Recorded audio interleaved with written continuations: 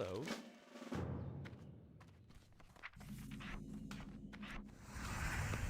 King's honor, friend.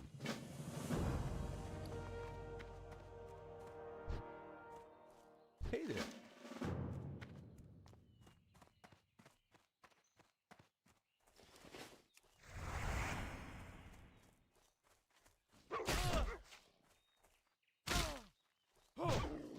How are you?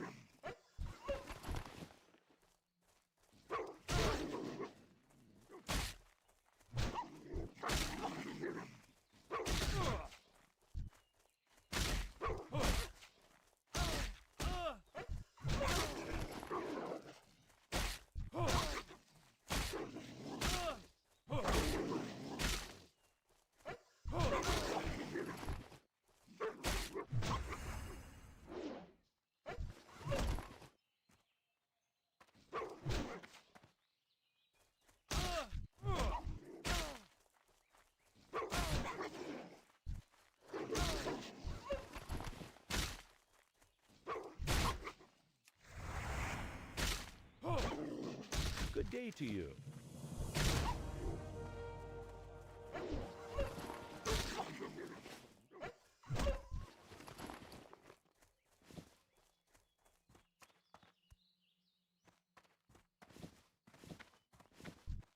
What can I do for you?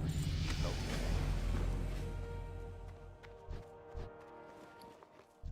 What can I do for you? Well met. Go with honor, friend.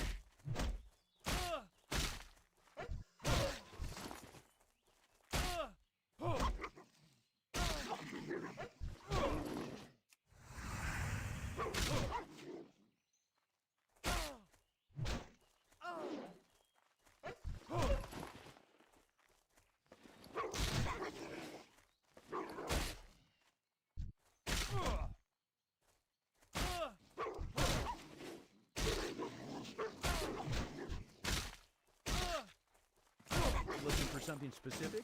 See you around.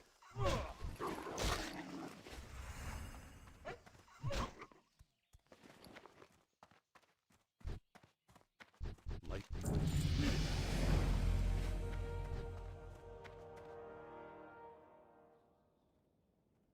Well met. What can I do for you?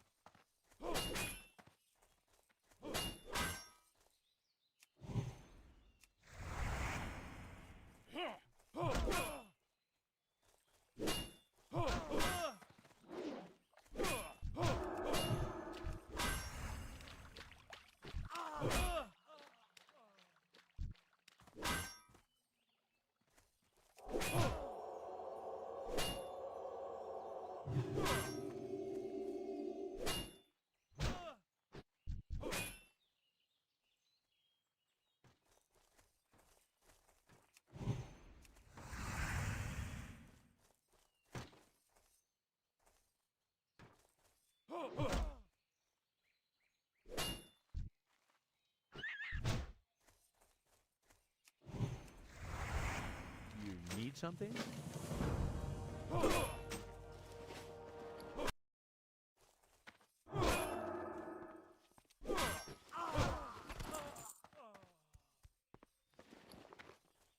Hey there. Safe travels. Well met. Light bless you.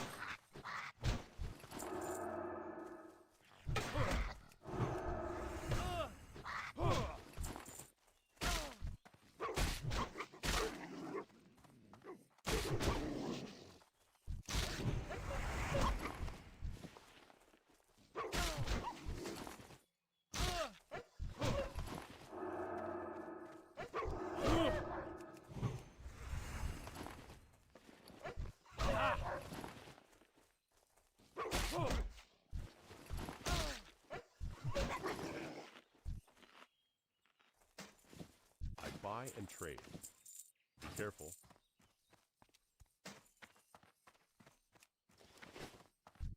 Need help? Greetings for the Alliance.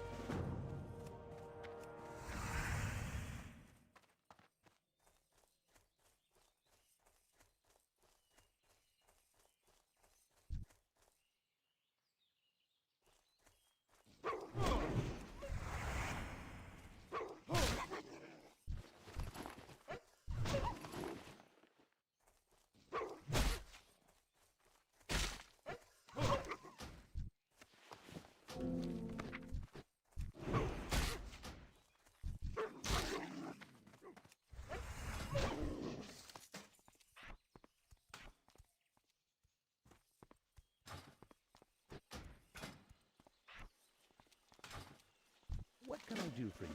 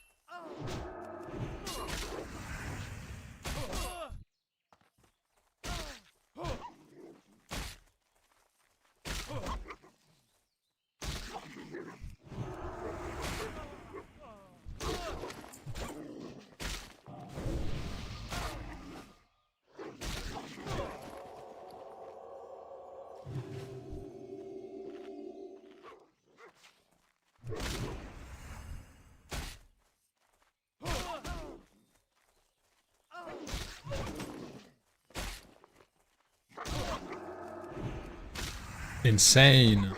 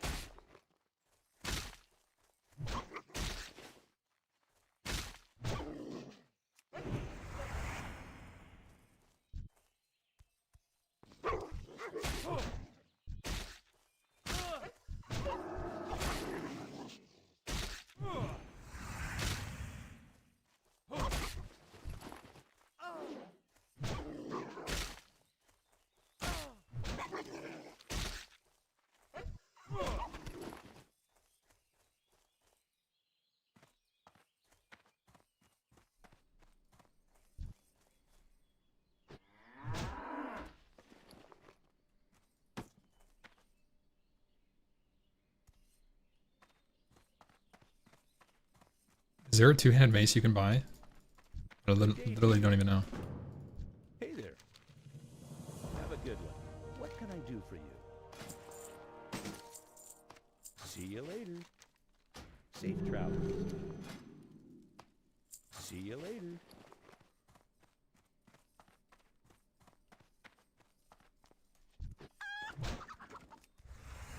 King's honor, friend. Greetings. For the Alliance. Step on up. There it is.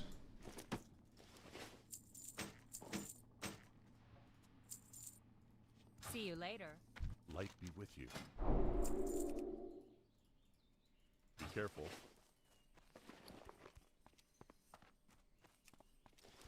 I supply only the finest views. Need something?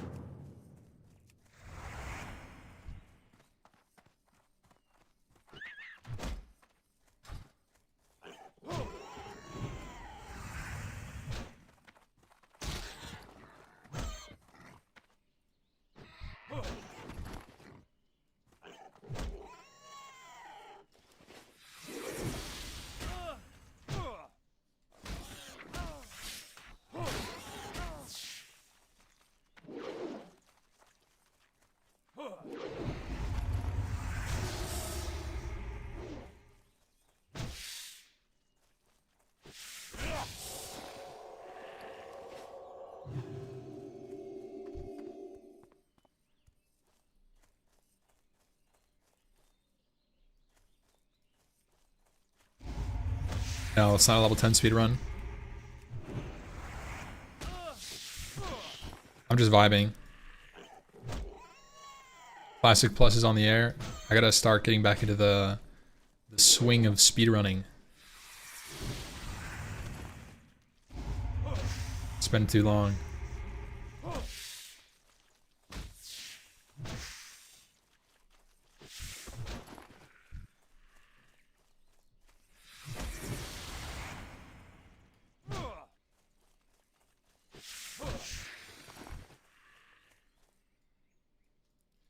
Asking me if Camelot is real is like asking someone in the government if aliens are real. Like, does it matter if I say anything?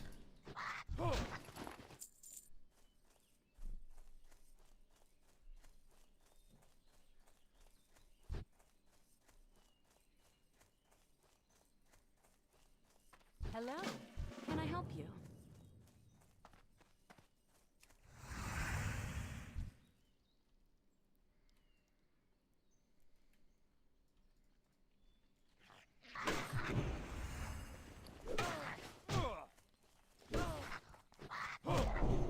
There's no news. Save you the trouble. There's no news. There's no communication about it. It's all rumor and like leaks. There's no statements. There probably won't be. We're just gonna wake up one day and it's just gonna be on the launcher. Can't wait.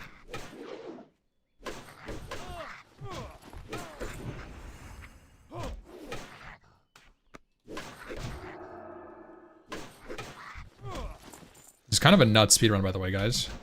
Hold your horses.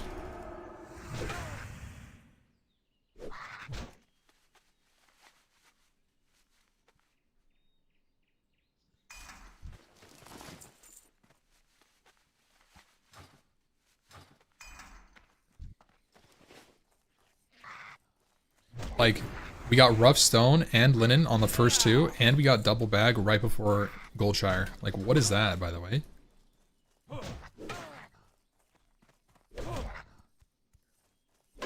Now all we need is a,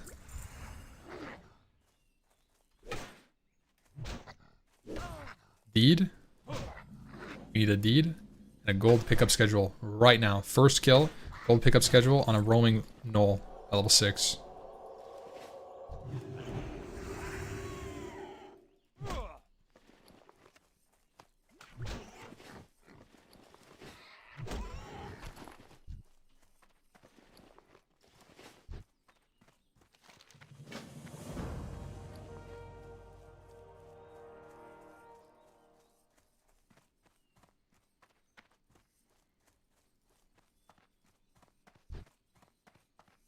You need something?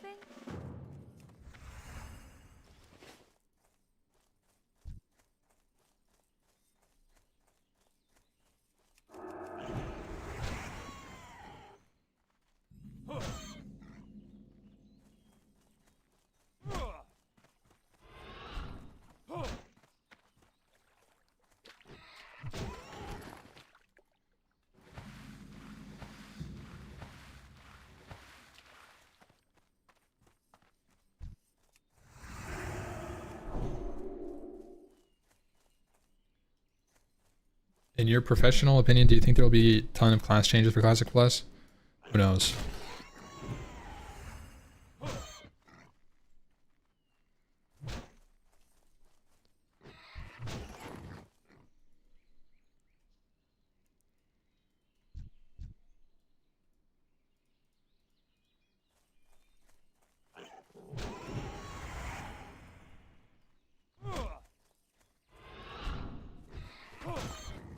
Like, you guys can ask me questions, but I just don't know any answers, bro.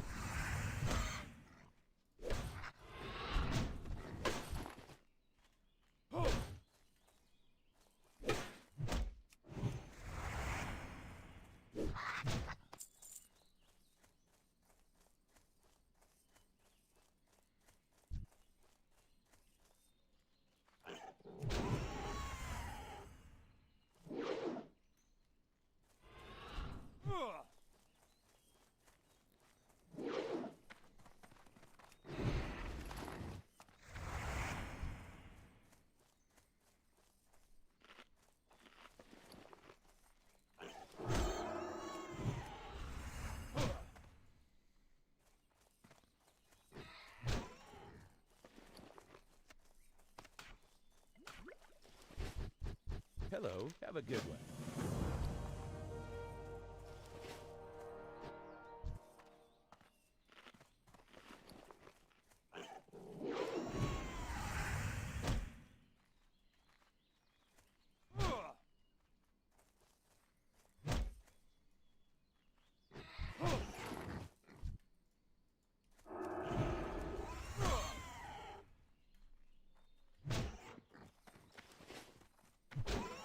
Hey there.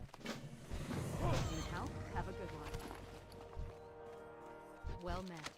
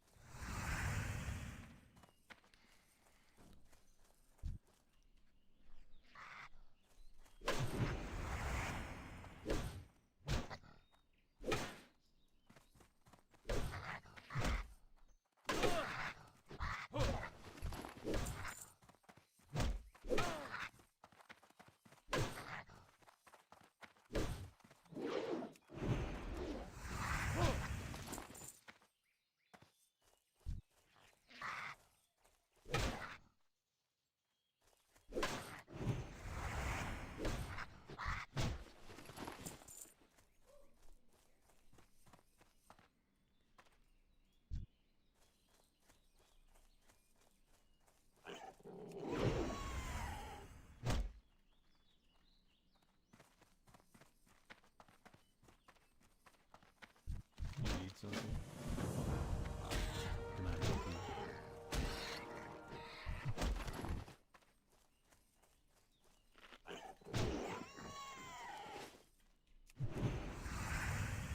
Wait, what am I doing going this way?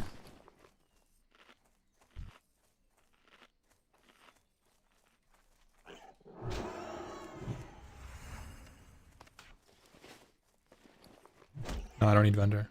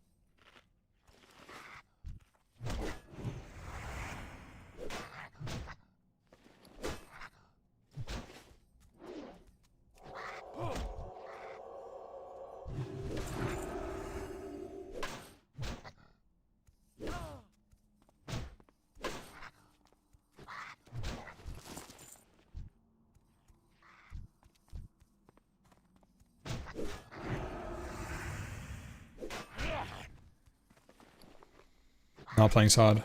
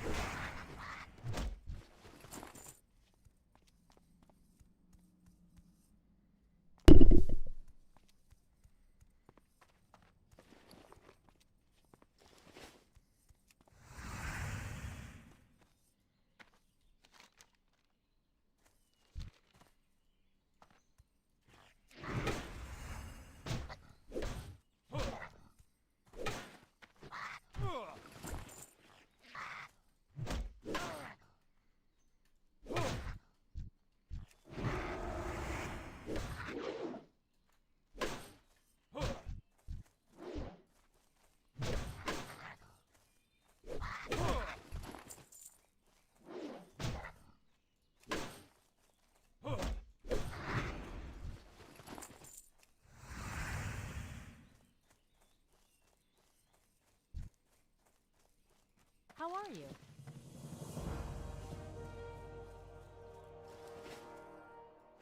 You need something? See you around. Hello. Safe travels.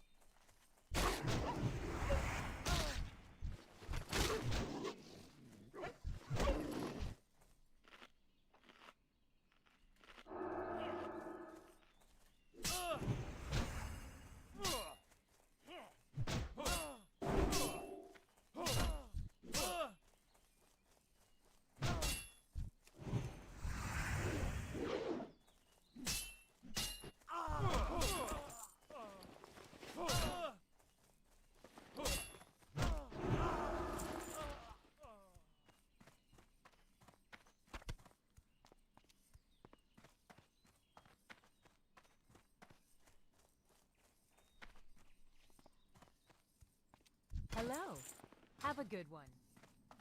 Need help?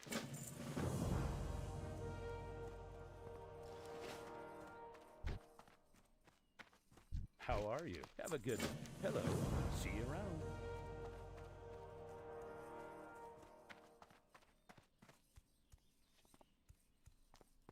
How are you? See you later. Greetings. You need something? Well met. The Alliance.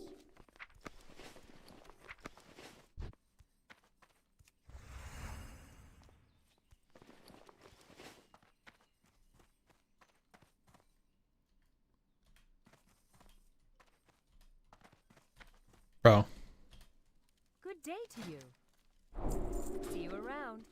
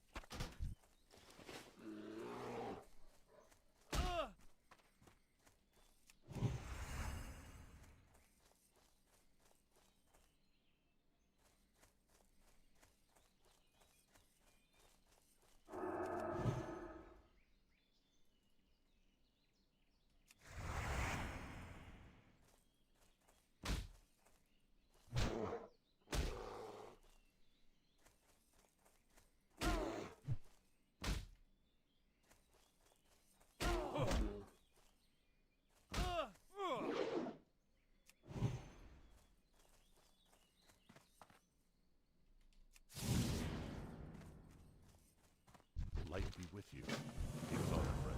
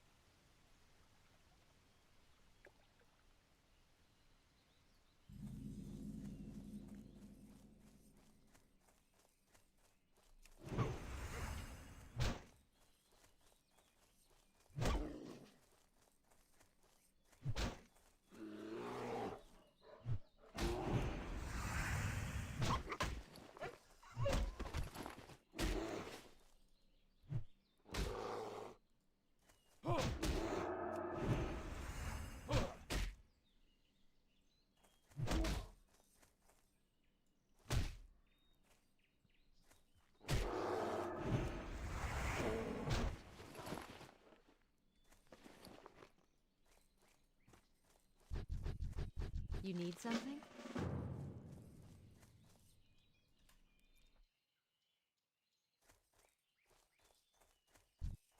I supply only the finest goods. Safe travels.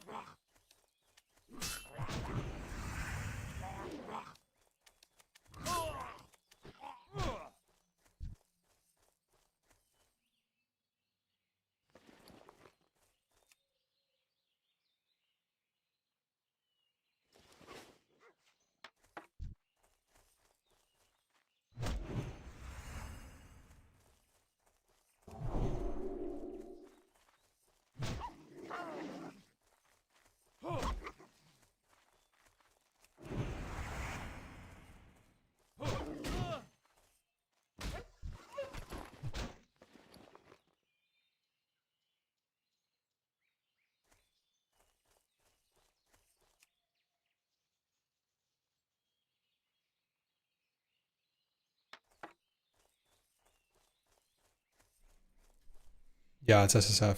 It's on a dead server.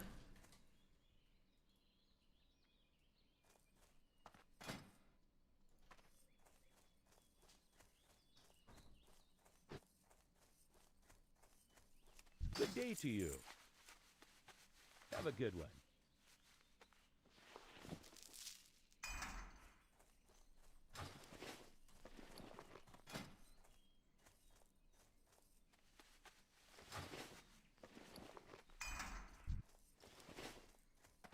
Light radiation.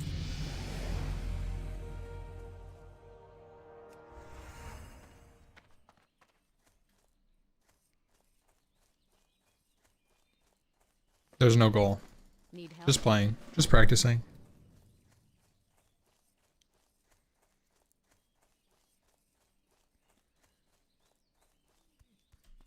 There's so much like talk about Classic Plus, and I haven't done like any classic speedrunning for like 3 years.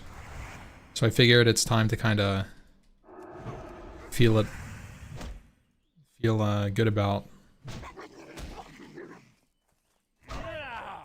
speed leveling again.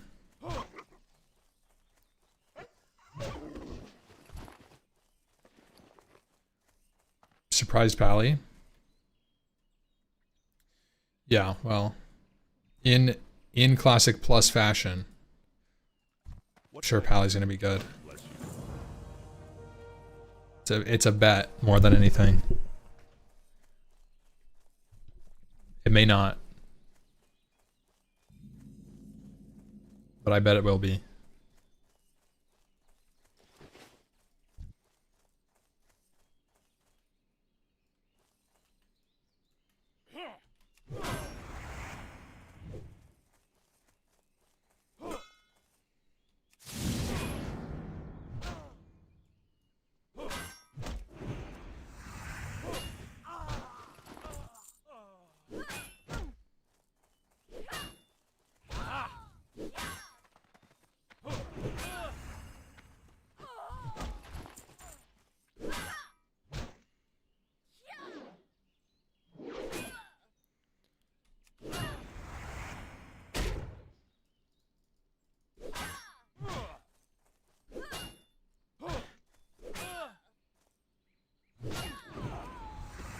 thing is like let's think about this logically. It's not like a gamble necessarily, but like logically.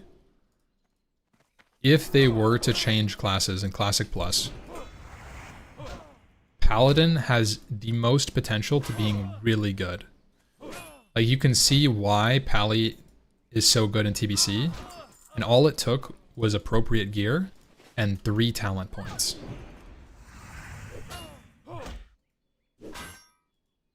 Spiritual attunement and like appropriate like Argent Defender and like just like a couple of good talents, and all of a sudden Prop Pally is like a staple. Prop Pally already does work in Classic. Exactly. I mean, that's the thing, right? So like because it already works, it's not insane, but you can play it, right? I'm saying that like if they change anything about Pally, they give it a taunt and a little bit of mana regen, it's like TBC level good. And you guys know about TBC Pally, I'm sure.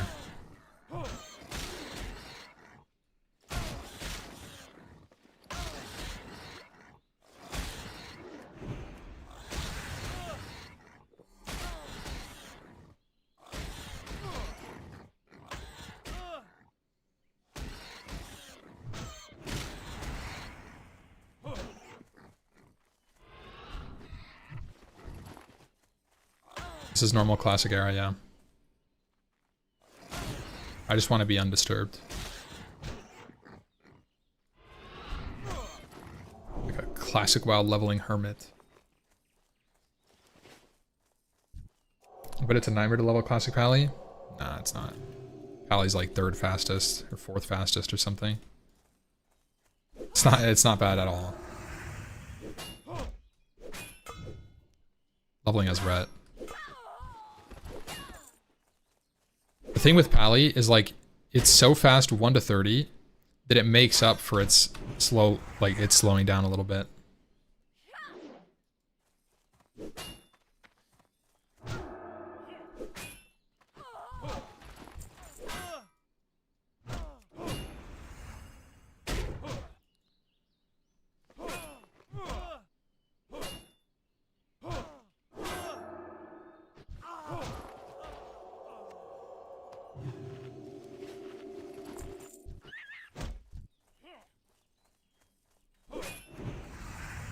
Prot leveling spec? No, never tried it.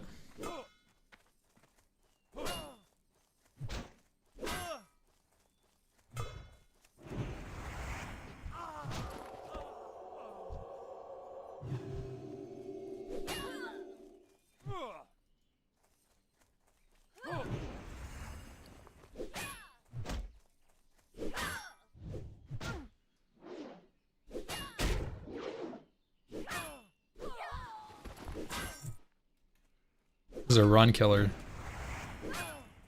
When you kill 10 bandits and get 1 mask. Not that this is actually like a 1 to 10 speedrun or anything, but man, the RNG in Elwyn is crazy. No deed, no bandito. Masks aren't mandatory. Yeah. I'm pretty sure I have the XP gate already. This could have been like a 1 to 10, like maybe hour 5 or something. So you just get so much XP from like the double turn in off of the escape. Collecting kelp quest.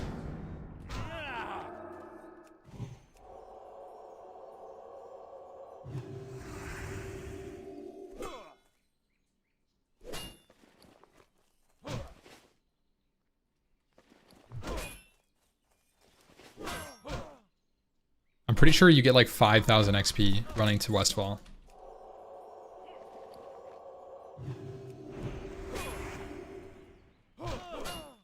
Something like that. It's a lot.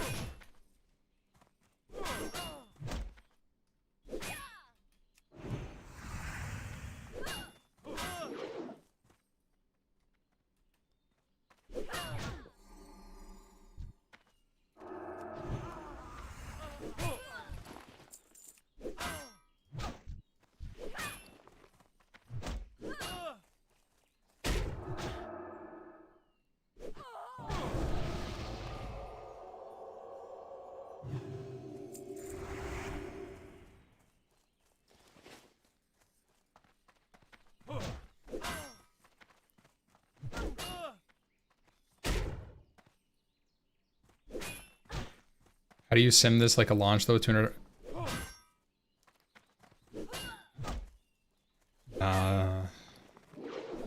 It's not like that, man.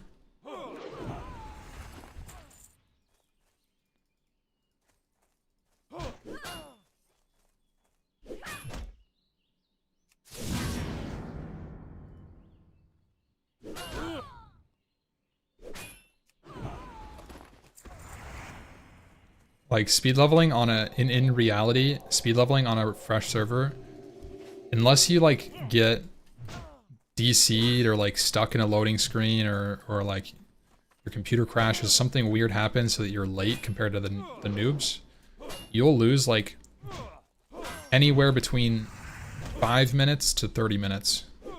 And then that's it. Like that should be all the time you ever lose in the run. It's not like, and all of that is probably in Northshire, so you don't even have to adjust this part. Because like, if you think about it, out of like, you know, let's say 10,000 people play on a server, how many people are speedrunning? How many people are practice? And how many people are playing your race? Those are the combos, right? So, look, okay, there's 10,000 people on server launch immediately ready to log in. Of those 10,000 people, maybe 50 are in like a top performing like practiced guild, and they're like they've practiced like 1 to 20 or something. So then you further split that. Those 50 people are spread across 3 layers. So let's say bare minimum 3 layers, right? Probably more. So now all of a sudden that 50 goes to like, you know, let's call it 15. 15 people messing with you on your layer. And then of those 15 people, how many are playing your race? Let's say human. Let's say 10 people. So there's only 10 people on your layer that you could possibly like really get messed up by. Everybody else is going to be stuck. To be honest, they're going to be stuck in the Northshire. They're just stuck there for like 2 hours. Like realistically, you don't even like, unless you don't group with the people that are with you, like the speedrunners, you like don't even have a problem. You don't notice it. And the worst thing that could happen, and this has happened to me on some server launches, is you get right behind a speedrunner, like, and they're not like grouping with you because they don't want to lose time. So let's say like I got delayed by 5 minutes more than a different speedrunner, and now I'm waiting for a gold tooth spawn. And when I want to walk through Elwyn Forest, the optimal path is taken. So like you start getting kind of stuck behind them, and it's annoying. That's like, you know, if that happens, you kind of just desync anyways because they slow you down. And then it slows you down enough that as long as they're pacing you, that you don't notice it anymore. As long as you're behind them by like at least 10 minutes. If anything, sometimes it's kind of nice because things are more predictable, like messenger. If they kill the messenger, then you know it's going to spawn at the spawn location because nobody's going to render it. It's like just you guys out there.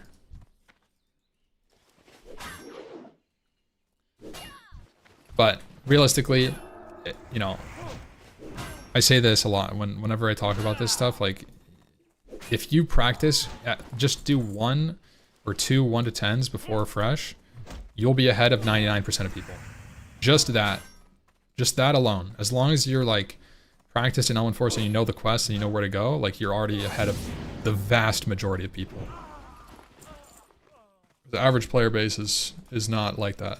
They're just logging in and they're all tabbing watching a streamer or something. Like they're gonna be listening to Zaryu's stream and then they're gonna hear something funny, they're gonna alt tab and type KEKW. I remember my first time, you know what I'm talking about? First time logging in, Zar, I'm playing a Paladin.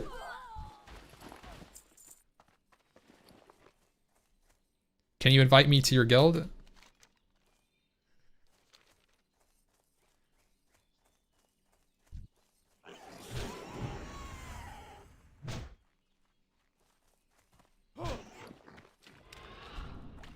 Sorry, bro, Zara's... He's kind of the Asmongold nowadays. You know, like, I bet there's a lot of people asking for Zaryu layers. Invite Zar layer, please. You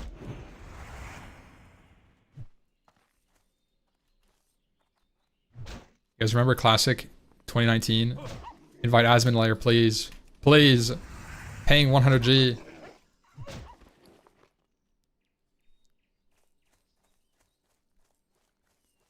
The same shit happened in SOD, I remember. So dumb.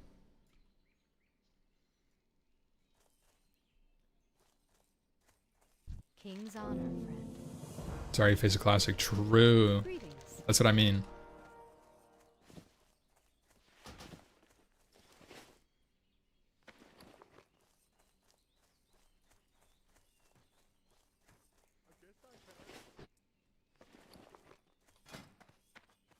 I'll make those on the tram. Yeah. That sounds good. How are you? See you later. Why Paladin, not Warrior? We all know Warrior's going to be a forsaken class in a Classic Plus. You know it. I know it. We all know it. That class is forsaken. No changes, no fun, just nerfs.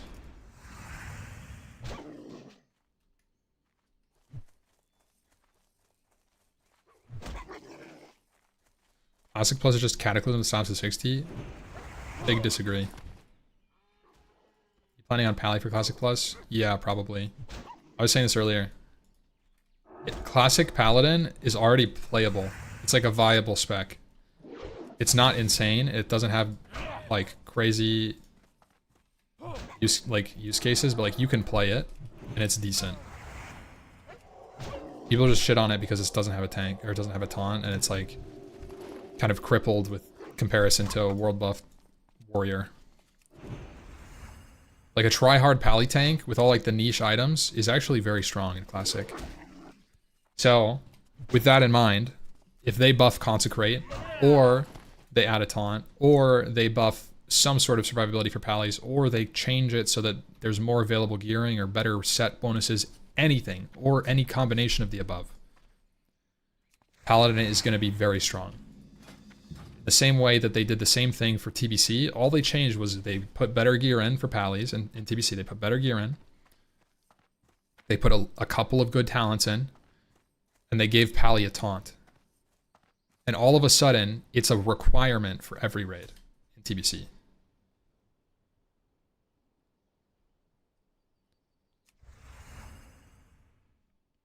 And so I think like it would be stupid for me to assume that they don't change Paladin and they don't change like scuffed classes. Even though I don't think they necessarily need a lot of touches. I imagine they're probably going to be more heavy-handed than less heavy-handed, just from, I don't know, I have this fucking inkling about it, bro. Like, I think that they're probably, if I had to say anything, I think that they would probably lean more close to SOD than Classic in its current iteration. As much as it pains me, that's just like, I have this gut feeling, bro. And I don't have any like evidence to back that up. I just feel like that's like, if I feel like that's like a selling point for the company, right? If they just like, okay, we're gonna release Classic and not change it and make it appealing and balance it, we're just gonna make a zone. That's probably not a sales point for like, Well met. Be careful. Meet in the middle, Classic plus SOD, right? And even if they met in the middle, Paladin's insane. Oh, we're barking. We're barking. What can I help you with? Go with honor, friend. What can I do for you? We got the quest accept through the RP there. Love to see it. Being level 10 here, so we get training. Ooh, that is cool. That is cool. I like that. King's honor. Light bless you. Oh, I didn't train Seal of Righteousness too? The fuck?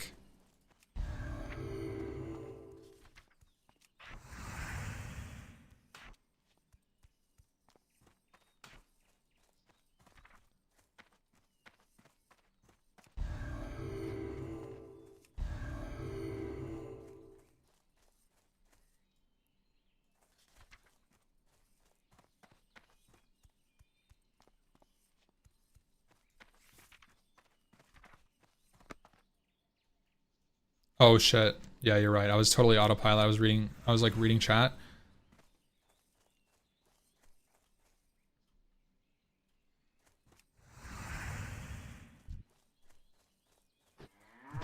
Just weren't meant to have it.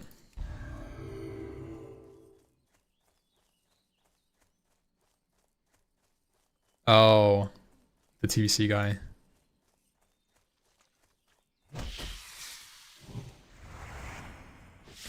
Guys, isn't it crazy?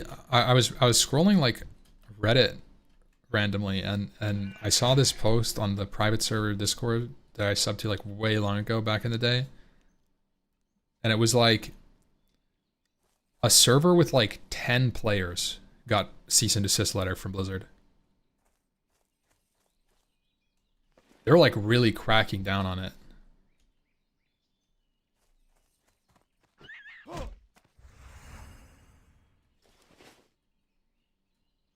I think it's more along the lines that it's like all private servers get them. Yeah. Hey there. I mean, Hey there. See you around. what are you comparing splits? I have no idea. I literally have no idea.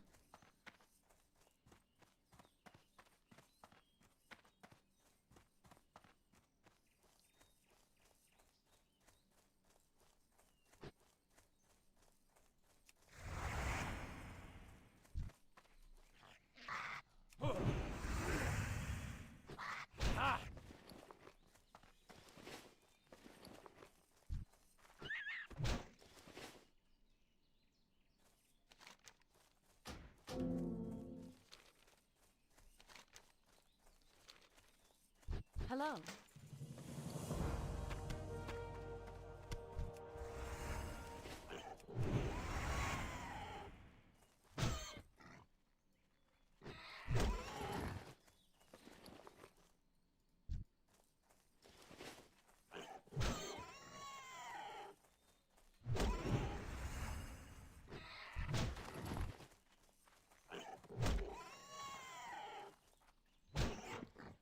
Private servers are WoW, but it's just not true. There's just normal WoW servers with nothing changed.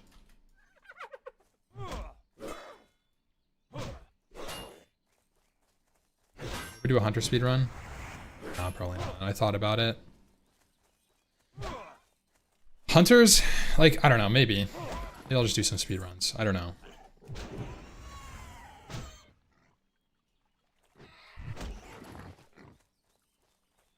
Hunter's fun. Hunter's a fun speedrunner, but it just something I've done a lot.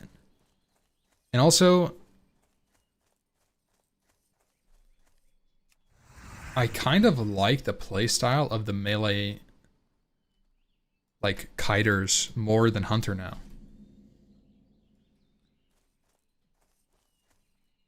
I was thinking about it. I was thinking about this just now.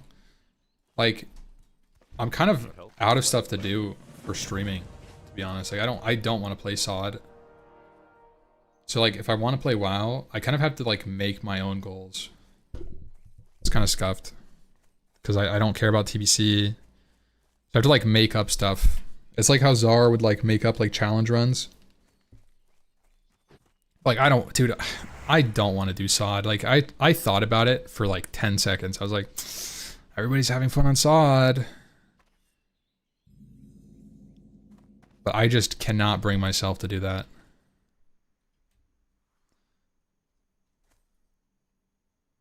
How Graze restarts hardcore 20 times a month? Yeah. Graze does a new hardcore community run once a year, twice a year. Yep.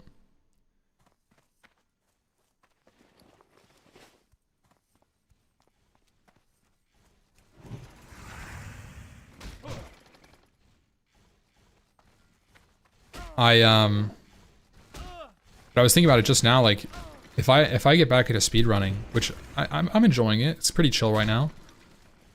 I've kind of had the itch. Like I kind of ran like a warrior off stream for like an hour yesterday. I could do like a speedrun a week. How many weeks are there until BlizzCon, guys? Surely at BlizzCon we'll find there will be some catalyst. Surely at BlizzCon there's some catalyst and then I don't have to make my own shit up. Well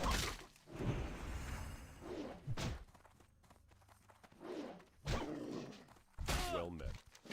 What can I do for you? For the Alliance. Hey there. Safe travels. What can I do for you? Well met. Be careful. What about boosting?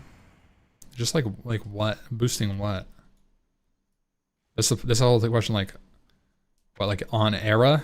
Just like run Maraudon? September 12th is BlizzCon. How many?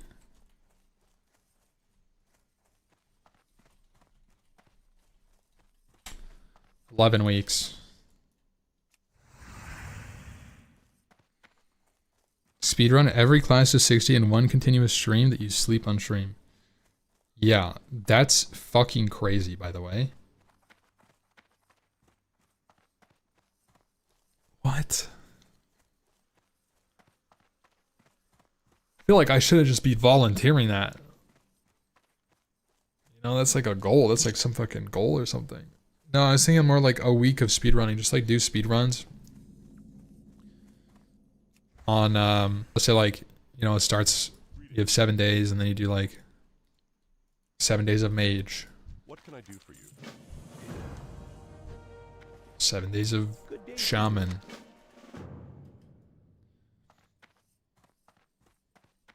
I don't know.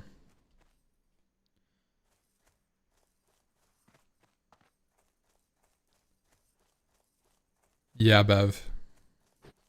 Not doing that one.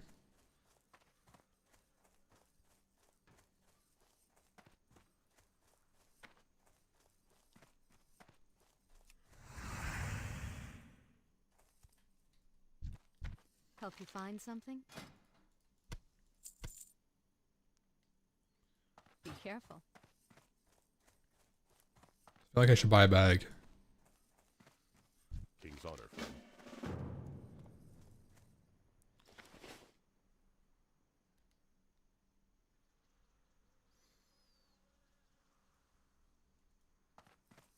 Hey there. Safe travels. Good day to you.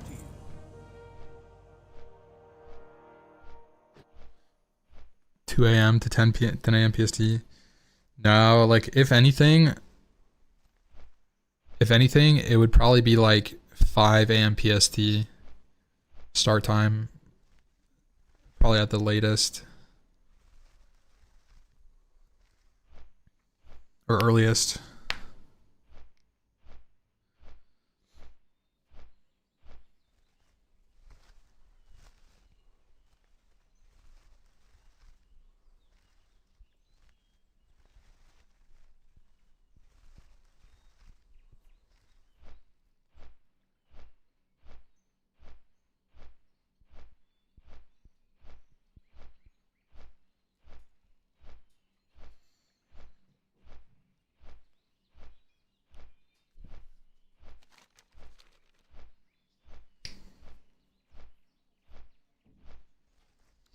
You still playing Monsters and Memories? No.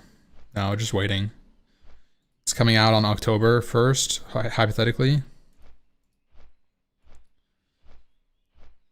Call it No Noobs November. Bev. And then it's 9 days. 9 days EG.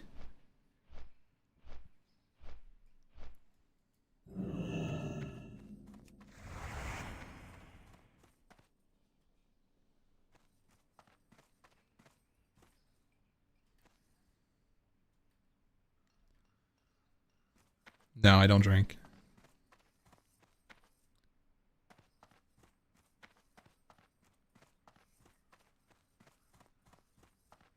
Not sure they'll make October 1st. Honestly, bro, like, they might not.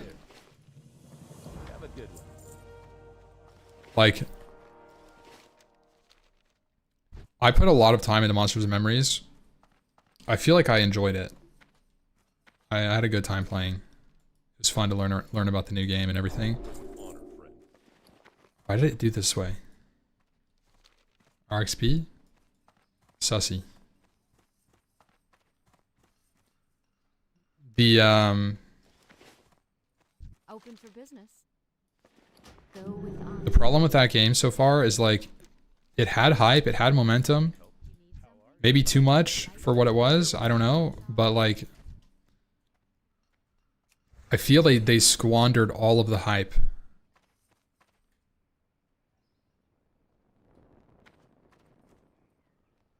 And yeah,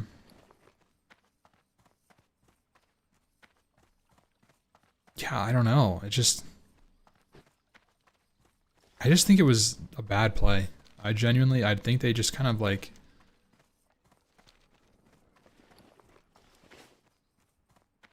took a game that was like pretty much, it seemed ready to like release, and now they're doing things like it doesn't need hype. I mean, you're right, it doesn't need hype, but hype isn't unhealthy necessarily. If people are excited about your game, if your community is excited about what you have and they're playing it and it's fun, people are enjoying it, and you kind of like squander that momentum, I feel like that's not a good thing.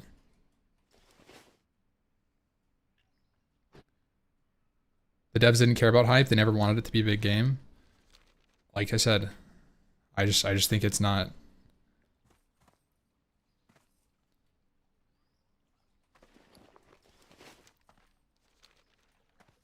It's not necessarily a good thing to like not like hype. It can be cool.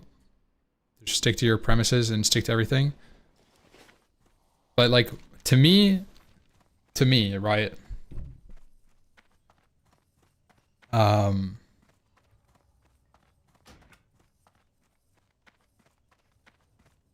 It seemed that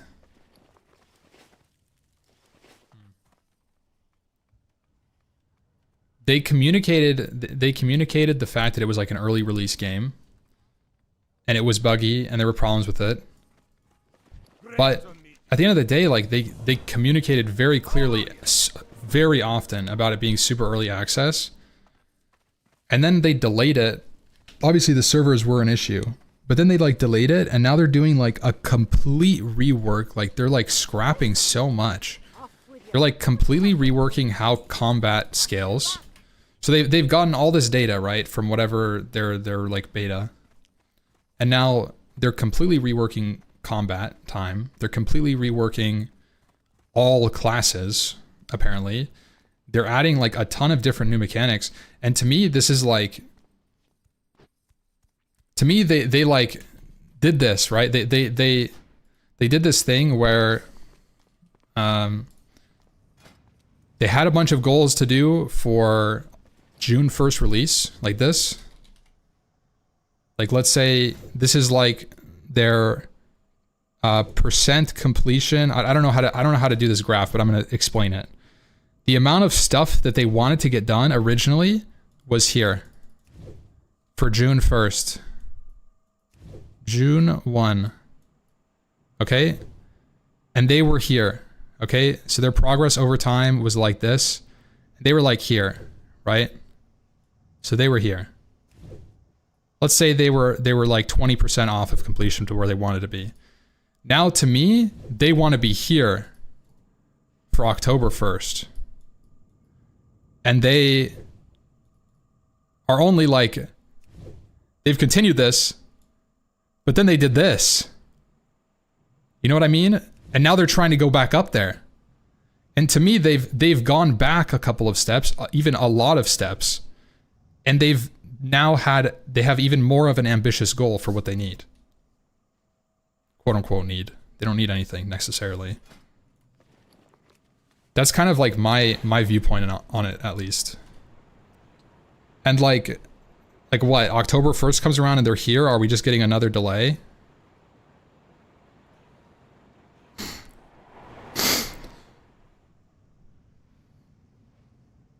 Anyways, I think they had to, because Nick literally just copy and pasted classes from EQ. What do you mean? They weren't even copy and pasted. Like you can't copy and paste. So like, I understand what you're saying, But like, if they made a spell it called Holy Light and they gave it a heal single target 2.5 second cast, WoW's not going to DMCA them. The game is entirely completely different in a different world, in a different environment.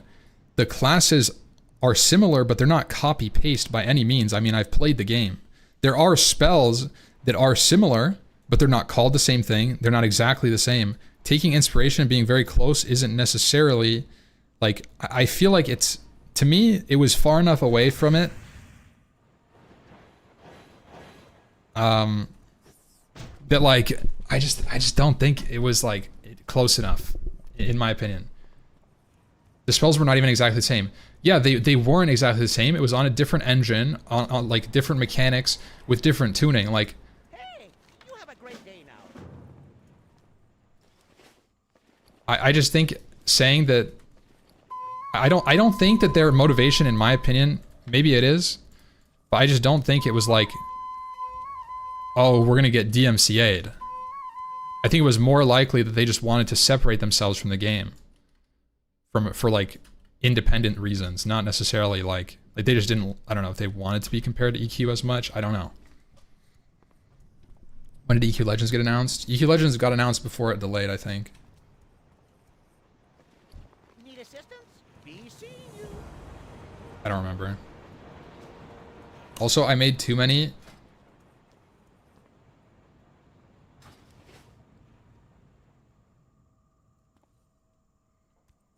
I made too many,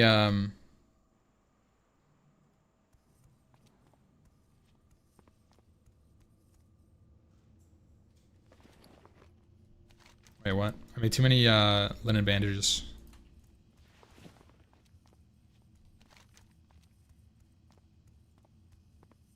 Train your class spells. I don't think I need to do that. I think I trained all level 10 spells. Except lay on hands. Do I care?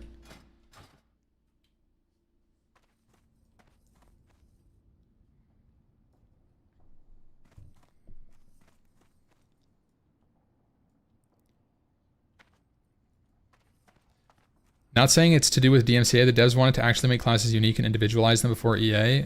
So many classes had overlapping spells with other classes.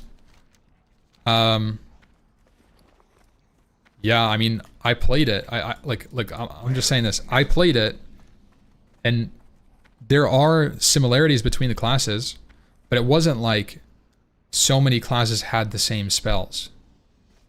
I don't think that like the classes I was playing with felt like I was playing with all the same class in the slightest. It felt very unique. Each class brought its uniqueness.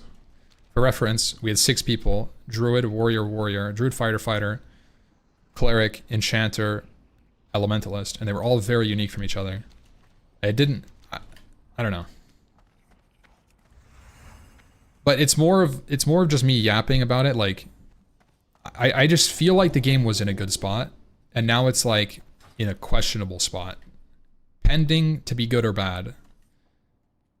And it all depends on the next like information that they have not released yet. So I don't know. I just don't even know how to feel about the game anymore.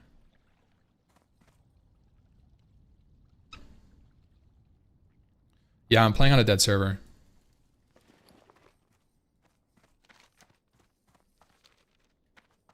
What's on your mind? Keep your feet on the Hold on one sec, guys. I gotta go to the bathroom. Yeah, I'm talking about monsters and memories. Be right back. 1 minute.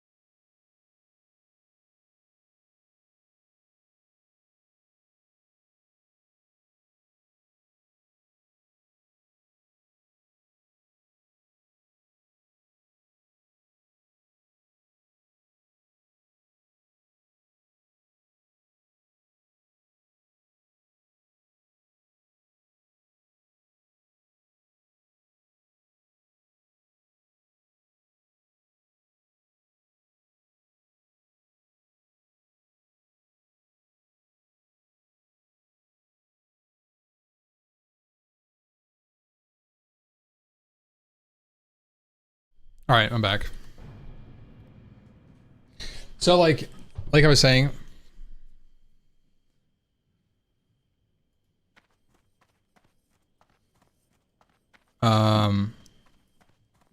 Crying Man. Yeah, back in the day when I was speedrunning Mage, there was like a meme. I was like, how do you conjure water? Like how does a mage conjure water? Well, they could like cry. I don't know. It was stupid. What can I do for you? So it'd make like the ugly mage, or like the Angie face. Good one. Yeah, it was fucking your band, buddy.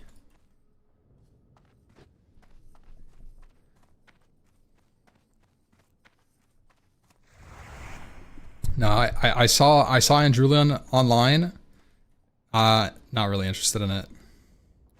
Like it's supposed to be kind of similar to Monsters and Memories.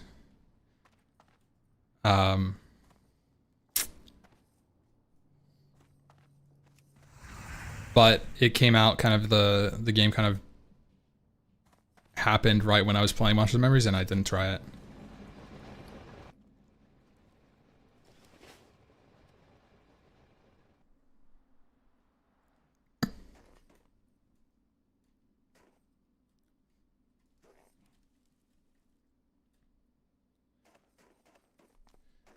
But yeah, like randomly, sorry, just like yapping about a different game, but like, I don't know. It's something I really enjoyed playing that game, Monsters and Memories, right? So like, I have some opinions about it. That like now that they're changing all the classes too, like they spent like a year or plus like iterating on different classes, obviously similar to EQ, but like they've just now, like as of this month, started releasing a couple of classes, 4 of the 18 classes. It took them like 2 months to get 4 of these done. And they're just now at the point where they are starting to iterate on them with live players.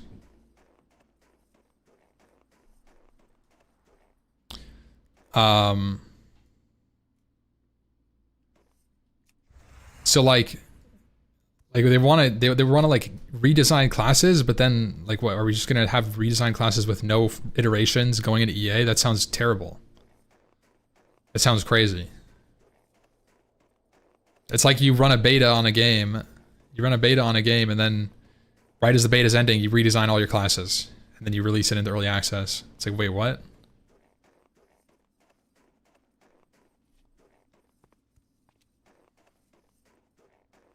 Like, I feel like a delay, unironically, is likely again. Which is why I'm, like, in a weird spot about the game.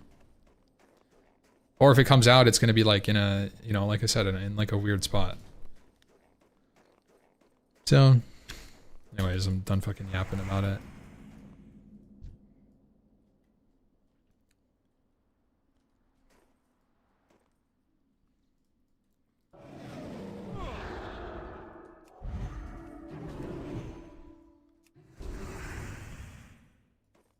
Welcome. Be good. You don't believe in current Blizzard either? This is, like, completely separate.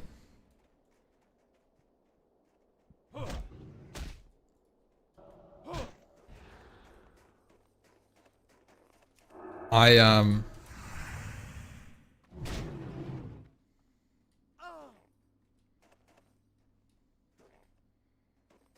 don't know if I trust Blizzard to make a good Classic Plus, though. Side note. See, I mean...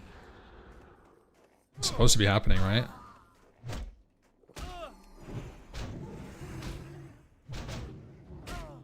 You mean Activision? Blizzard died years ago? Great. Alright. Thanks for correcting the syntax on the company, guys. Actually, I was talking about Activision, Microsoft, Blizzard. That's my fault. How are you? Aye. What's your Great to bag? meet you. Keep your feet on the ground. What can I get for you today? Safe travels. What do you play? Because do you go mana? I think mana seems good.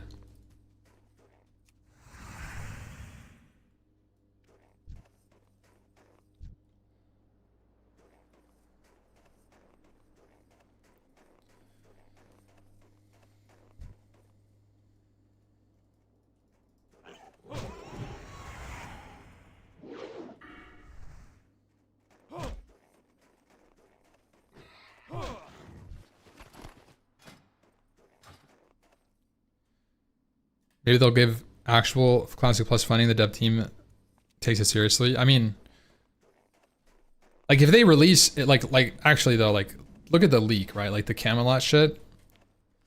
That implies it's on a level, maybe not equal to, but it's its own department.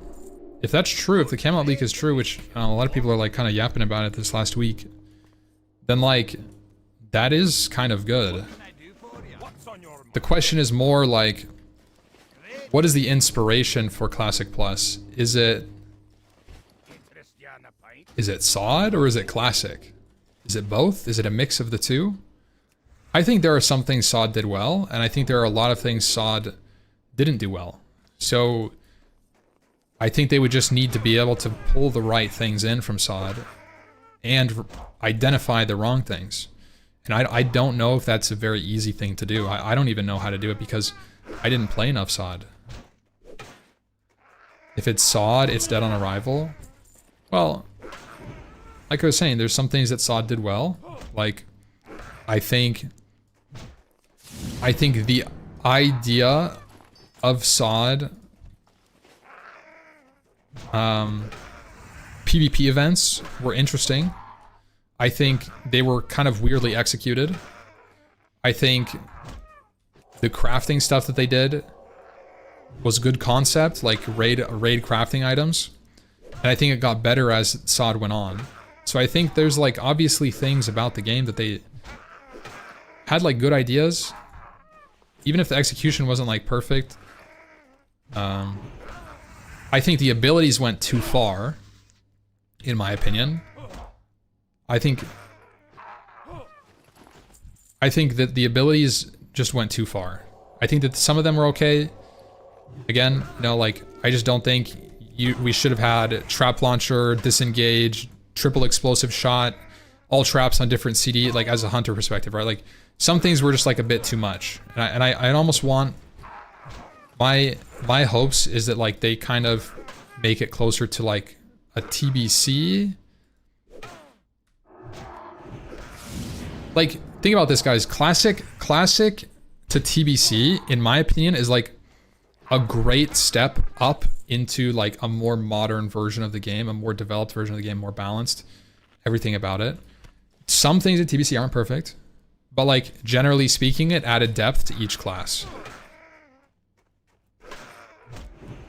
TBC is trash though. I think TBC is a great expansion. And I think if they took TBC and they modified all of the TBC stuff to be at level 60, somehow they modified it to be at level 60 extension content to vanilla, and they added some of the iconic spells from TBC, maybe not everything, I think it would be fucking great. I think that would be like a very, very good start for a Classic Plus. I think that's perfect. I think that the way that TBC, and it makes sense to me, TBC was created by a lot of the people who were involved in original Classic. Not everybody was involved, but like it kind of had that same, not everybody, but that same kind of people were there. And I think they had the same goals. I think Wrath took it a step further, right? Like if you think about it, TBC iterated on Classic, Wrath iterated on TBC, etc., etc., etc., and that's how you get retail. And so those first changes were like in line with the original. I don't like that practically all endgame is not part of the rest of the world. I agree. Like I think I've said this before, but I think Outlands should have been like a raid zone. Kind of like you know how like Wintergrasp is in Wrath of the Lich King? How Wintergrasp is like its own like specific zone where like it's not as, you know, just a normal zone. It's like you can't use flying mounts over it. It's like a whole different situation, and then it has like a big PvP event, it has the raid in it. Like I think that kind of thing should have been Outlands, and it should have just been one zone through the Dark Portal. And there could have been like events happening, world bosses spawning, and like it just make it Hellfire Peninsula. And put like Hellfire Citadel, Black Temple, Kazakh, Doomwalker, and just put all that in one zone. Like there's kind of examples of that in more modern versions of the game. Like you guys remember Warlords of Draenor kind of had like a penultimate, or like you know, ultimate zone. What was it called? Someone knows in the chat. It's like a jungle. I know you can like, no, maybe it wasn't WAD. Maybe it was Legion. Tanan Jungle, yes. Like I think Tanan Jungle, that kind of idea, and put it in classic, like as Outlands, could have been cool.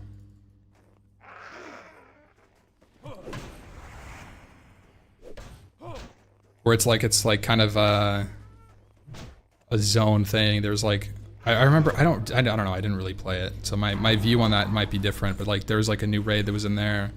It's like a later released zone. I don't know.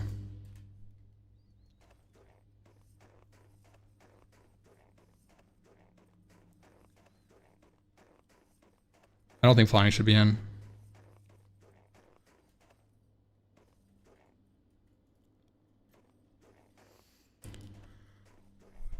Absolutely not.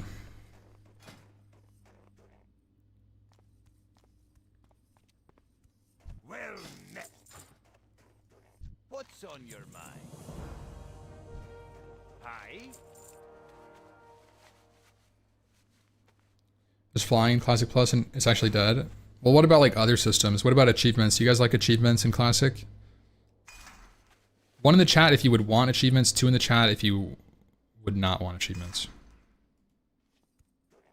I'm curious how the chat pulls.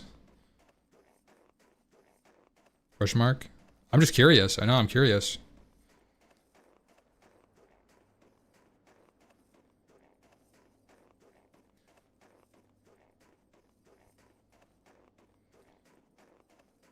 Really have a strong opinion. I think achievements could be interesting.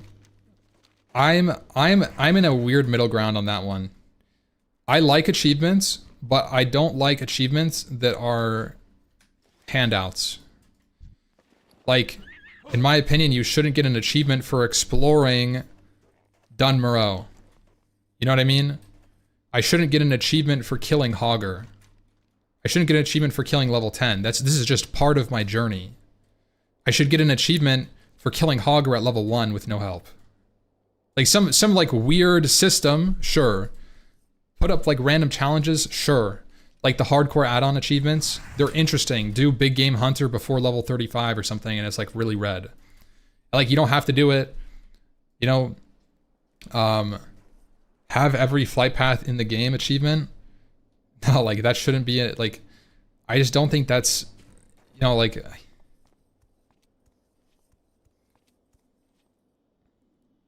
The stat portion, I agree, Mango. That I like achievements.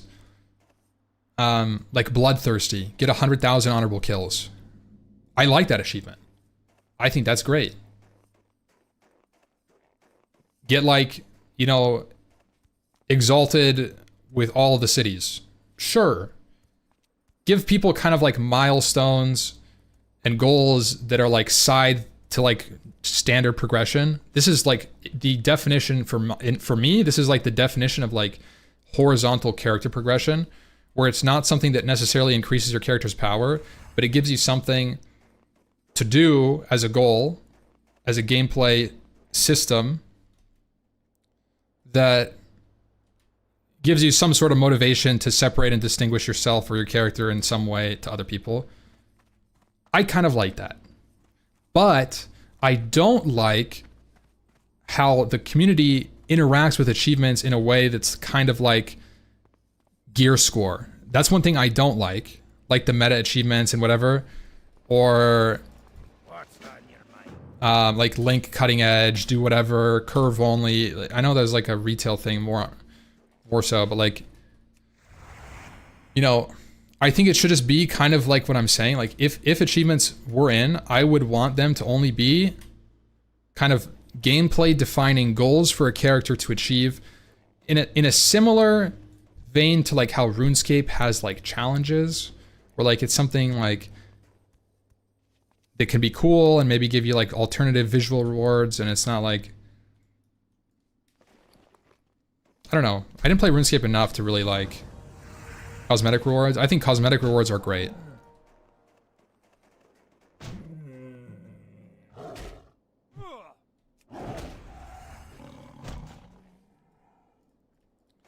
But I don't think that would happen. I think, unfortunately, so this is why I'm in a weird spot with it.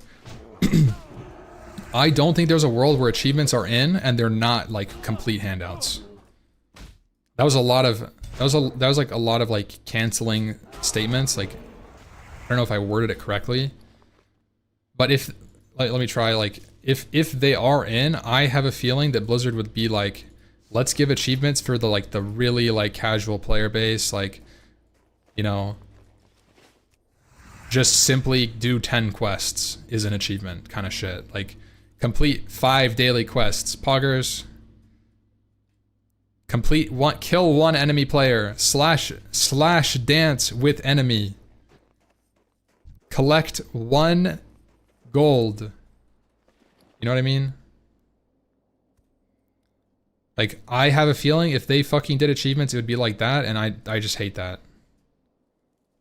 I think there needs to be casual ones, though. Here there. Watch your back. You know what? Blizzard in 2004 didn't fucking care about your handouts, and I don't think that they should care about it now. I don't think handouts feel meaningful in any way. Like, you can create a casual friendly achievement by making it an easy thing to do without making it a handout. You know? I think that even casual players can agree that having to work towards something is more, it feels better, like, than just getting handed shit.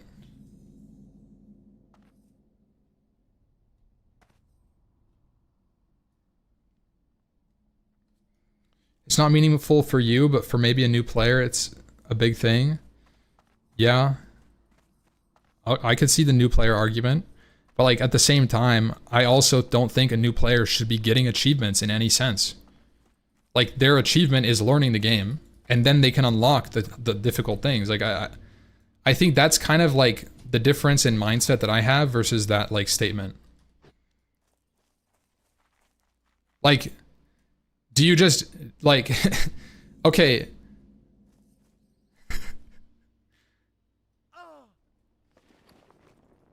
Like, think about that, right? Like, My attention.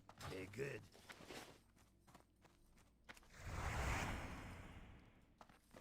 the definition of like achievement is like you have overcome some difficulty. You've achieved some goal. It's like you fucking, you buy a skateboard, you've never skateboarded in your life, and like you want somebody to stand there and cheer like right when you step on the skateboard, and you get a little pop-up. It's like, you have stepped on a board. Congratulations, buddy. Like, what the fuck? You take 1 step. Achievement acquired. Go 3 miles an hour. Like, shut the fuck up, bro. Like there's like milestones, there's like natural things, like, you know, right? Like, but it's different. Like, first ollie, yeah, that kind of stuff, you know? That should be an achievement. And that's kind of what I'm saying, is you don't necessarily need to make an achievement something everybody does, right? Like, an achievement shouldn't be something that everybody has to do if they just play the game. Like, you shouldn't get an achievement for dinging level 10, in my opinion. I think this is a good example. You shouldn't get an achievement for dinging level 10. But you could give an achievement for someone who's a new player if they want to go out of their way to distinguish themselves without having to do like high level things or know a lot about the game. Maybe ding level, this is just a random idea, ding level 10 and And like, I don't know, what the fuck, like kill Hogger or something before level 10. Ding level 10, I don't know. I don't know. I don't think that there's like... I think the whole participation achievement just...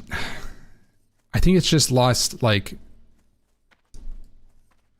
Meaning, ding level 10, but without any gear. Ding level 10, but don't do any fucking quests. I don't know. Something that's not just like everybody does it. You got my attention. Very good. Problem is that X before level Y achievements is people don't like getting locked out of completion. I kind of agree with that.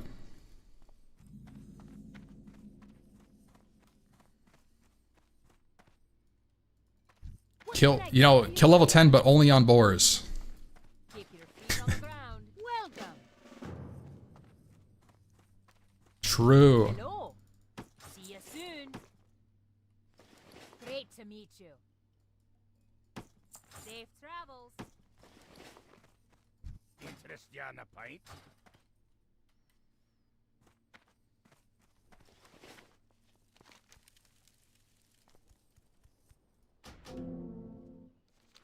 I don't know. That's kind of like...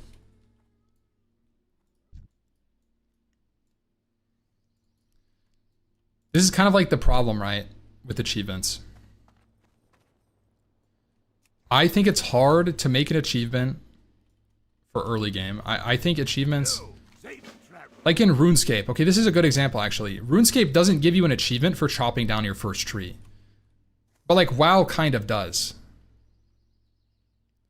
Like RuneScape achievements, actually, I think are in a better spot than WoW achievements, generally speaking. And I think casual players can fuck with RuneScape achievements.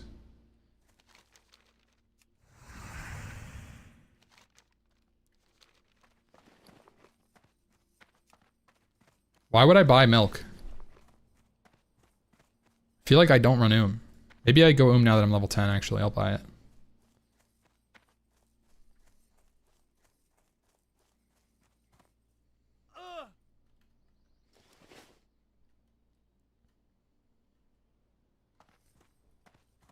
So in your point of view, achievements should be things you're forced to do in-game to receive recognition?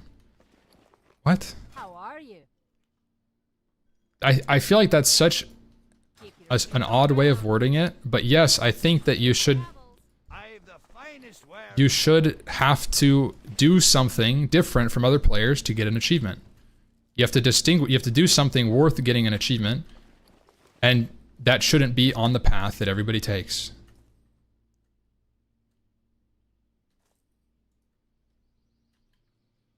Like, for example, ding level 10 is an achievement in WoW. I don't think it should be. I think ding level 60, or maybe buy your first mount, those can be achievements. And they're like, you know, pretty standard. But at the same time, it doesn't flood you with them. Like, you shouldn't get one for doing every single dungeon. Every time you do a dungeon, you get an achievement. You shouldn't get one for doing level 10, 20, 30, 40, 50, 60. I think having them like be more sparse, where it's like, buy a mount, buy an epic mount, level 60. That's all the dungeon ones. Do all dungeons or something, like some sorts, and you can give people these checklists, even for casual players, where it's like, oh, I just checked dead mines off my dungeon list, and they're like a little tourist, and they just get to do every dungeon. Oh, I checked stockades off my dungeon list. And it's more of like, give people these like lists or goals to fill out, rather than give every single part of the list an achievement, which is what classic WoW, I think WoW does, is they give you an overarching achievement, like do all dungeons, and then they give you an achievement for every single dungeon.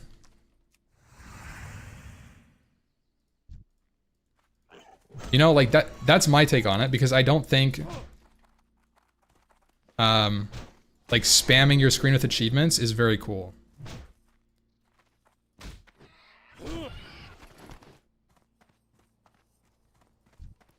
But I'm Ampy, I'm a working single father of 12 who can only spend 25 minutes of WoW a week. Why are you gatekeeping achievements? Yeah. Yeah. I actually think that the person who plays WoW 25 minutes a week has the most fun. What's wrong with a couple handed achievements as a first hit of dope to make you go for hard ones? Why not mix both? Yeah, I mean there could be like a mix, like I'm saying, like I was saying with like mounts and stuff, but I don't think it should just be super often. You know, like I think you should have to do something.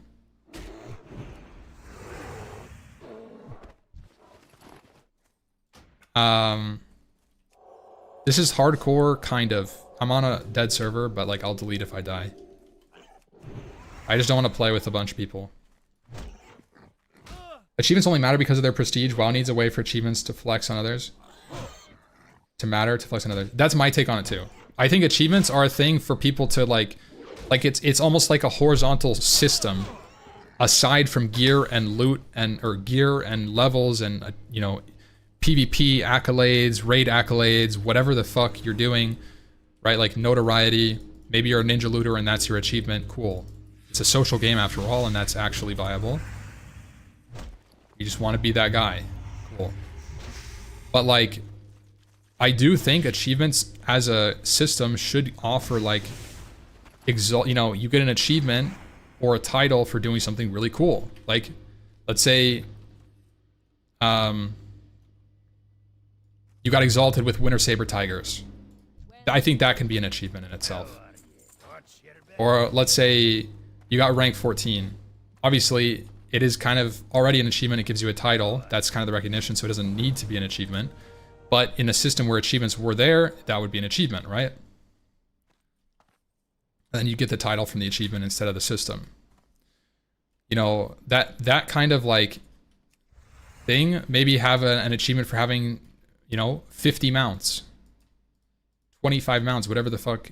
In Classic, that's kind of crazy. Stuff like that. Give collectors kind of like, you know, a more official system. Interesting.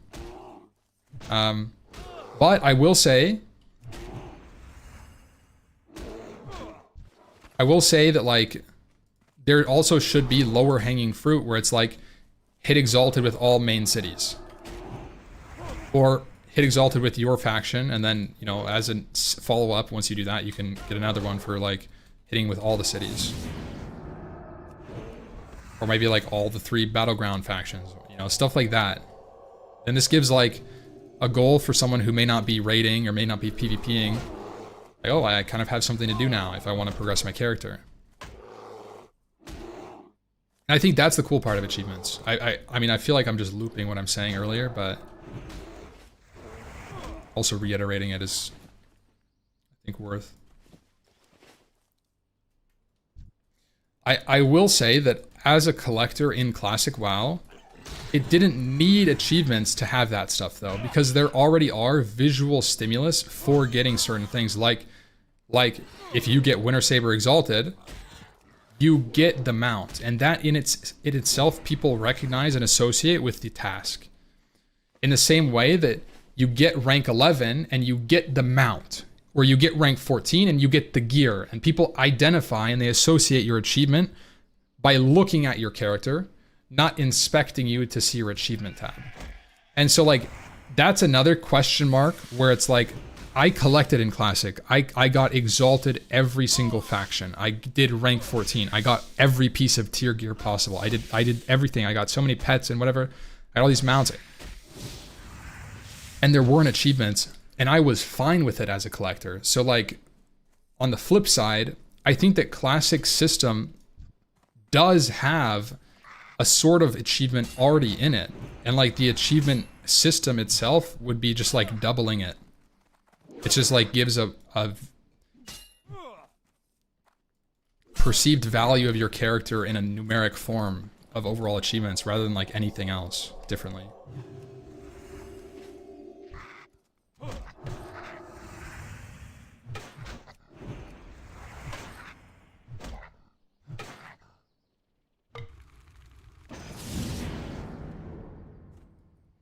And I will say,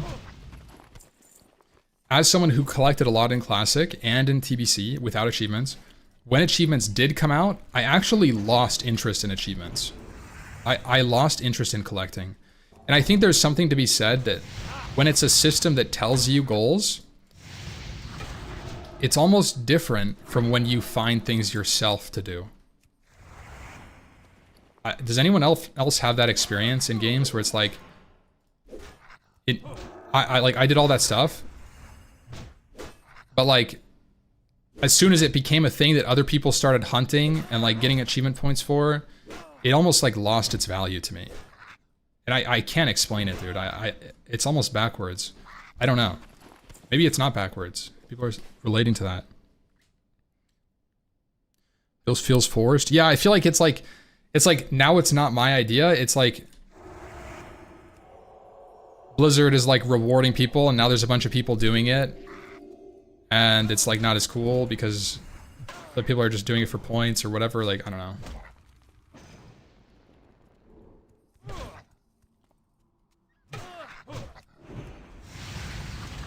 Yeah, this is Era.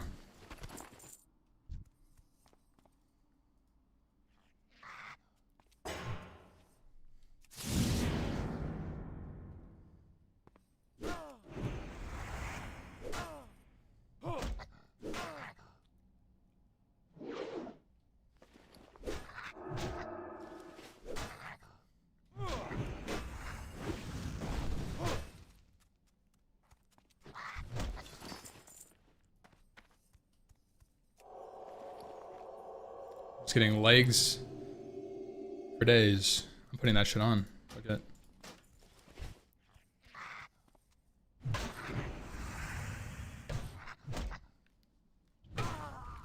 Since this game has so many generations, it's hard to design the game for everybody. Yeah, it's true. That is one of the biggest problems with like classic WoW is like everybody has their own version of what they want. It's like so hard to be like, okay, what is classic plus? And this is how I always answer it. Because it is hard. But in my head, classic plus should just take a step back, right? What is classic? What is classic? Classic is the game that is Era. The developers made it in 2004 and they developed it over 2 years and that's what we get.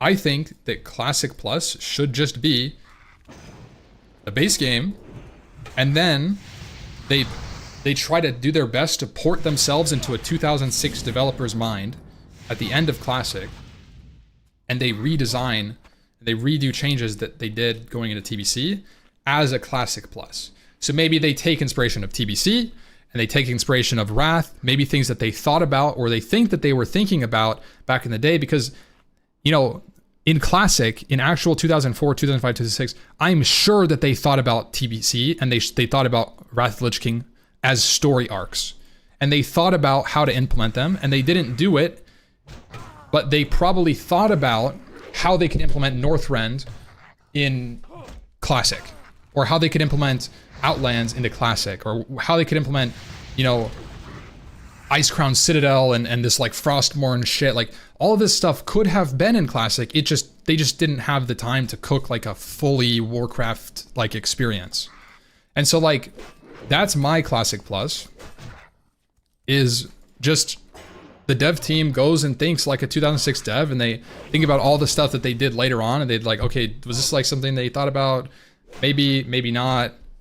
But like, is it, you know, that's kind of, yeah, like you have like Emerald Dream and stuff, and you have Hyjal, stuff that's in the game that like, there's Uldum, like they were aware of this stuff and just like unlock the doors of that kind of thing. And I think that's my Classic Plus. That's how I would define it. Other people think it's just like, well, I want it to be this because I like this about Classic. But I feel like the way that I'm looking at it is most objectively, you know, true to the word Classic Plus.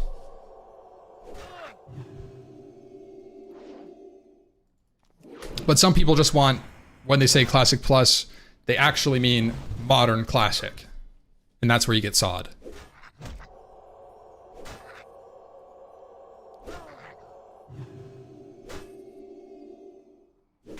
So basically, what if they had another 3 years to finish the game? Exactly. That is my take on Classic Plus. Yeah, what if the dev team, the original dev team had, you know, a couple more years cooking the game? What would it look like? That's a great way to put it, actually. I've never said it like that. I think that delivers the point very concisely. How do they do elaborate storylines to give a feeling of involving the story without phasing? Because phasing sucks. I don't know. I agree. I don't think that phasing is good for the game because it splits the world into hypothetical, like, or like arbitrary, like, little universes. I hate it.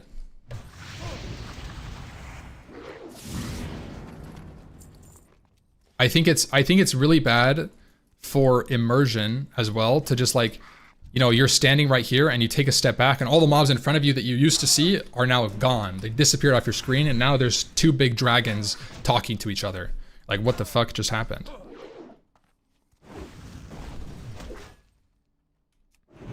You think it's just gonna end up being another season? I don't know.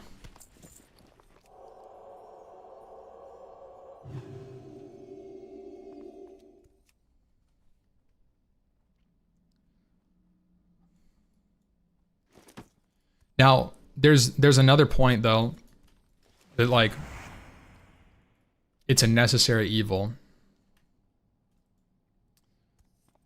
Layering and whatever. But I think that there's implementation that hasn't been explored through layering that's maybe a bit more complicated or a bit more convoluted on the developer side that would offer a better experience for the player, but it's like CBA. Like, why would we do it? For example, like, instead of cooking up a bunch of layers, like, why not scale the world more? Like, what's the actual difference between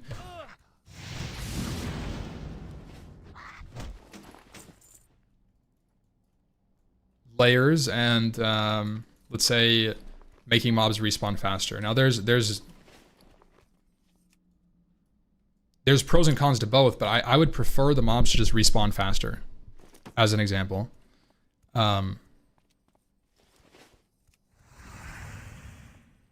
But I think that comes with a lot of question marks because then they need to figure out like what's the optimal respawn time per player in a location. What happens when mobs are extra camped more so than you thought? So you have to come up with these like contingencies and like scaling formulas for mobs and whatever, and you have to do this for a bunch of different stuff. I know. I feel like that's probably more complicated than an overarching like just make this a new layer. Players end up bringing all just up respawns. I think that's fine. I don't think that's necessarily like a bad thing. Like, what's the difference between people, you know, bringing alts to up respawns and, you know, whispering, typing /1 layer please, and then teleporting to a new layer with more mobs? Like, fundamentally, the difference is you're not transporting universes. But like, in actual like play difference, there's not much.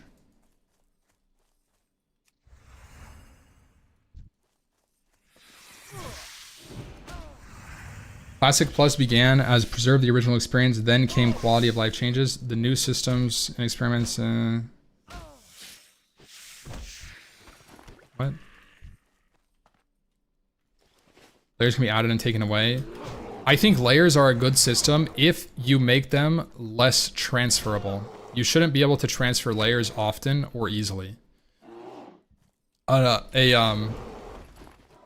ground, if layers have to exist for me, is like layers should exist, but you can only change layers very infrequently. So you have to be thoughtful with your layers. And you can only change it in a rested location. Like, you should only be able to change your layer at the fucking inn in Goldshire. You can't just go to Hogger and he's dead and all of a sudden type 1 in the chat and you're in a different layer and he's alive. Like, I don't think that's good for the game. And I don't think that that's good for the player either. I think that, like, it creates a lack of immersion and a lack of player consequence. Now, it's convenient. Don't get me wrong, I abuse it all the time, and I will continue to do it as long as layers are a thing. Don't get me wrong. But I don't think that it should be allowed. In the same way that, like, you know, if I could boost, that is a bad example because I like boosting, personally. But like, you know, this is, you know, aside from the point, that's kind of my take on layers. Like, I think you should have to be in, you know, even maybe a main city. But when I was saying that, people pushed back a lot when we talked about this last, me in chat. But I think even like a main city is fine. And I think both implementations have pros and cons. I like main city because it feels more meaningful. It's like, kind of how you like,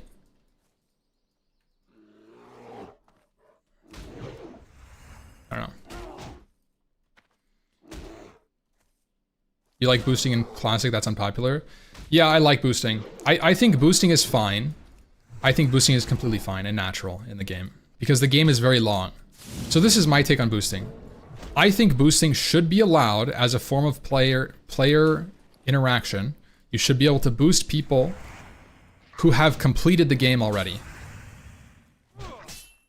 Fundamentally, you should be able to do that. As you know, it's iconic in any old MMO that I've played.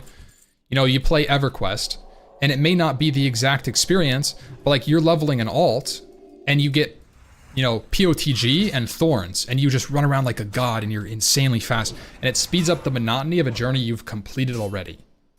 Not everybody has to do it, but if you want to skip the journey more, I think that you should be able to as someone who has done it. Now, I think that there are some caveats to this. Specifically, it's hard when you add in the equation a player who hasn't completed the journey but has the means to boosting. I don't think that should be allowed, but generally speaking, that's only a thing through RMT. Because it's not very frequent, it happens, but it's not very frequent that somebody joins the game as a noob and they just get boosted to 60. That doesn't usually happen. So I think that's a fringe case that should be allowed. You know, if you want to get your friend into the game and you boost them, sure, if that's how you guys both want to play, I don't think that's good, but I don't think you can stop that. I think that the biggest thing would be cracking down heavily on boosting through RMT means. Like if you're RMTing or you're boosting, I don't know how they would do it, but like that's my take on it. I think boosting is really good for alts and players who have completed the game or, you know, want to like get a different class or whatever. Like I think it's fine. Also, I think boosting is fun as a mage.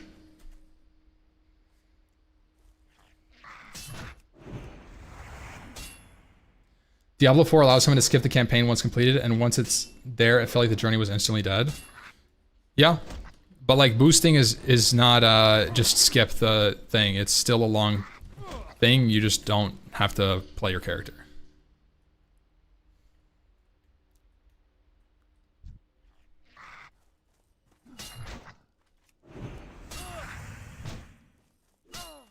But they can't stop GDKP raids and boosting like M+. Oh, I mean, what are you saying then?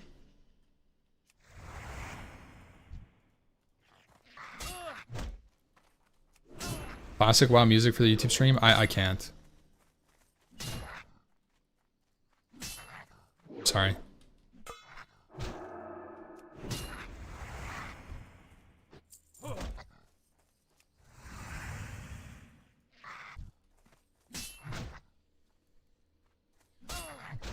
I don't think, okay, look, and then this is another thing. I don't think GDKP should be banned, and I don't think boosting should be banned in Classic Plus. I think both of those things are systems, and I don't think they should ban systems, they should ban the problems that cause those systems to go toxic. Like, for example, spammy trade chat, spammy services chat. Just don't allow you to advertise boosting. I think that's a big one. I think maybe you just can't advertise boosting in game. I think that would be a good change. You know, like you get punished or chat banned if you do it. Maybe, you know, instead of just banning GDKPs, ban RMTers, like permaban.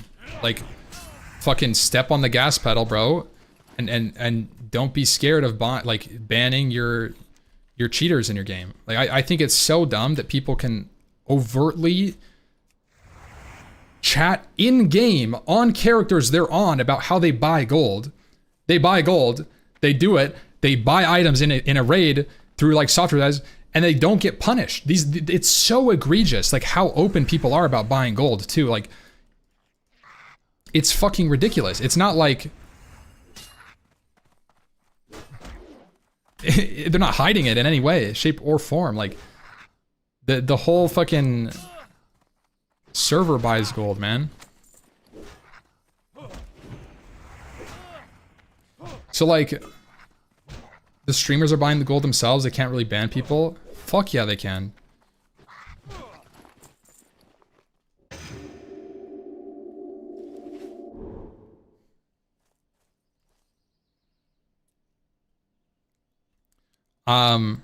So yeah, I mean, like that's all I'll say about it. Same conversations? Yeah, nothing changes.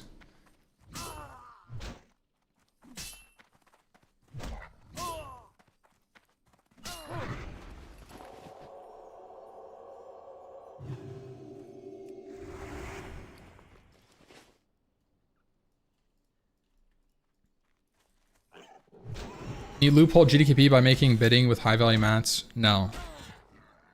People did that with Black Lotus and they all got banned for market manipulation. Every single one of them.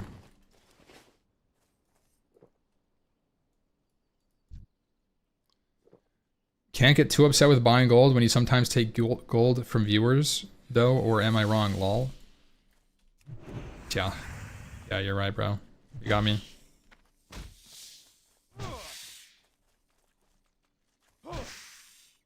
Yeah, that's why I did like 48-hour streams mining on TBC launch, because I don't farm gold and I only take handouts from my viewers. I don't think a single person traded me gold in TBC. I'm not soda popping, man. I'm not peekaboo. You're in the wrong chat.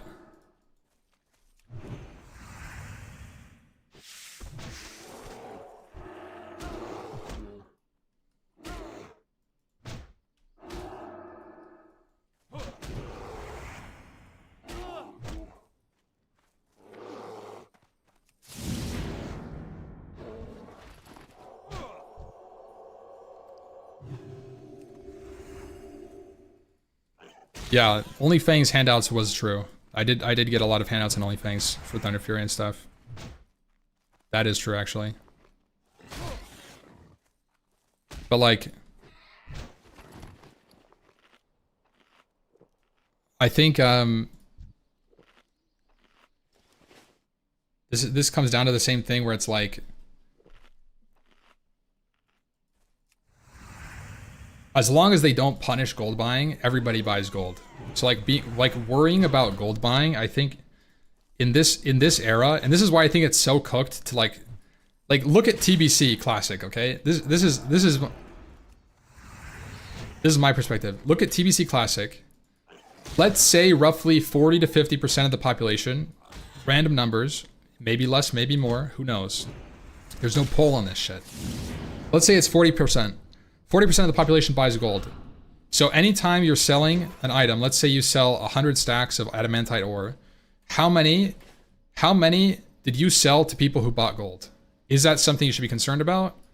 No, it's not. It's not something you should be concerned about. Why? Because you can't prove or deny if someone's buying gold that you're not interacting with. And quite frankly, why the fuck would you care?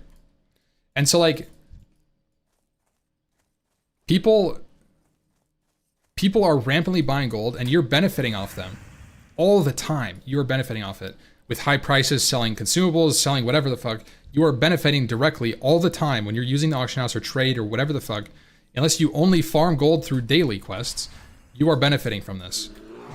And so worrying about gold buying and banning GDKP because it promotes gold buying and all this shit when you're already benefiting from it all the time, I think is so dumb.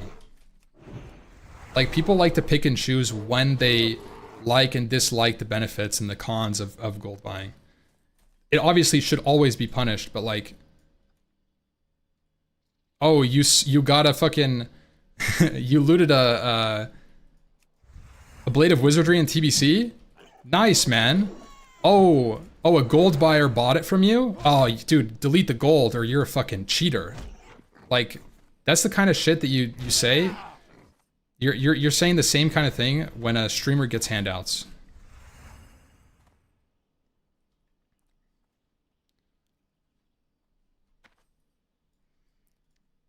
Or like, yeah, some people buy gold and donate it to a streamer. Some people don't buy gold and they donate it to a streamer. But like, are you concerned with that? No, not unless people are getting banned for buying gold. You don't fucking care. Question mark, question mark? What, why are you guys question marking?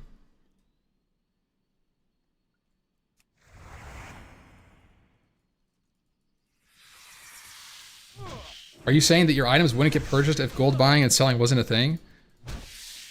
I'm saying that if gold buying wasn't a thing, people would not be buying your items. Yes. Or they would be cheaper. Because the gold would not exist. Because they wouldn't be playing the game. Because they're only playing the game because they're propped up by gold buying. This is... Inflation would not exist. Well, inflation would still exist. But it's a little bit more complicated because what I'm saying is that people are playing the game because they are sustained through gold buying. Not because they... Like, that's kind of what I'm saying.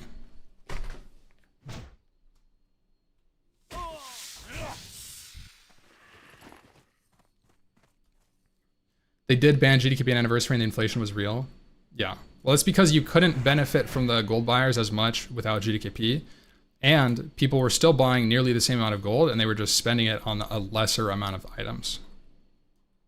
It was like a different thing. It almost changed the way gold is distributed.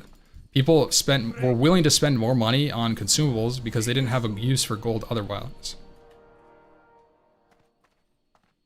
People will farm mats instead of buying gold in the auction house to create a better economy. I know a lot of people that just wouldn't play. Unironically. If they couldn't buy gold, they just wouldn't play. Straight up. That's where they're at. There's so many people that play classic WoW nowadays, and I don't even know why they play it.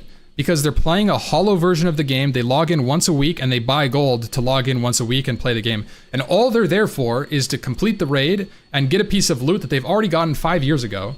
And like, it doesn't even make sense. They're not having fun. They're wiping all day and they maybe don't get any loot and then they log off, they're unhappy. And they come back next week and they spend $10 to do it again. It's really fucking weird and I don't understand it. It's one of the things I like, raid logging and gold buying while you're raid logging is just something I could never, ever, ever do. And I, like, it's just, it doesn't sound fun.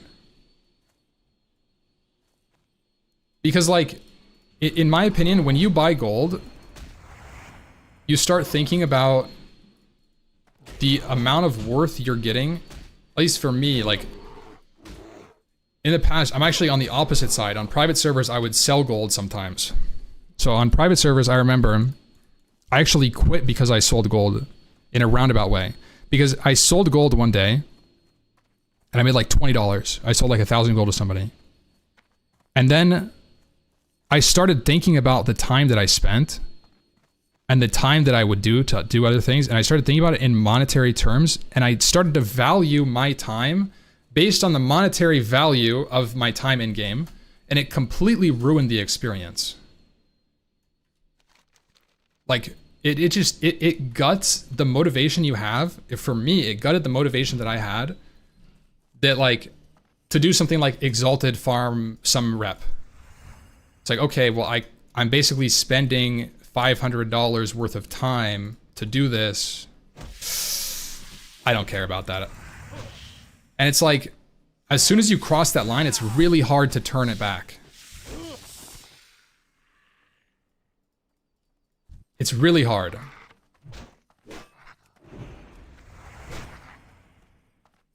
You're saying classic WoW will fail without buying gold? No, I don't think that that's true. I didn't say that. But I do think that some people that are playing classic would not be playing classic if they could not buy gold. And I think that's ultimately fine for the game.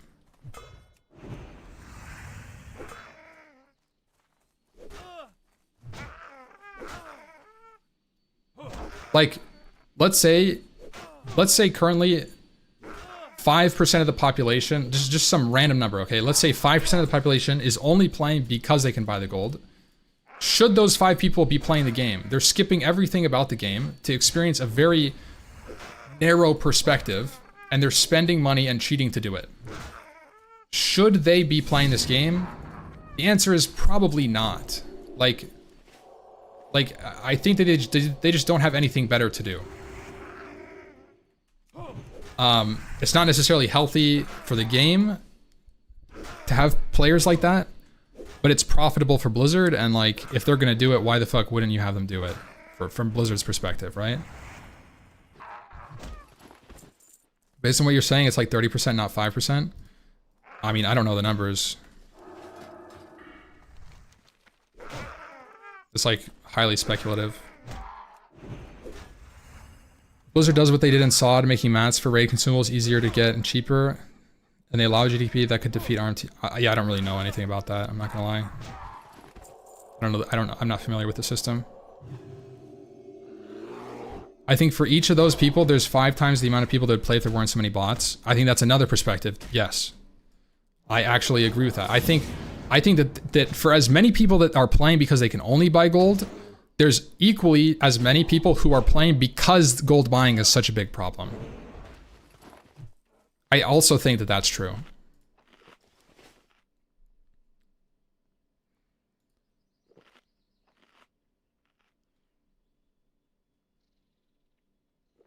You don't understand? People just want to feel the way they did 12 years ago. Just because you don't understand it doesn't mean it's not valid.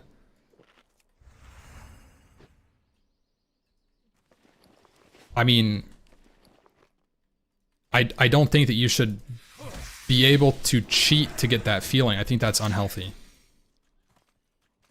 Like, I understand what you're saying from an outside perspective, but like, think about this in real life. Like, let's transfer this to a different thing, okay? Like, let's say as a kid, you played soccer, okay?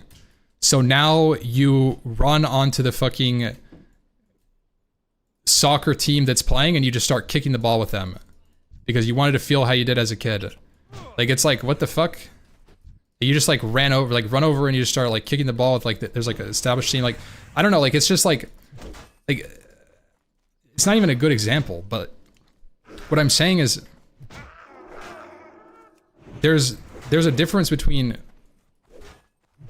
wanting to experience what you had and doing it in a way that's explicitly banned from the fucking game. Like, it's not quote unquote legal in this world. It's just humans. It doesn't matter, bro. Like, who cares?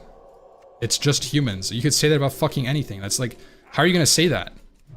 It's like, oh man, wars, am I right? It's just humans. Like, what the fuck? Like, that means nothing, dude.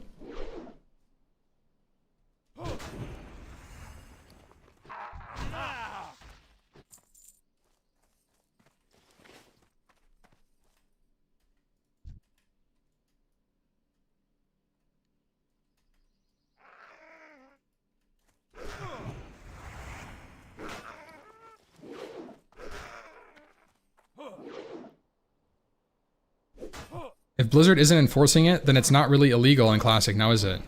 You're right, but I think it's really dumb that Blizzard isn't enforcing it. You know what else Blizzard isn't enforcing? Cheating in their game, explicitly. They're fucking bots. But, you know what, if they're not really enforcing it, yeah, they're banning bots, but it's not enough. Like, I guess it's legal to bot, right? Like, that's so dumb. Bots make the money? Oh, so do the people that are buying gold, right? Like, now we're back at the same discussion. That doesn't mean that it's like good, man. I'm trying to argue for the good of the game. And like, I understand what you guys are saying, but Like you can't just be like, I mean you can, you guys are doing it. But if you're trying to argue what's good for a game, bringing in the like, oh, but Blizzard would never do that because they haven't, because they don't care about it, they all care about is money, right? Like, you're right, but like, that's not good for the game. Like, you're right. I mean, that's what the world we live in. We're just gonna play the milking cow game until it dies.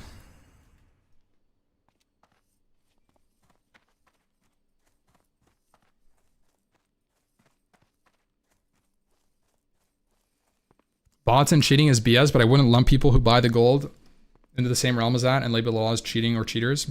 I would. I think it's, in my perspective, it's very clear cut. Either you're breaking the TOS or you're not. And I think if you're breaking the TOS, like, don't do that, bro.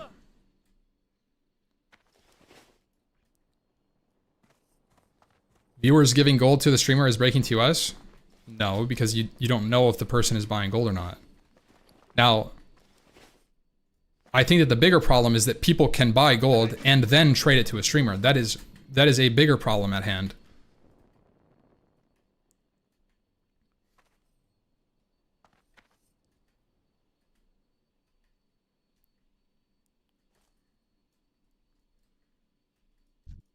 How are you? Like, using the streamer trading gold thing shouldn't even be a thing, because you shouldn't be able to buy the gold in the first place and not risk your account.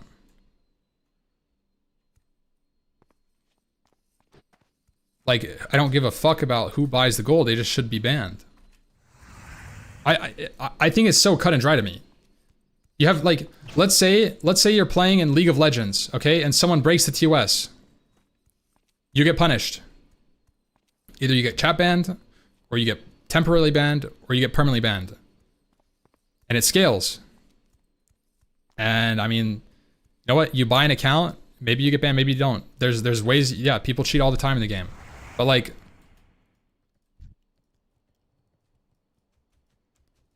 I don't know. It's so...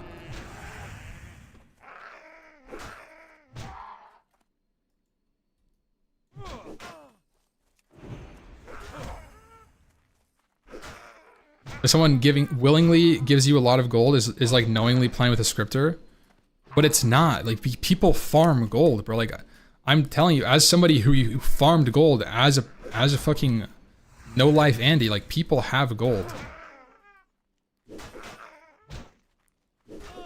Streamers are a weird example because there are a lot of people who are like donating via in-game currency, and it is super scuffed. Like, it's super dumb. Like, it shouldn't be allowed.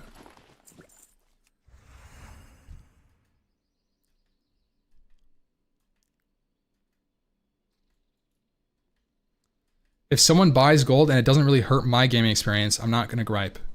Okay. So, let's say someone buys 10,000 gold, and then they spend it all on Flask of the Titans. That impacts everybody's experience because the demand has gone up. Because they have artificially increased the amount of money they can possibly spend. They can just buy whatever the fuck for whatever price. And that gold comes from a bot that was not going to spend money on anything.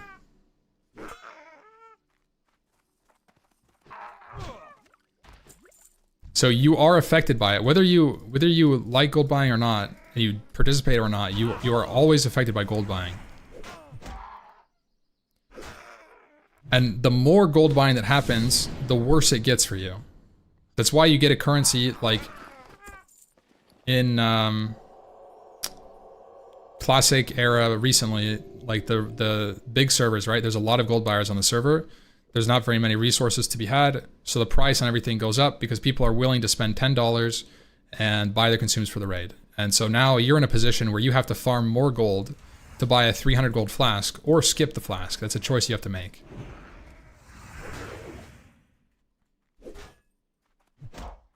Banning GDKP did increase non-GDKP pugs. No, it did. I mean, like, I think that's kind of like a weird thing to say. It's like saying, well, banning cars increased the amount of scooters on the road. Like, well, what the fuck are you gonna do, bro? Like, they want to raid, they were gonna GDKP, and now they can't, so they're gonna just run it in a different thing. But maybe instead of banning GDKP, they just ban the problem with GDKP.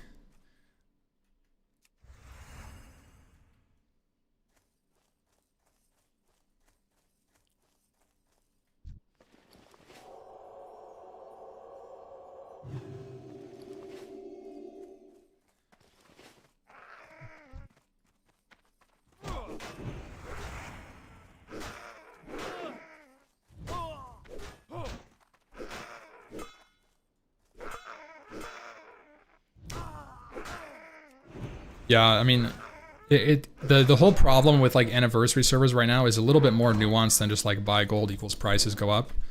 It's also because of a secondary issue that farming consumables is fucking painstakingly bad, like eye-gougingly terrible to farm consumables. So you're put in a position where you kind of have to purchase them. And so there's people that can't farm or don't have the time to farm, so they're like put in a position where they like either don't consume or buy gold.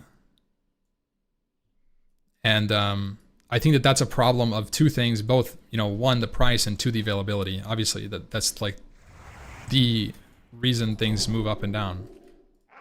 You are not put in that position? What do you mean? Okay. You have 4 hours to play in a week. Let's say you have 4 hours to play. You raid for 2. That means you have 2 hours to farm. And the prices of your haste pots goes from 5 gold to 20 gold a piece. All of a sudden you have the allotted gold you can farm in 2 hours. Let's say you have 300 gold. Now you spend 70 on a flask, 20 on food, 20 on whatever. You repair your gear. Maybe you buy an enchant. You have 50 gold left over. You have 3 haste pots. Either you're not going to consume or you're going to buy gold. Those are the two options you have. And a lot of people go down the route of buying gold because it's so easy. Optimize your life better around video games. I always say that. Right? That's the third option. I think people that only have a limited amount of time to play sucks, but like I don't like catering a game to them necessarily. But like at the same time, that's exactly what I'm saying, is that like people don't really, like, let's say you can't optimize your life more. You've optimized it from 2 to 4, and now you can't go any further without like harming your well-being. Are those people just not going to buy gold? No, man. They're just going to buy gold because it's easy and they can.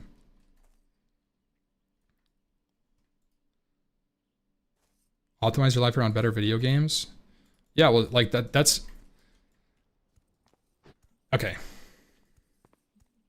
I think you're missing the whole fucking point, bro. Like, you're just saying shit.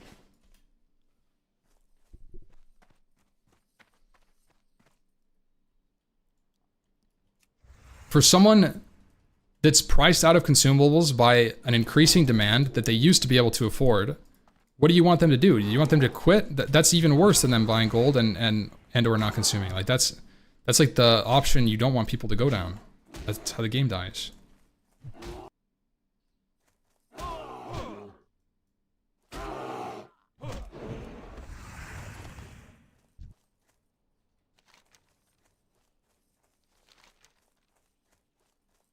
Bro. Get over here. Literally said he'd rather people quit than buy gold and raid.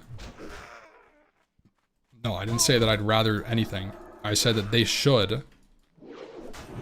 But I don't just want people to quit the game because they're priced out of consumes because of, you know, a server problem. Like, it's terrible to farm on these servers. I think that's a different problem. People who want to play the game, they don't have any more time to, than people that don't really care about the game, but they're buying gold to keep playing. It's a completely different person. I don't want the people who are like priced out of the game to quit. I think that's a different problem. If you have to buy gold in order to be able to play the game, then maybe WoW isn't the game for you. True. I mean, that is true.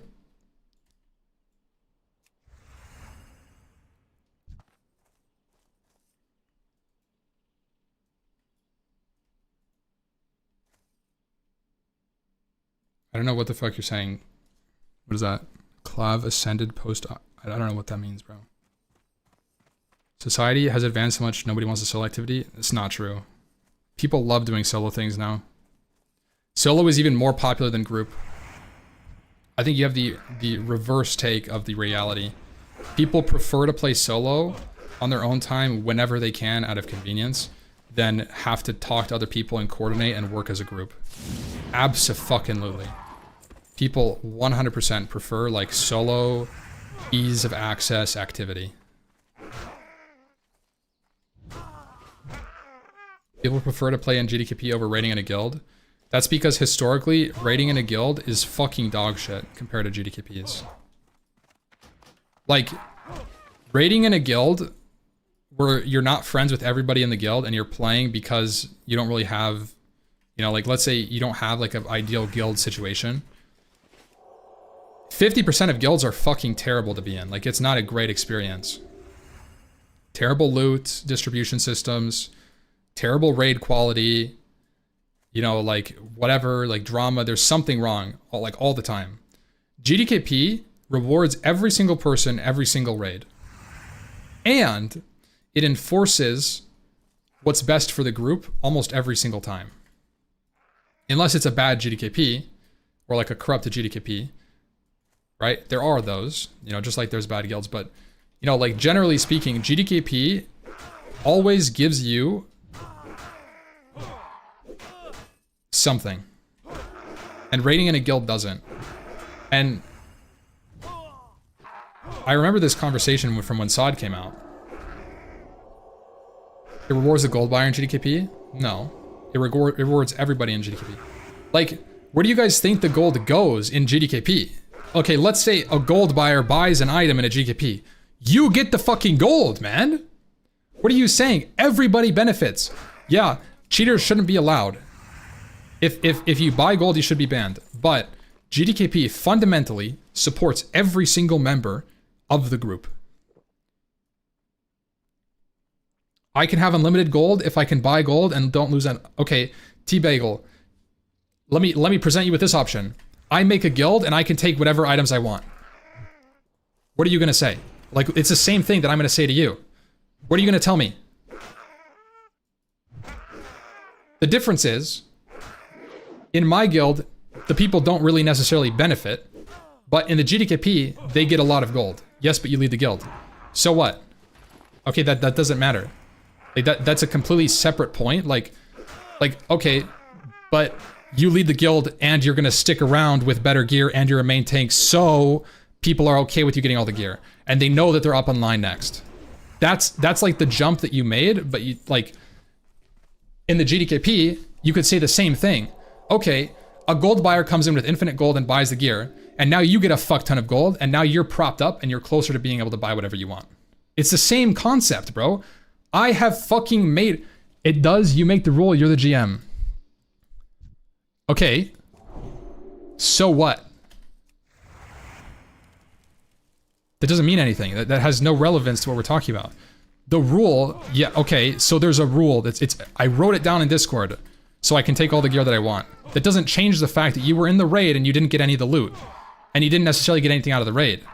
And the GDKP person is in the raid and they don't get any loot, but they get gold. It's the same, like this is the thing. A lot of people fundamentally misunderstand GDKP and they think, oh, GDKP only benefits gold buyers because you can buy gold and outprice everybody. On paper, you're right. If a GDKP always has gold buyers. You will never get any items if they're rich enough. That is true. But the problem is, in reality, more items drop than there are infinite gold havers. You're not going to have 20 Dubai princes in the same GDKP. The reality is, you have 1 prince, 5 bankers, and 20 idiots. Okay? And after the first 3 weeks, you can buy an item from the bankers. Or you're rich as fuck. Like, this is the thing. I've played so much GDKP and I've done so much GDKP. You guys are talking out of your ass. Like, you're like, I've been to 1 GDKP and I didn't get any loot and this is fucked up. I'm telling you, if you go to a GDKP, the best thing that could happen is you don't get any loot. Why? Because you're fucking rich, baby. You could go you go buy fucking 30 flasks, an epic flying mount, boost your alt. Like, are you kidding me? It's fucking best case scenario. You're fucking rich. Oh no, I went to a GDKP and I got a 10,000 gold split. I'm fucking sad. I got no loot. Shut the fuck up, bro. Just, you're like, grow up. It's the same thing. Oh, are you gonna sit in a soft res group and you're like, oh my god, I just did a soft res roll and I rolled a 13 and I lost everything. It's the fucking same thing, bro. Except you didn't get anything out of it.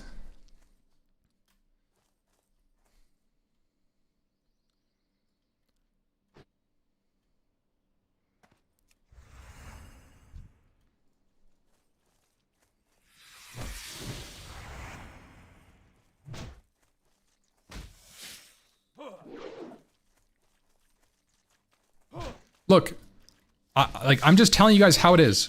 I've done a fuck ton of GDKPs, and there are so many people, like, you guys are talking hypotheticals or trade chat random GDKPs, or maybe you just read a fucking Twitter post about how somebody bought a 240,000 gold sword. But the reality is most items in GDKP don't go for fucking nuts prices, and you're not priced out of most things, because after 2 weeks of playing in a GDKP, you can start participating in the bidding, minimum, or you go farm by yourself. That's if you come in with 0 gold. Like, you're not fucking priced out. Like, you guys are acting like you're not gonna get anything. Yeah, you join a Nax GDKP, you're probably not gonna be able to get the first Gressel. Maybe not even the second Gressel. But if you join a guild, you're not getting that shit anyways. Like, if you think about like how the other systems work, GDKP is almost always better unless you are the top performer in a guild, or a leader of the guild, or a spouse of a guild officer or something.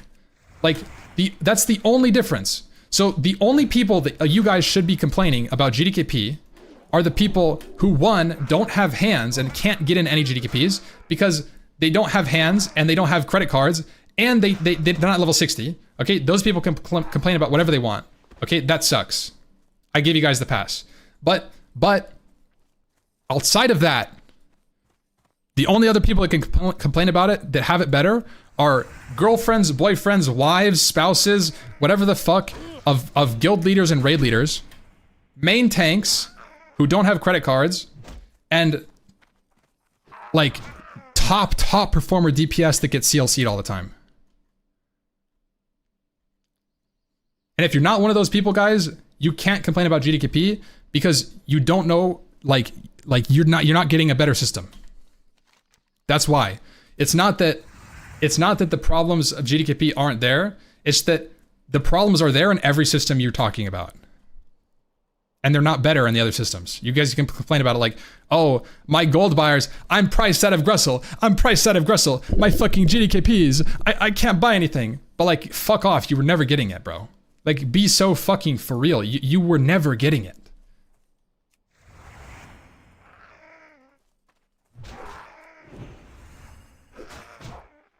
It was never in your cards, boys.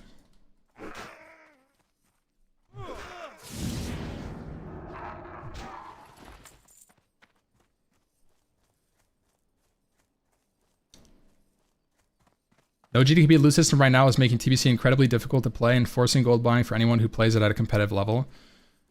Yeah, either you gold buy or you play a lot more than you would in a GDKP world. It's not necessarily forced. I think that's dependent on your time allotment for the game. But yes. Yep.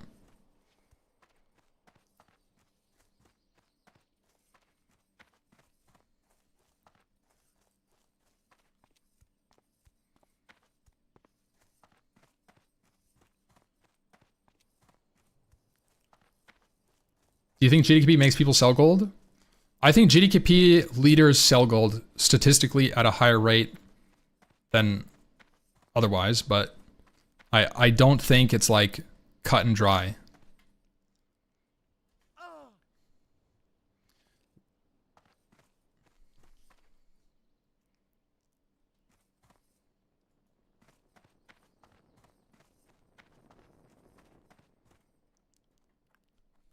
But it's the same thing, right? Like, it's the same thing in SR.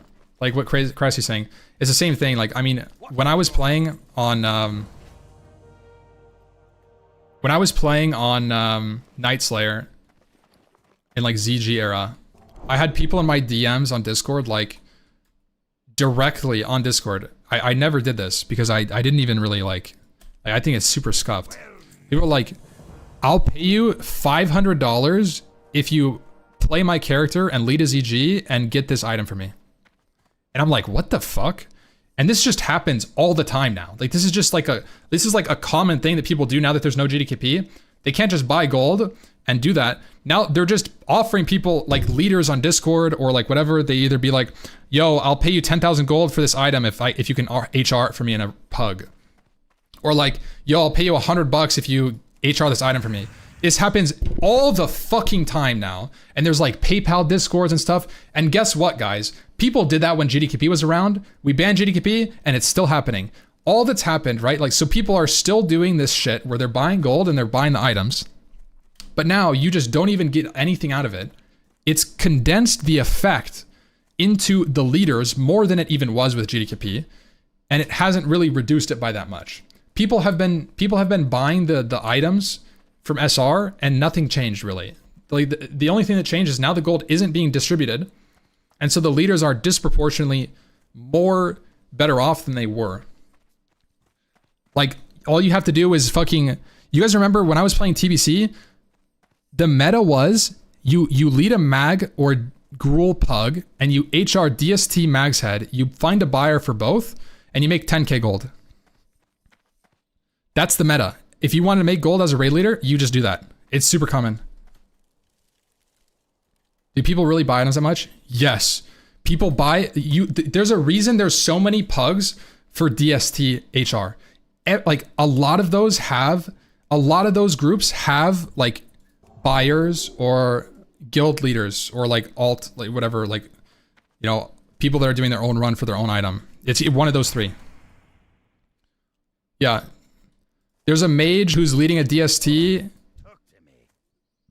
gruels and they're selling a fucking, they're HRing DST and maghead. Yeah. No, it's super common.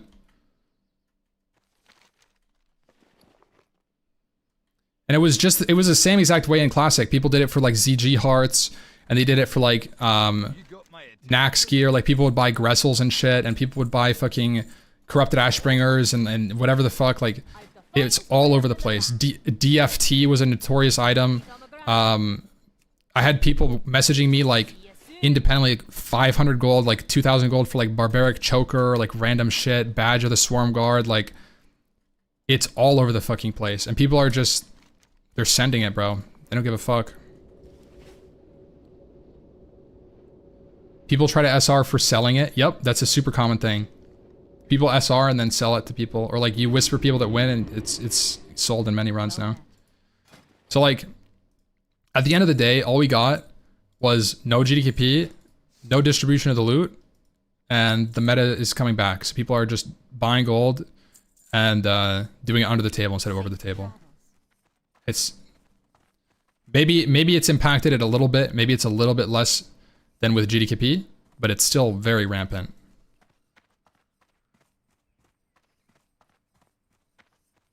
So when my guild paid 5k USD for DST, yep.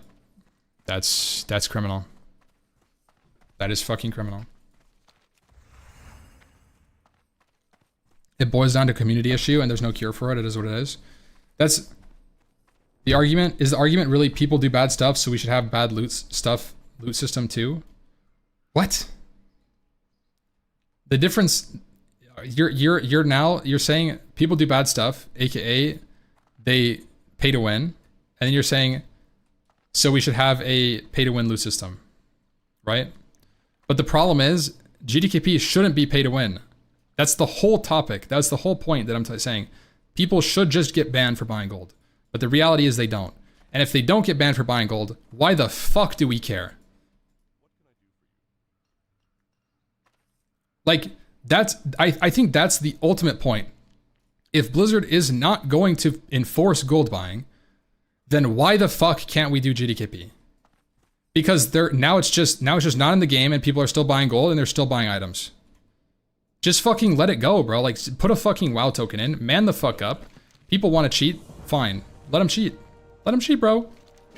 I don't think it should be in the game, but like, it might as well fucking be. It's that easy to get gold and not get punished for it. Need help?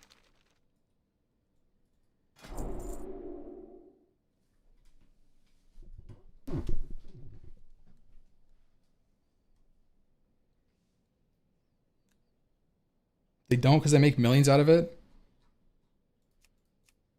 They don't need to ban GDKP. GDKP has no difference. They have the same amount of bots if GDKP was in or out.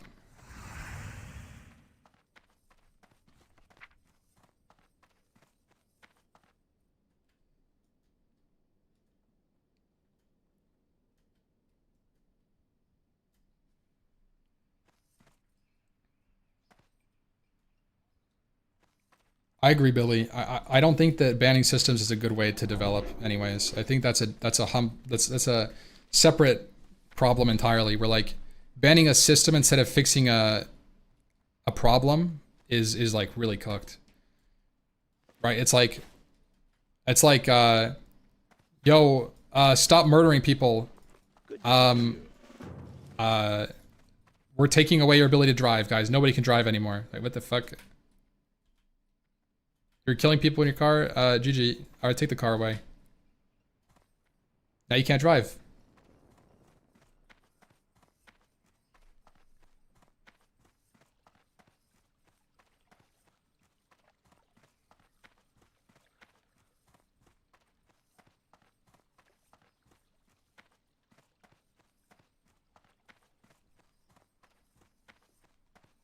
That's question mark, question mark. I mean, you guys are question marking, but that's literally what they did.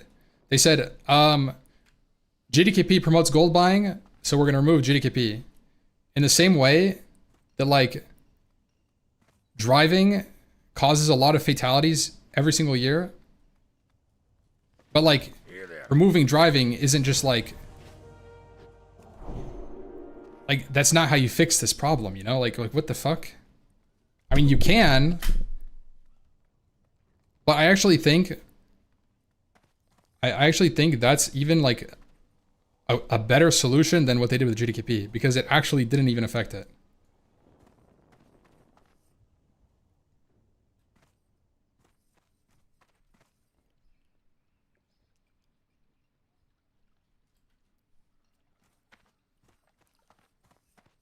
For Annie, they said because of guild issues. You know what? I'm gonna say this, okay?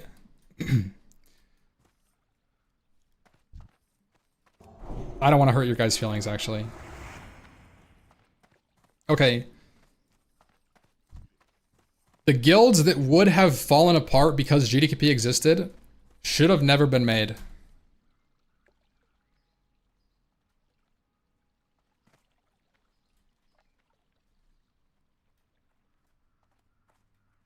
Because the guilds that fall apart are corrupt-ass, terrible guilds.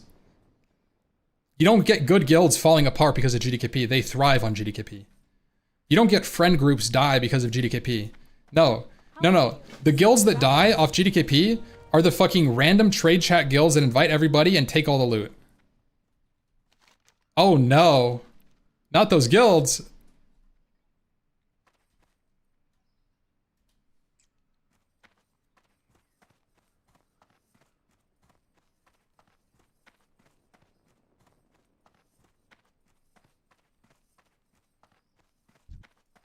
Well met.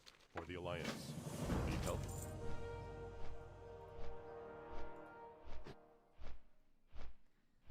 What is this? Is this Craxy? Is this what is this? Where do you even where do you link this? What am I looking at?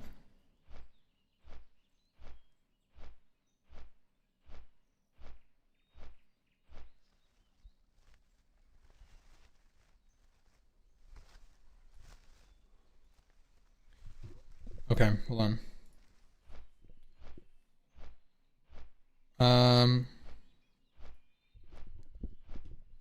Provides new opportunities. Oh, did they?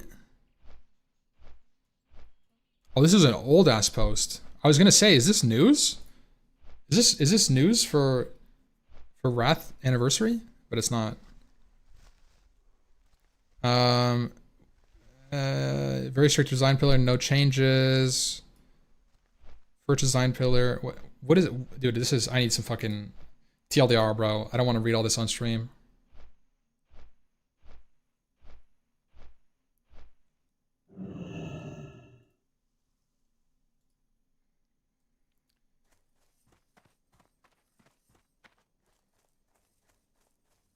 Hey man, dad guilds deserve some loot. But no, this is the thing. This is the thing.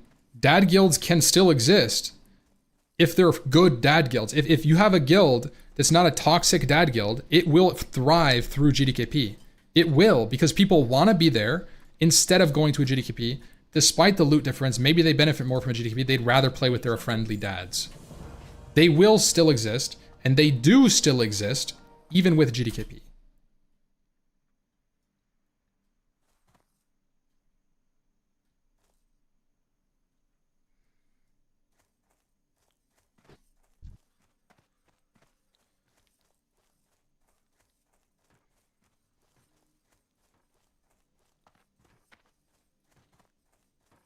This is the cycle no one wants to admit.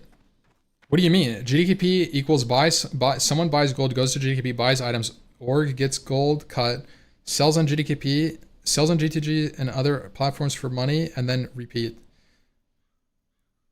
I mean, like, Looking for something specific. the thing is that Light bless you. that happens no matter what. So like, let's say, I'm gonna counter your point, okay? You ready? Lead a soft res pug. Someone whispers you, want to buy DST 5k gold. Okay, you say, okay, it drops, you make 5k gold. You then sell it back to the guy who bought the DST from you for $100. GG. Now, okay, now what? Should SR be banned? Or are we looking at a fundamental problem with the game? Because you tell me. Is the problem that gold gets recycled back to gold buyers from people that have gold? Or is the problem that people can buy gold in the first fucking place? Like, you're so dense, guys. It doesn't matter, like... Just make them wear it during the raid? What are you even fucking saying? Who are you talking to? I'm talking to T-Bagel and fucking Lucy QT. Happened to me 2 times in new TBC? Sure, but less. Okay. So what? Like, just because you joined a GDKP doesn't mean every fucking GDKP owner sells gold. Like, it's the same concept. Some people that make gold in WoW will sell it, and some people won't. That's a reality. Does that mean that you should ban GDKP? No. You should just ban them.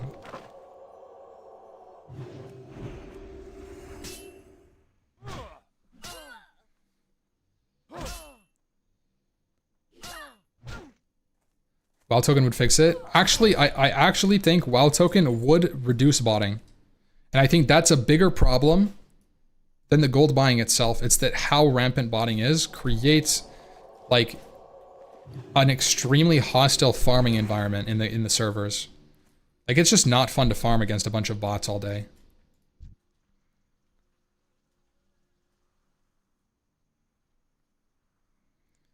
We're looking at a fundamental problem with the game and a fundamental problem with players buying gold and not giving enough. Yes, 100%. That's exactly right.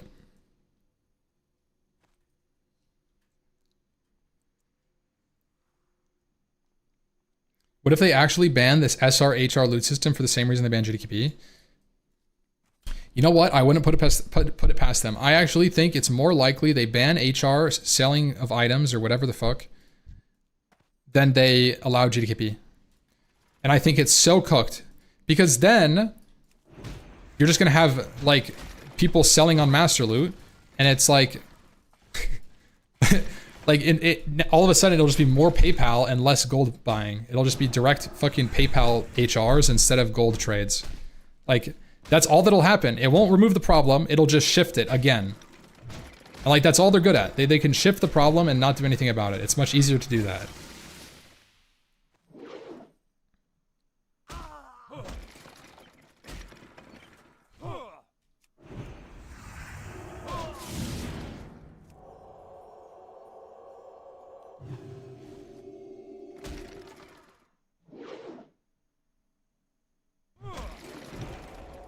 What is wrong with this mob? Why is it so freaking tanky?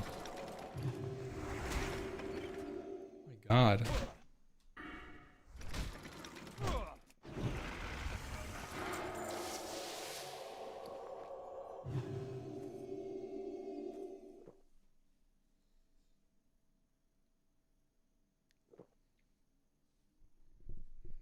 Personal loot would actually fix a lot of issues. The problem is people don't like personal loot. How would you get personal loot to work well in Classic? I think personal loot is just sad. I think personal loot is sad because it doesn't take into account performance in a large scale raid.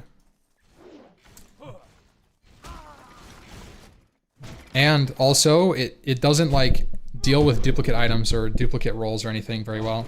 Like one thing that's really nice in Classic is like you kill a boss and it drops gear, and it always gets distributed to people that use it until like your entire raid doesn't have anything.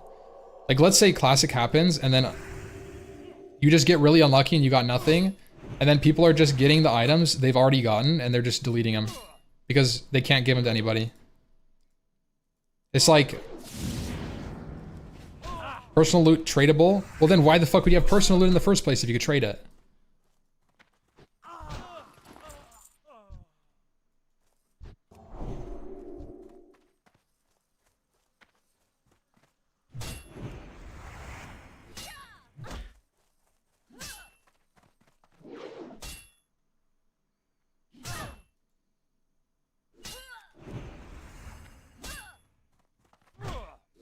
You could tweak personal loot until it's smarter. But then you get, okay, so with the personal loot, right? Let's say you tweak it to like remove duplicates on the same person. Then you get carry runs from gold. So instead of you know, being able to buy loot, then all of a sudden you buy a spot in a fully geared raid and you get all the loot. You know, like that, you start getting the same problems that you tried to avoid. And I think that's the biggest problem is like, I just don't think you can solve this without attacking RMT. So like the reality is that no matter what you do, if you don't punish RMT, people will RMT and cheat. And there's nothing you can do about it. Because you don't care. It's the same thing, like if you're not going to enforce rules, then people will break your rules. So like, it doesn't matter how they do it, they will just continue to do it. You can try to stop them from doing it, and then you like don't enforce it, and like so they're just gonna find a different way to find. Like that's it. That's all it is. So like the best thing for them to do is either embrace RMT as a game, which has pros and cons. Obviously, like I don't want it. I don't want there to be rampant like WoW tokens, but that's what they did in retail, and they just like kind of embraced it more than anything. Or they could attack it, but doing nothing and just ignoring it isn't doing anything for the game.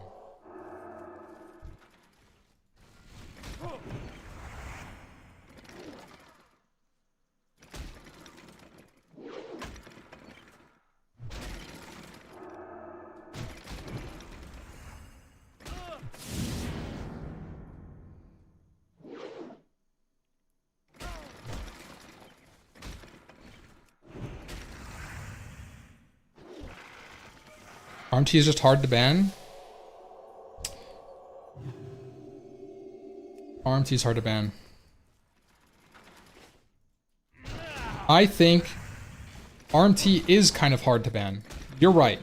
There are a lot of nuances to it, but the punishment for getting caught in a clear-cut RMT case should be permaban. Clear-cut RMT equals permaban, and that would dissuade people from doing it. The problem is that currently a clear-cut RMT cheat gets you 2 weeks and a slap on the wrist. Hey, give me my gold back. I'm gonna take your gold.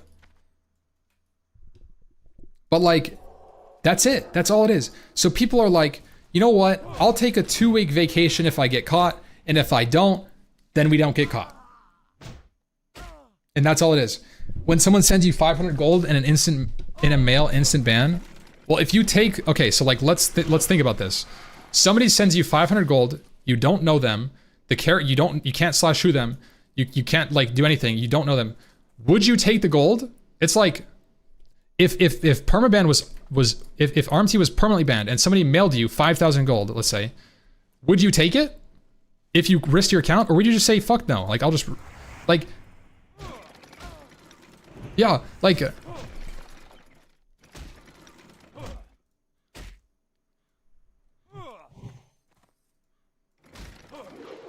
that's the case for streamers too. Yeah, if RMT was permanently bannable, I would never accept gold from anybody. You're right.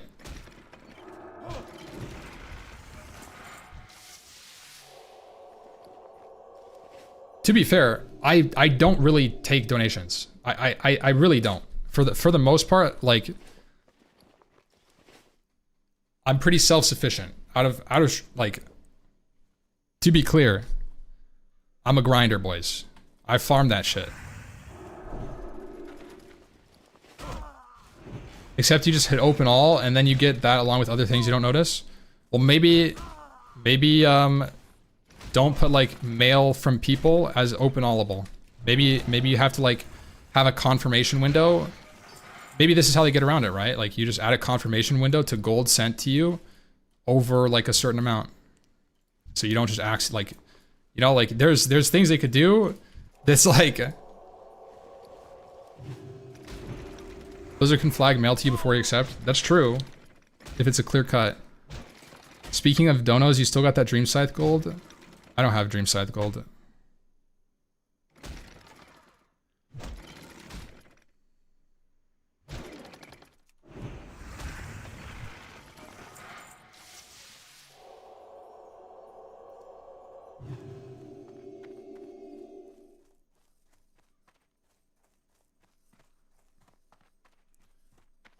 Yeah, exactly, Rothamus.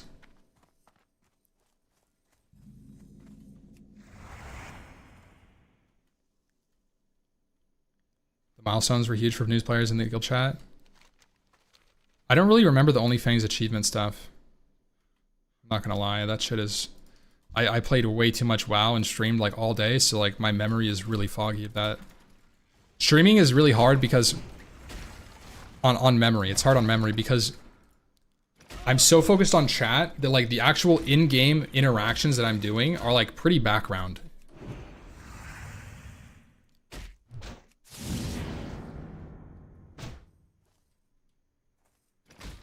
Unless I'm focused on the, yeah, I'm pretty much on autopilot like the whole time if I'm actually reading chat and talking to us.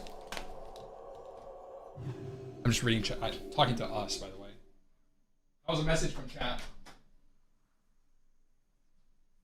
What the hell is RMT? It's a acronym for real money trading, RMT, which is like you pay somebody $5 and they give you 50 gold in game. That's called RMT. Explicitly, it's against TOS.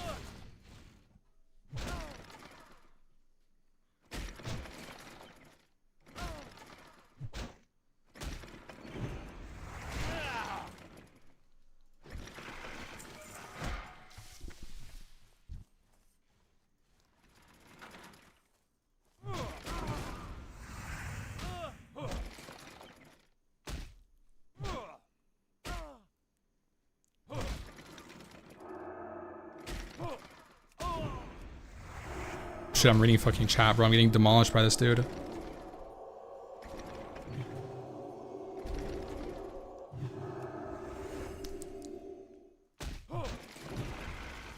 What December said is kind of what I'm doing too. Like, for the most part, I'm just talking about a theoretical like world where like people actually get banned for doing things against the WoW TOS. The reality is that Blizzard will never enforce the rules because there's no incentive for them to financially, because the entire community is addicted to their game, and they're not going to quit because of it. They don't have the spine to quit. I can't even quit, bro. And they know that. So they have us by the balls, and they know it. So they don't need to do anything. And that's the reality. That's the world we live in. So, all of this is hypothetical consumer complaint in an ideal world.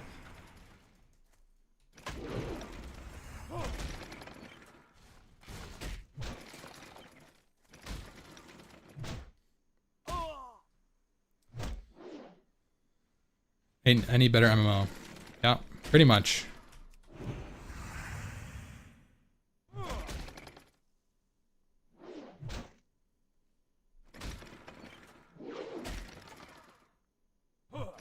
If they don't care and purely profit driven, why do they ban GDKP? They banned GDKP because somebody didn't like GDKP. The team, that's it. They use GDKP as a scapegoat for other problems in the game, and they appeased to the community by doing nothing. They did nothing. They typed an article and they said, this way of playing the game is now banned, and then Reddit cheered. That's all that happened. It's just optics. Nothing changed. They didn't do anything. It didn't change the anything about the game. It just stopped players from doing a specific thing, a specific way of playing the game, and didn't really address any real issues.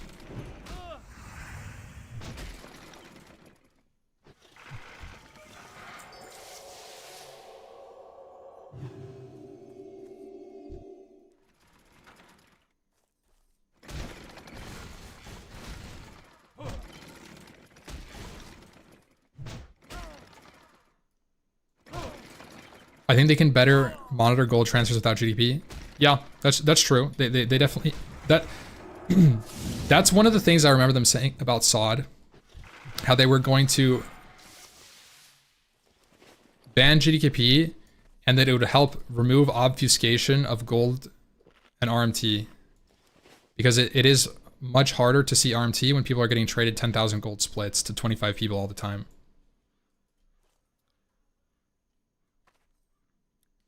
Which I agree. I mean, that of all the reasons, that's the most valid thing, and they've never repeated it. They always go back to the fucking guild bullshit.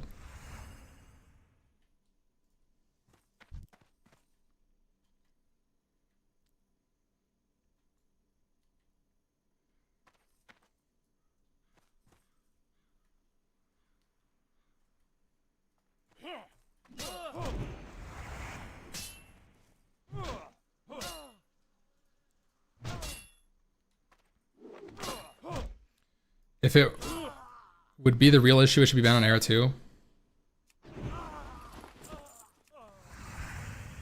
Yeah. If they really did think that GDKP was an actual serious problem for the game, probably should have been banned on Era 2. Honestly, you're right. But I don't think they want to touch anything about Era.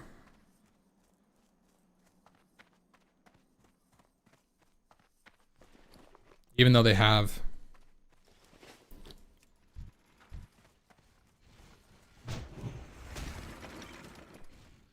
Why would they ever want to get rid of bots and RMT? They would lose over half of their concurrent subs. No incentive at all. Right?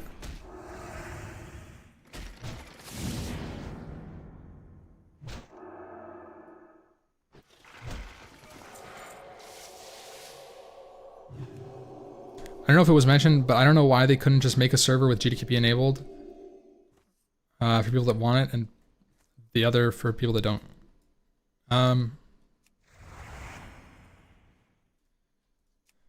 I was kind of talking about this in a different regard, having multiple servers with different like settings. Because private servers had this, where private servers had like an accelerated server and a 1x server. This was very common. I remember when I played on Phoenix, there was a 12x server and there was a 1x server. And then there was an instant 60. And they all offered different things for different player bases. And it let the player decide what community they wanted to play in, which best reflected their goals and play style. And I think it's definitely an option that they haven't explored in the slightest. Where you could have like,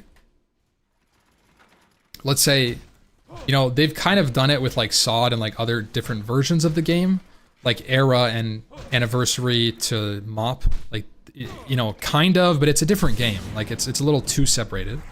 They could do something, and this is when we were talking about Classic Plus like a couple months ago. This was kind of like a interesting concept that we came up with as the chat. We were like brainstorming. What if you had 2 different servers, right? Where you had one Classic Plus come out, and it was a little bit more accelerated. You had a WoW token, and you had GDKP. And then you had a natural server, where you couldn't RMT, you couldn't do anything. Like, RMT was heavily enforced, there's like botting heavily enforced, whatever the fuck. But like, I actually think a lot of people want to play like something closer to like a 3x Classic experience. Like a little bit accelerated, faster loot drops, like, you know, maybe smaller raid sizes with WoW token. Like, people actually want this kind of thing. And so it's obviously a lot more development, but I actually think that there's a world where like splitting the player base a little bit into like more like-minded communities might actually be a good thing for development and going like forward. Now, I don't know if it's necessarily going to happen or even is remotely possible, but it was an interesting concept where like, you know, you had a server for people that really didn't have that much time, but just wanted to get a little bit of a Classic experience and like play through the game. It's like, why does the game only have to come out in one way? You know, like, have a server where you could buy a 60 boost, and there's a WoW token, and there's a fucking GDKP, and you could do whatever the fuck. Like, that's how the Chinese WoW servers are. And you can just do it, and people play it. They're super popular. Like, the Titan Forge is insanely popular in Chinese WoW. And it's super pay to win. Like, I think that is a reality of our more modern day, like, gamer, is that they're, like, actually completely fine with taking shortcuts and skipping things that they don't want to do.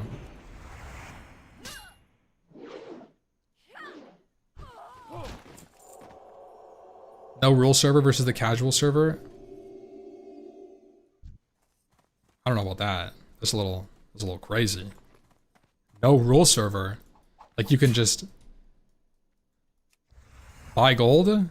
I think at least botting and RMT should be like disenfranchised. Like, you shouldn't want to do it. Like, there should be something against that. Otherwise, it's a big problem.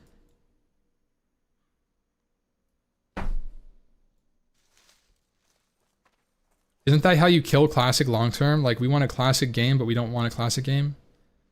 Yeah, I mean, I don't think that that's a long-term development. Like, it should be the main way of playing the game, but like, at the same time, the experience of, I don't have very much time, but I want something like Classic WoW and accelerated, is a valid take. And there are a lot of people that I think are in that boat, where they like, yeah, I want to play Classic, but it takes too much time. So they don't play it. And I think that is the reality for a lot of people. And to just say like, no, like the game shouldn't be developed for you, that is something you could say, which is, you know, it's valid. But you could also take the approach of like, okay, what would it look like if you made an accelerated version? Then Classic is not for them. But what's to say that you can't make a version for them? Like, in the same way that there's like League of Legends, right? But there's also like, or Dota, and then there's like a turbo mode in Dota, where people just get like a taste of it and then they log off. Like, they can exist. There's examples of this kind of thing happening. There's ARAM in League. Exactly, Smeeden. Yes, that's what I'm saying. Like, who's to say there can't be an ARAM version of Classic Plus? Right? Like, you know what I mean? A more accessible version of Classic. Because I think that there's two versions of Classic WoW, in my opinion. There's like a SOD-like, which in my opinion is like a more modern Classic WoW take. And then there's like a really degenerate Classic WoW where it leans heavily into the 2005 era of MMOs. It's like grindy, and yeah, like you need a lot of people to do anything. It's very party focused. It's very slow. It's more about a journey in the world than like anything, right? You could have them both. There's no reason you can't have both of those games come out. It's just up to Blizzard. Right? It would kill what the game is about. Why? If they make the version of the game that I'm saying, that they make the like a Classic Plus, like you know, the developers of 2004 World of Warcraft had 3 extra years to cook, and they came out in 2007 instead, what would it look like? You know? Like EQ Turbo, EQ Legends. Yeah, like that's what I mean. The devs from 2003 WoW are gone. You're right. I'm not saying the exact people from 2003 come back and make Classic Plus. I'm saying as like an example, right? Imagine Classic Plus took the lens of the original developers as if the game didn't come out when it did, and they spent more time cooking it. What would it look like? What changes would you make? That is how I think Classic Plus should be made. WoW already has this Classic in retail. In some ways it does, but at the same time, like, I think retail is a completely different game. There can be like Classic ARAM style like game mode and retail. It's like, you know what I mean?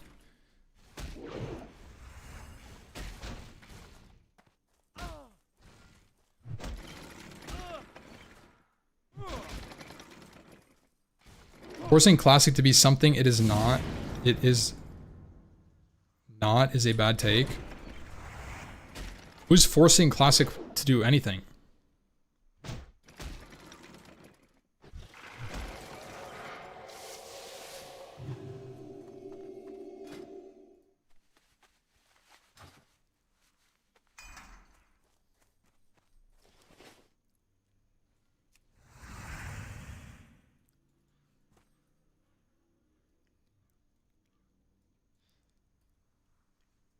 I don't see why anyone thinks Classic Plus made by the people who brought you retail WoW will be... I mean, we have yet to see it. You gotta let them cook. Asking Classic Plus to be more like retail is missing the mark. Do you think I'm saying that? You might have to re-listen. Or is that like a message to the chat? I was saying, make Classic exactly like Classic is, and lean into its core values. But I'm also not opposed to a secondary version of the game, on top of that, that appeals to the people that do want a more accelerated version. That's the crux of what I was just saying. But I don't think that should be the only version they make, because I think the reality is that I don't think that would ever happen. I think that we are most likely, instead of making 2 camps for the 2 different types of players, right? Like, let's say you have like a classic and a more modern type of player. Instead of making 2 games, right, like this, I think it's more realistic they make 1 game trying to appease to both, and not like this. It's this middle ground instead of 2 different boxes, right? I think they're going to make this.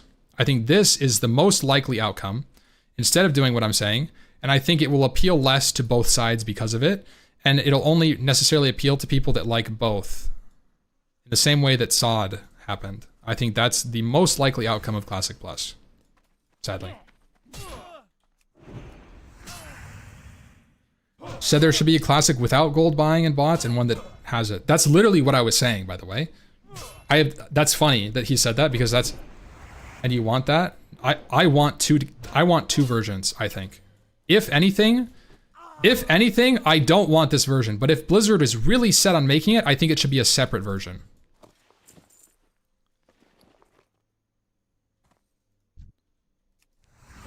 In the same way that like Plunderstorm was a separate version of WoW.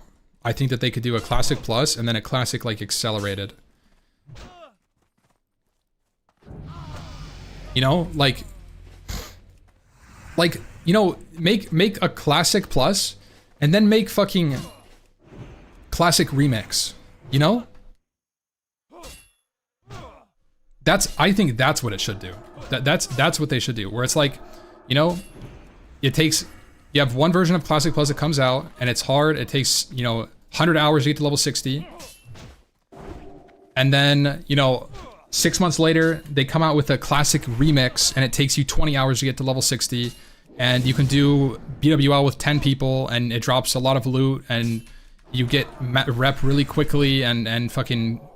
There's like a world buff vendor and like, you know, all this shit, right? Like you could just put all the like the fun shit in and just let people just have fun with it. And there's a WoW token and it's not super serious, right? That's what I'm talking about. There could be that ecosystem. I don't necessarily want to preach the idea that Classic should be enjoyed in only one way. And that's like one thing I've kind of opened up more about. I think like me from like 6 months ago would have been like, nah, Classic Plus should only come out as like the version that I think it should, and your guys' opinions are cooked. Because like I think I've just realized that there are so many people that just like can't do that. And like it doesn't mean it's not valid. Like their point of view is valid, right? And just because I don't think the game should be focused around that doesn't mean that there's a lot of people that are in the boat. And I also think that if there was a version that appealed to that side of player more, the more casual, like accelerated experience liker, like game enjoyer, then I think that the actual game, the actual Classic Plus base game, I think can be better. I think it can. I really do. I think that having that kind of system is so fucking sick because you can really lean into the core principles without alienating like people. There's something for them, you know, like you're giving the casual player base something. You're not just alienating them. Is there enough people who want to go through this for the third time? What are the core principles of Classic WoW?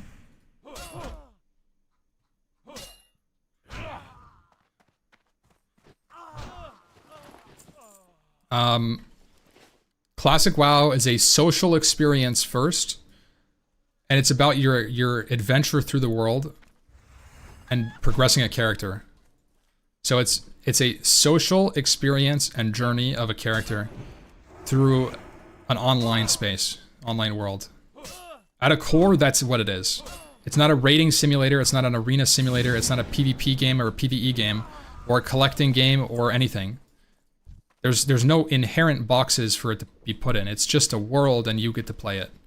And you get to decide what you do in it. You can do whatever you want. You could fucking make a human and take off all your gear and punch things to level 60 if you wanted and slash ignore everybody you see. Or you could just group up, you could do fucking anything. It doesn't matter. So that's all it is. And there's some beauty to that where the game isn't necessarily pointing you in any bucket that you should fall into. Like, it's not saying go run this dungeon or you're not going to hit level 60. It's just offering you a world with things to do. And I think that's the core principle of the game. If you were going to develop more, you should try to develop ideas that offer players an experience to adventure in new places in the world and see things with other people or interact with other people in new ways that they haven't done or in new places they haven't gone to, whatever, right? Like that's, right? Expand the sandbox. That's it. And a lot of the principles, treat it like a, I think this is also one of the principles, I mean, I think I worded that really poorly. one of the other principles I think is that classic WoW, because it's a world, it's not a game necessarily. It's a world that they made instead of like a PvP game or whatever. It rewards you for whatever you're doing. So like, let's say you kill a lot of people in the game.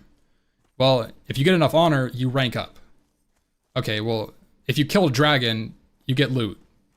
If you kill a monster, you get gold. And so the more time you spend in the world, the more rewards you get. And it really leans into that like time aspect, because the game isn't like free. You don't just get everything. You have to kind of spend a lot of time in the game, and it rewards people for spending time more than necessarily like skill. Like, you could be the best player in the world and you're stuck in Northshire, even though you're the best player in the world and like you just haven't put any time in, you're not going to be better than the worst player in the world who's level 60. They've just put more time in. And that's what it's about. Just exploring the world.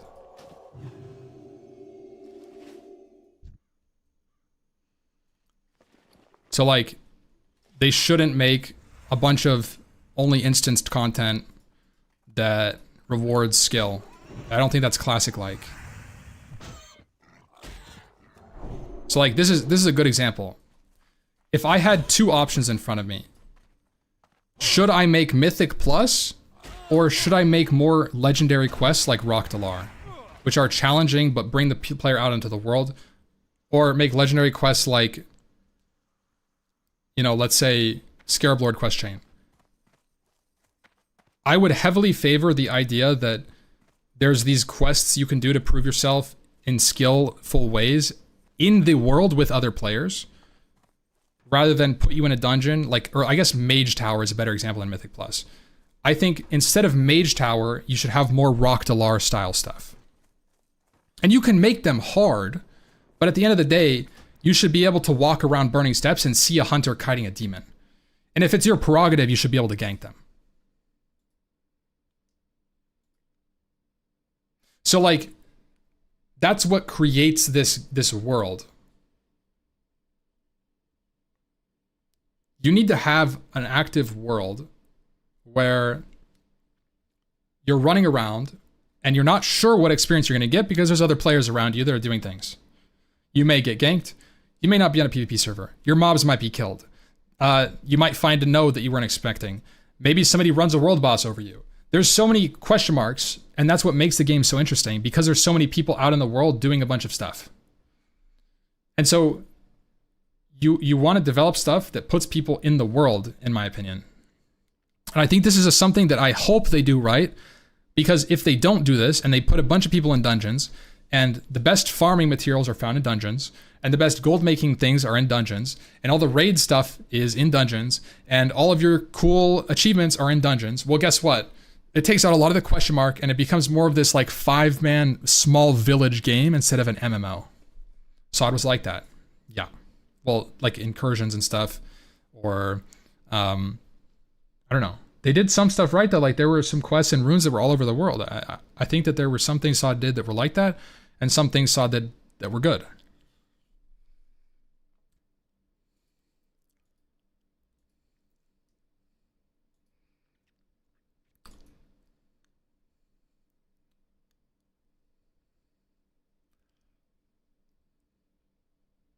How do you make the content fun and not a chore list? I think for content to be fun, it's more of like a player perspective thing. So like, how do you make fun content is a very hard question, because people like doing different things. I think the best way to make fun content is not to force anybody to do anything. So that you can say like, I'm making a zone, but if you don't like it, you don't have to do it. There's nothing here that you have to Omega do. But if you like this, there's stuff for you to do. And I think that's the only answer I can give is like,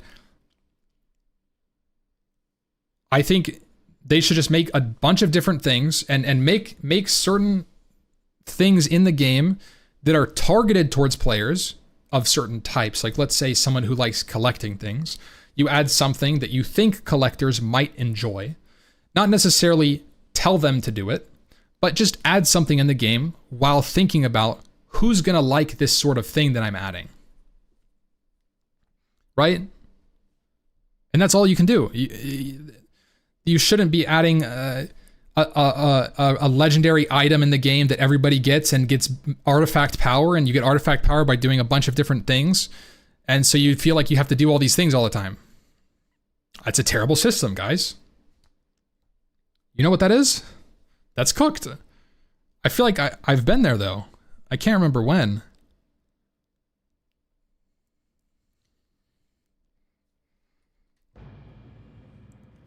I think there needs to be more group stuff out in the world other than 5-mans. I actually like that. I think you're right. I think that there should be more stuff like there should be like open world Ubers type content. Put a fucking open world Ubers in the game. Why not? I think there should also be more smaller level content. This is another thing. I think that Classic fell into a trap of 40-man raids. I think that there's opportunity for 10-man mega dungeons like Ubers, and they do this with Karazhan and like Zulaman. I think that there's more opportunity for stuff like that that hasn't been touched in Classic Plus. And those are fun. Getting the boys together for like a Zulaman can be fun, but I also think that there's a fine line of like it becomes a chore. So that I think it has to be like kind of a more niche thing than necessarily like big raid gear. But like, you know, I think people always talk about how they want smaller raid sizes. And my comeback is like, I don't think that there should be smaller raid sizes for mega raids. I don't think that Oni, okay, Oni is actually an example where maybe you could shrink it. But I don't think BWL, Nax, and AQ should be less than 40-man. I think you should have these high group size raids, always in Classic, because they create larger guild structures that facilitate like communities. When you have 10-man only communities, they're very feeble and they fall apart.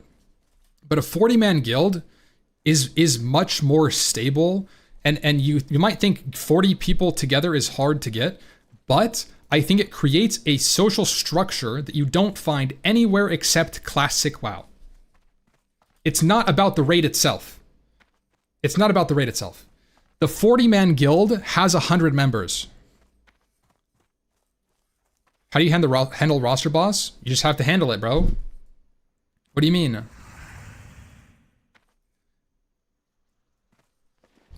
Like, it's not about anything. It's not even about the raid. It's about having large content like in the game to promote larger guild communities. So what I'm saying is, like, even if there's 40-man raids, I don't necessarily think that 40-mans have to be the only raids. I think they could explore lots more 20-mans. Maybe make Oni a 20-man, ZG still a 20, do AQ 20, maybe just add only 20-mans and keep the 40-mans the same from Classic. Like, they don't need to add a bunch of 40-man raids, and they don't need to make all the raids 20-man. But I think having the 40-mans in the game is good.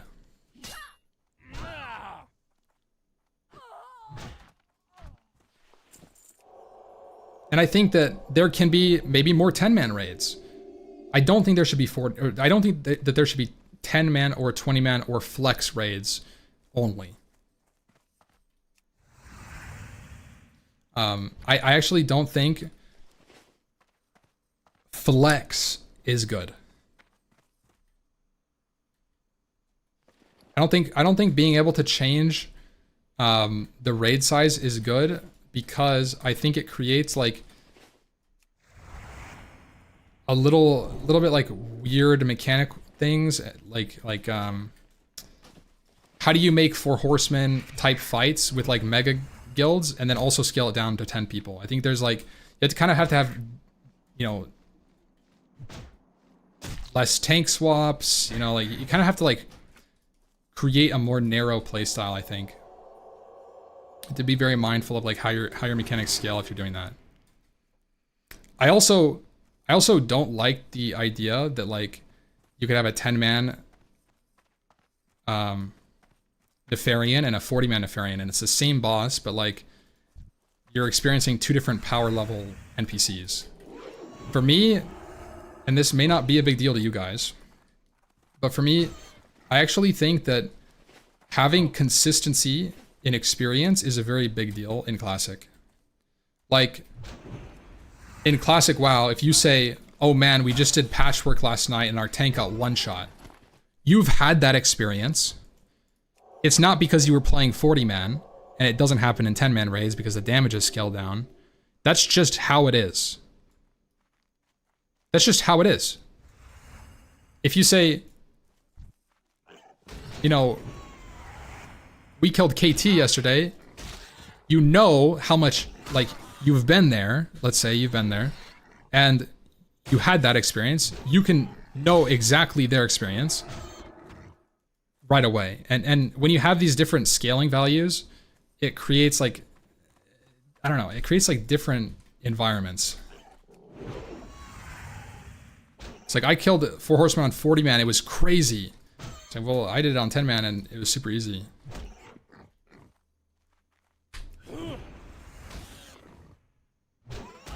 I don't know, it's kind of cooked, like talking it out, but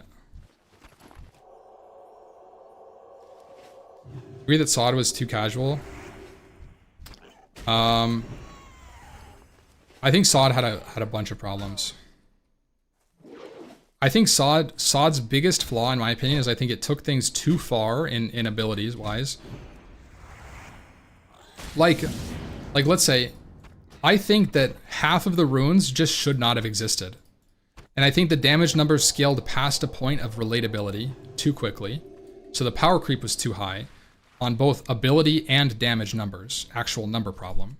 And then I think that's a big problem. And number two, my second problem with SOD was, now obviously this was a choice that they made because of development time. They opted to release the game and continue developing it with player feedback because they didn't know how it was going to be received. So they started at level 25 and they worked their way up and developed as the game started. I personally think that level gating was single-handedly the worst thing SOD did, because it split a massive world of Azeroth into little bite-sized segments that you got to experience this little tiny world for 2 months, and then you move to this other little tiny world for 2 months. It's like, you know, when you were in level 25, all you were in, the zones you were in, were the following: Ashenvale, Stone Talon, and Orgrimmar. And like, that's pretty much your entire experience. You played in this little tiny bubble of the game. And that's it. That's all I did. I was just there all the time in all my alts. I was leveling alts through the Barrens, and then I did this, and I went to the fucking Ashenvale, and I ended the game. And like, they just kept moving the circle around the map. So all you were getting was this little tiny, like, instead of getting this, right? Instead of getting this whole world to play and explore and do whatever, you got these little bite-sized pieces. Like, here you get this for 3 months, and then you get this for 3 months. Right, this isn't exactly what it was, right? But like, you see what I'm saying. And then you get this for 3 months, right? Instead of getting this for 1 year, which is how it should be. So I think that the level gating was the worst thing they did. But the world was alive as fuck? Not really.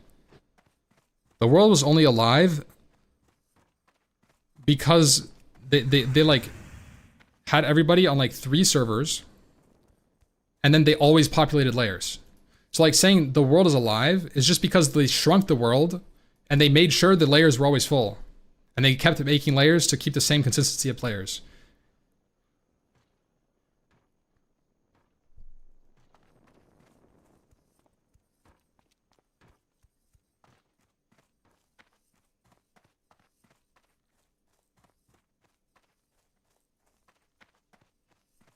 To be fair, no, I agree that level gating is bad, but not for that reason. You get the whole world for 1 year. Lamau, you hit level 60 in a month and go do the same zones.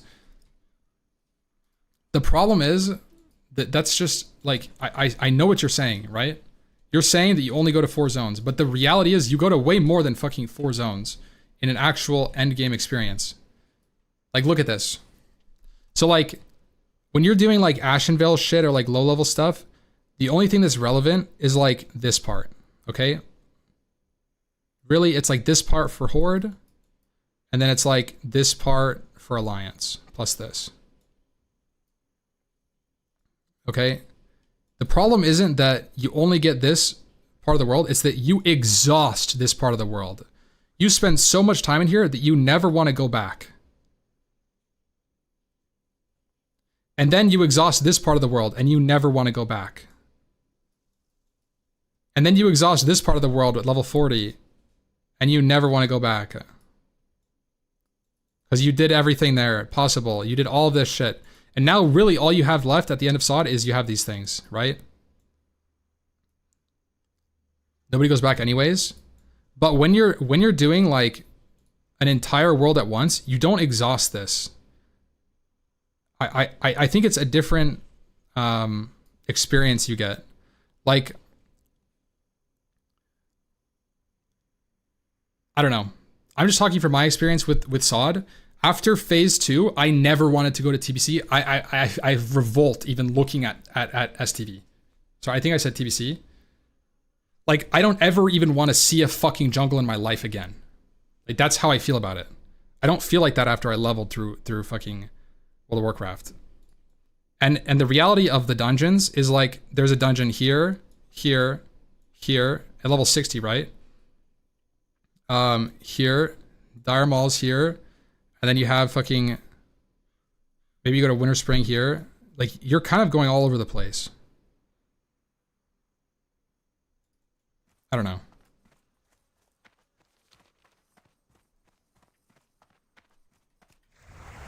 At the end of the day, it's like, it's my own personal experience, and you guys may not agree with like, I know a lot of people really liked SOD and the implementation. They did like the level gating and stuff, but that was one of my personal biggest misses with SOD. But you're just riding horses to the dungeons, and that's it. It doesn't matter. The world feels huge. When you're getting the world in bite-sized pieces, you're almost like,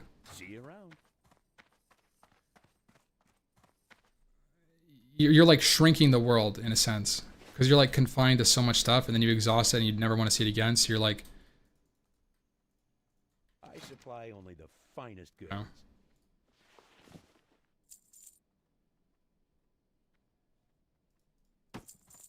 See you later.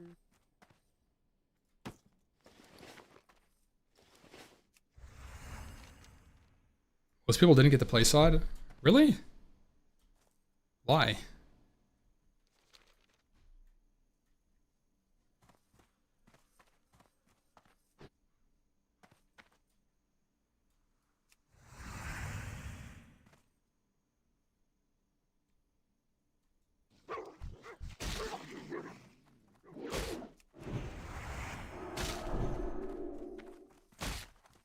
I think Blizzard still needs a way to make older zones appealing after reaching max level. I think that's one thing Classic actually does really well. Like, I know you guys are saying you never go back to the zones, but you kind of do. Like, at level 60, let's say you're going to go to DMF. Okay, it's in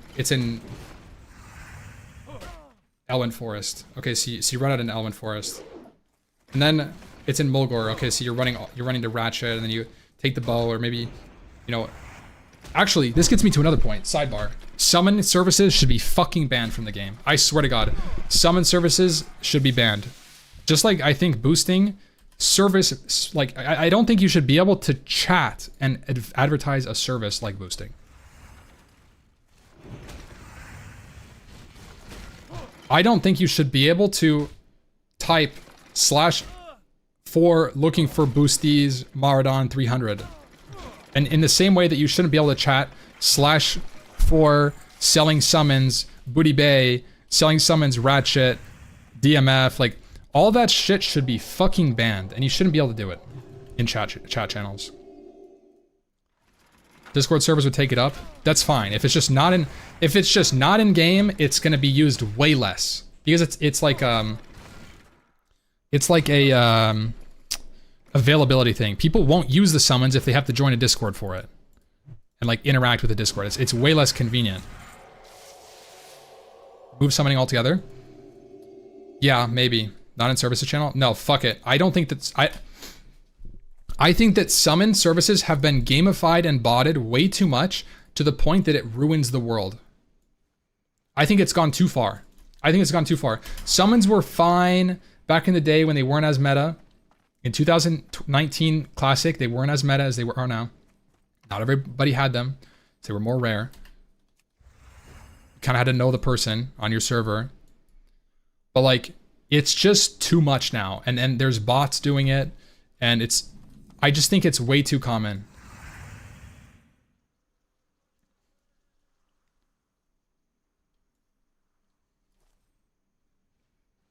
Remove bots? Yeah.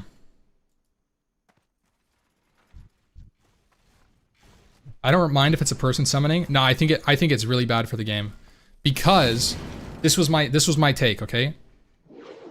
The game puts you in a position where you have to travel through old zones very frequently to get to relevant things at endgame. Let's talk about ZG as Alliance or Horde. How do you get to ZG? Well, you fucking walk there. You walk from Stormwind to ZG. That's the fastest way to get there from Stormwind. You walk on your mount all the way from Stormwind to ZG. So you pass Goldshire, you run over noobs, you jump over the waterfall, or the river, you pass the graveyard. Some noob dies to Morladim, you slash lol them on your way. Okay? This is how the world of Classic functions at a, like, overall, for a long time, that's kind of how it was. So like, you get these experiences as a noob. It introduces high-level players with cool-looking gear on an epic mount, zooming past you. You're like, holy fuck, what was that? Did you guys see him? That was a tier 3 hunter running past us. And those create, like, motivation and goals for new players. It's something that Classic, like, if you think back to, like, old, like, when I was a kid, I remember specifically...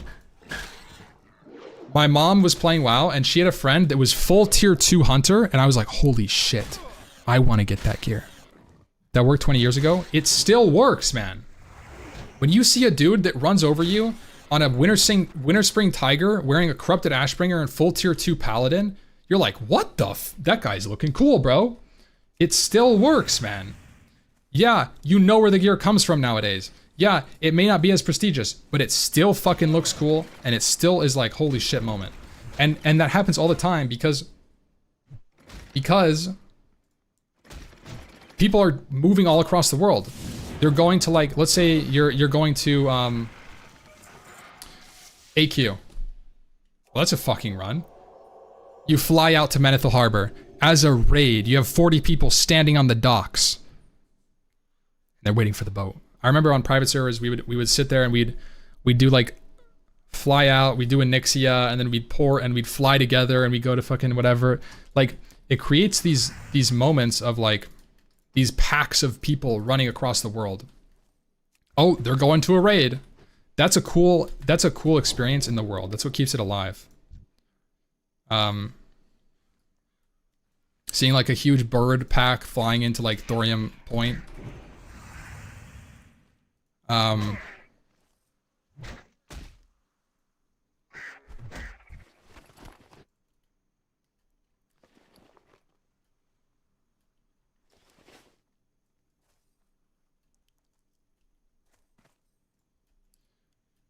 You know,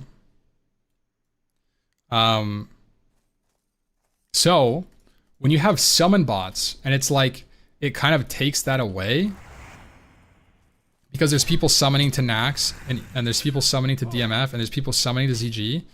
It kind of takes the world, like the running aspect of the world. It shrinks the world. Not only does it shrink the world, but it also removes the interaction with potential players you would have had running across the world.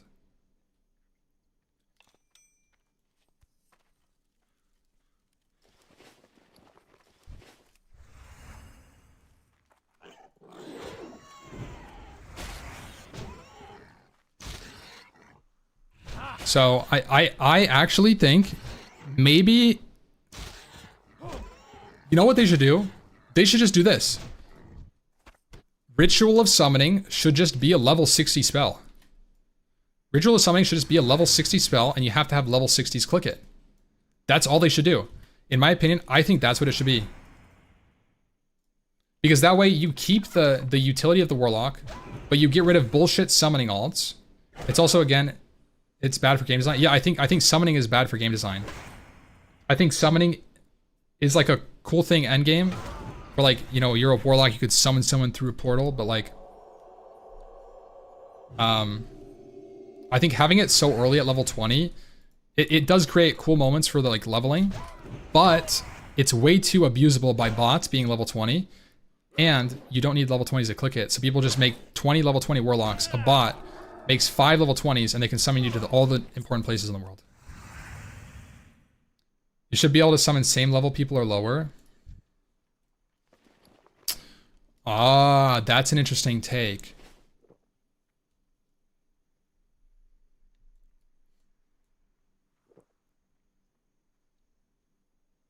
That might be better. Or make it cost like, yeah.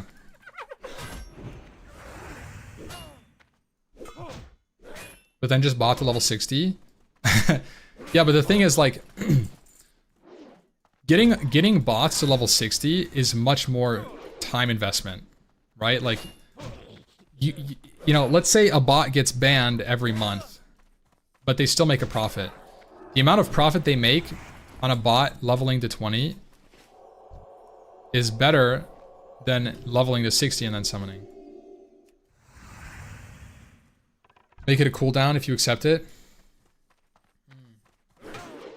Cooldown. Well, I think it should just be high level, and also you can't spam service it. I honestly think services are so bad for the game. You don't like portals for the same reason? Yeah, I think portals are cool, but I also could be down with like no portals. Now that would be a little bit, people would kind of riot.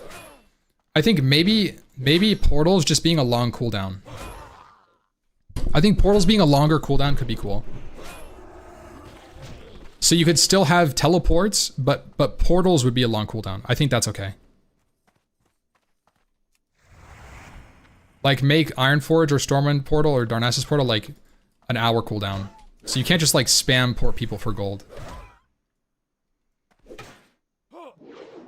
Yeah, like Hearthstone, exactly. And then you can like teleport willingly, but like whenever. I think teleport shouldn't have a cooldown, but portals maybe. This doesn't fit your play the game however you want though. No, this is more of like a tuning thing. This is like this is more leaning into classic ideology more than like targeting a way that people play the game and then removing the way they play the game. Like obviously it's removing gold sellers or gold farmers who spam trade chat and sell portals, but that's not really healthy for the game. I think that's bad for the game. The problem with this is that you're creating friction, which I'm personally fine with, but the player base at large will never go for this. I think, I hate to say it, but I think the player base doesn't know how to make a good game. Like, they don't want to reduce, like I don't know, dude. I could be cooked in this, but I think people just want the easiest thing for them all the time. There's nothing like, they just always want the easiest thing. Okay? So like, yeah, they're not gonna like the fact that like they may have to take longer to explore the world, but the problem is they're not gonna look any deeper into it or understand why that change was made or that change is being proposed. Like, it's because the consequence of that is that the world is larger and you're creating more player interaction or exploration or whatever, instead of just instantly teleporting to wherever you want to go.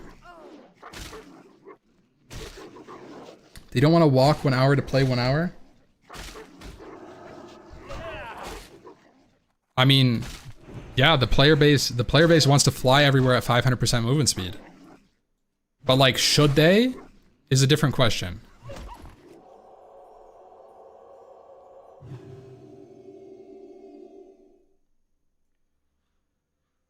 It's not really world exploration after a while, it's just walking across because you need to.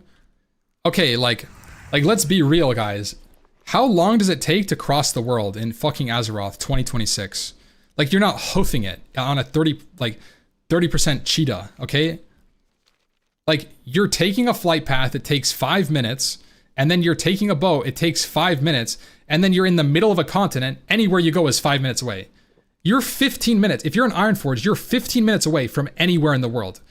It's not fucking 30 minutes, bro. I don't know, like, come on, man. Where are you going? Are you going from fucking, do you have a quest to go from like, STV to fucking, like Lights Hope Chapel and then to Darnassus, but like you don't have portals or Hearthstone, and then you're going to fucking, like, where are you going, bro? It's not actually that far.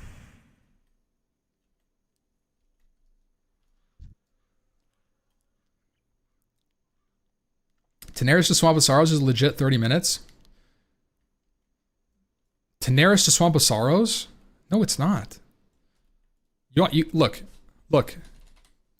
Daenerys to Dustwallow, okay, is like 3 minutes. Unless you're talking from fucking like the turn-in at Uldum, okay? You're 3 minutes away from a boat.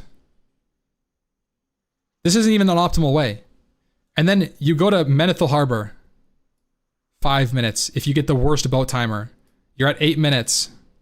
Okay, Menethil Harbor to fucking Duskwood is probably like 5 minutes. Okay, you're 13 minutes away from fucking Swamp of Sorrows.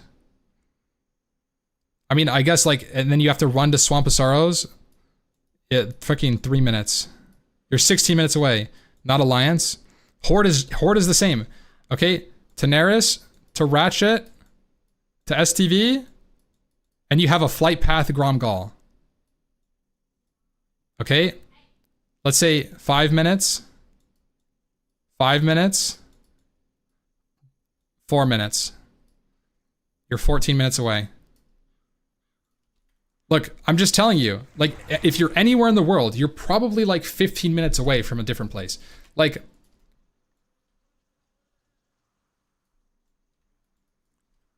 look, that's still ass? What do you mean? 15 minutes? It's all AFK time. You can go anywhere in the world in less than 20 minutes. I'm pretty sure you can go from anywhere as long as you're not in bumfuck of like Winter Spring and you need to get to like Lights Hope Chapel and you don't have Hearthstone and you're in Narnia. Like, I think that's okay.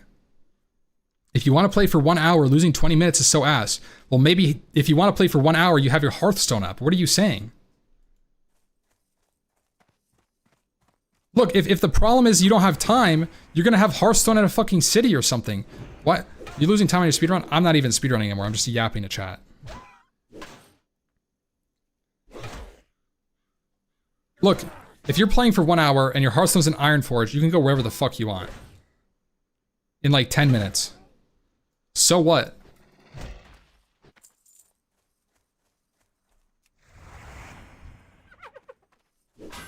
I think that's what keeps the world alive, is having to travel. And it creates, like look, you may not like it, but having to travel in a world creates a sense of the world being big.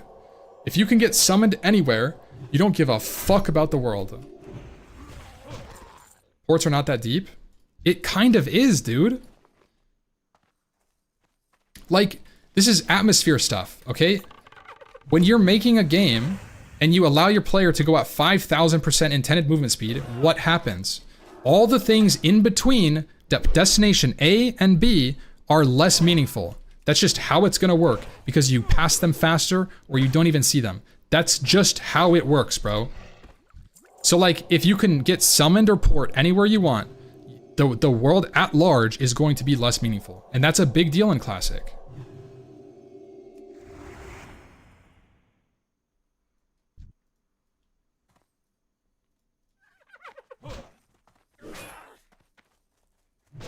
Now, I'm not saying get rid of all fast travel. I think Hearthstone is fine. I think having portals is fine. I think summoning is largely okay, but with the caveat that I don't think you should have summoning bots in the game. Because summoning bots are very, you know, like I said, it creates these like networks of player characters that can summon you wherever you want to go, and I think that's bad. And oftentimes this gets botted.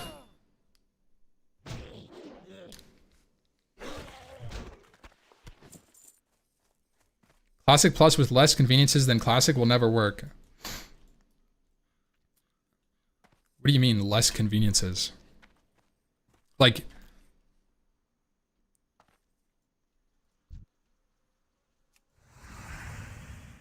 I don't think that banning summoning bots is the line you guys wanna die on. Like, summoning bots are QOL, but you don't fucking need a summoning bot to play the game. If you need a summoning bot to play Classic 2026 Classic Plus, like, fuck off, bro.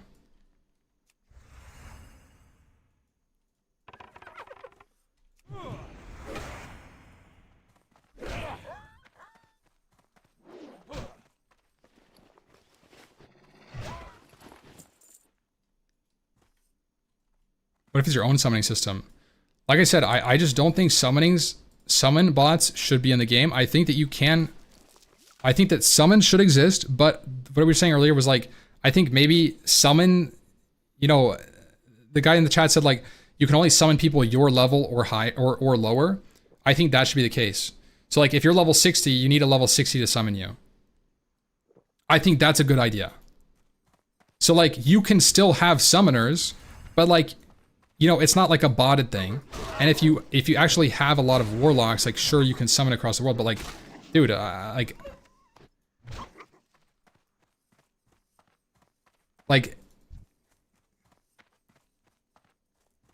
I think the whole like level 20 summon bot is way too easy and accessible, and it's like become meta.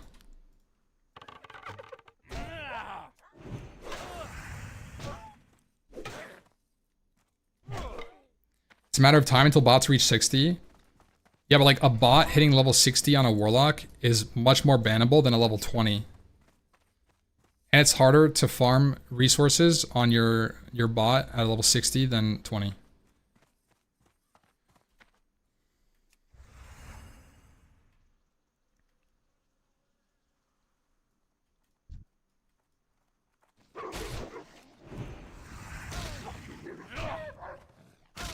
It should just be a level range. If you're grouping with a warlock for Mara and they're slightly below you, they cannot summon, that feels bad. Yeah, but like, I don't think it feels like that bad. You're lucky to have a warlock in the first place, even if you get one. Usually speaking, if you're joining a Maradon group, you're probably just gonna walk there, bro. I don't think Summon Stone should be in the game though. You're level +5. Yeah, maybe +5. Then they need how many summoning stones because you need the whole group to get there to summon. Maybe if summoning stones could only be used by people in the level range, but even then, I don't like summon stones because it just creates too many fast travel moments. Like it removes the world component. Like if you're in Darkshore, like how many times have you like went to Westfall and you're like, I'm in Westfall, let's find a Dead Mines group. Like that's like what happens when you have no summon stones. It means that you think about where you are more and the consequences of where you are. If you're in Duskwood, it's going to be hard for you to get the BFD. So if you want a BFD run, you should try to be in the area. And that's like an interesting decision, I think. It's an interesting decision for the game. Without that, you're just going to be following someone else to take you there anyway. I mean, maybe if you're lucky. Spending 10 to 15 minutes to travel around isn't fun. Isn't it? Like, why do you guys hate running around the world so much? Honestly.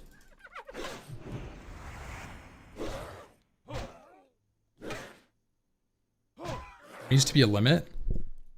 We just talked about it. The limit is 15 minutes. Like there's you can like where are you going? Unless you don't have the flight path, you've never been somewhere. Like, do you want to just get summoned somewhere you've never been in a world that's supposed to be the main aspect of the game? Like, bro, if you had to drive in your car and drive for 10 minutes to keep playing, would you?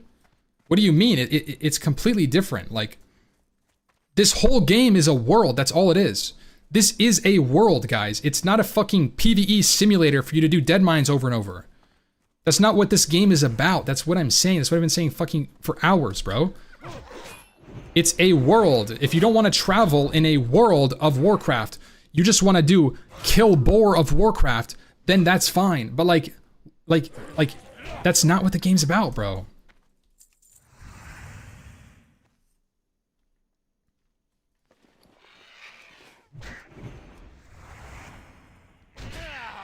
It's whatever you want it to be. Right, but like, that's what I'm saying. It's whatever you want to be because it's just a world with like essentially world physics, right? The physics are you can't teleport wherever you want to go. That's part of the rules of this world. You can't just teleport. Oh wait, yes you can because summon bots exist, right? That's a problem.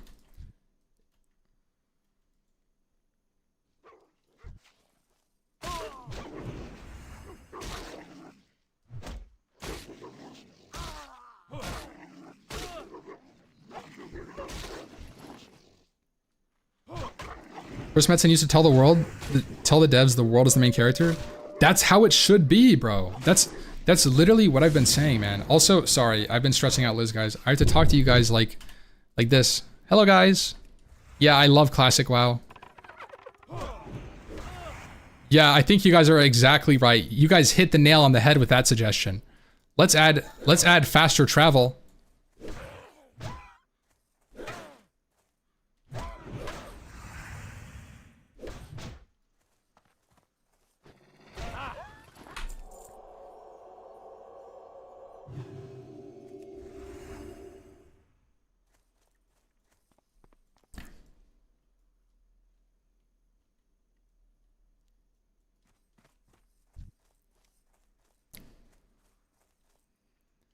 Someone in the chat had the idea that Loxan only summons to in, which I think is a good cook. I think it's still too much availability because if you think about where people summon, like, let's think about it. Kargath, Orgrimmar, all the main cities have summon bots. Light's Hope Chapel summons you to like wherever, they summon you to Gromgal. Like, there's so many inns around the world. I think it's not a good solution to only be able to do that. But I see that like restriction being an option. I think there's just too many areas for you to summon. There's no way you can limit it to a specific type of area, like only dungeons or like only inns or only cities. There's so much travel you can do already.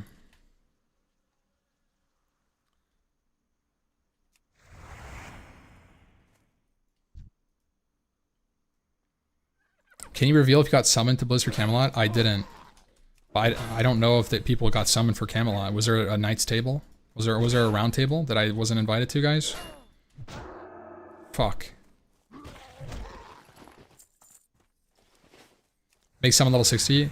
That's kind of what we were saying, is that like, I think summon should have no restriction where you use it. Obviously, outside of the current restrictions being like you can't summon into a dungeon, and you can't summon into a battleground. But like,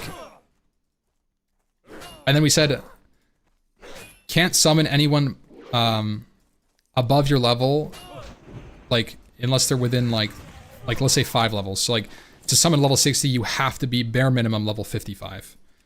But that means that like people that are leveling can still summon, like a level 25 Warlock can summon to BFD up to level 30. And I think that's a good middle ground solution where Warlocks still get their leveling utility and they like can still help people group for summons, which is a real reason for bringing the Warlock in the first place.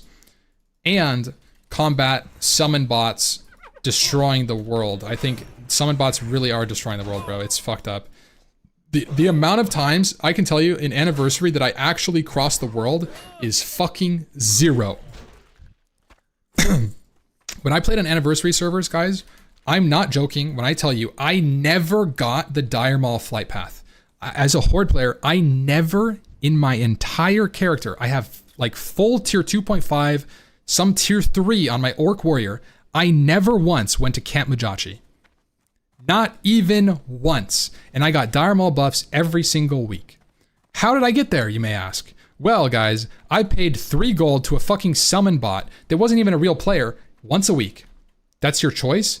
Well, that's the meta. That's the reality, is that nobody in their right fucking mind wouldn't pay 3 gold to a summon bot and opt to waste 15 minutes of their time, right? Because they have the option to skip it. Meh? Okay, you're a special snowflake. You don't take summons. You know what? Good job. But everybody else is. Think that's on you? That's just how the world is, bro. If everybody's taking summons, why the fuck would you opt not to?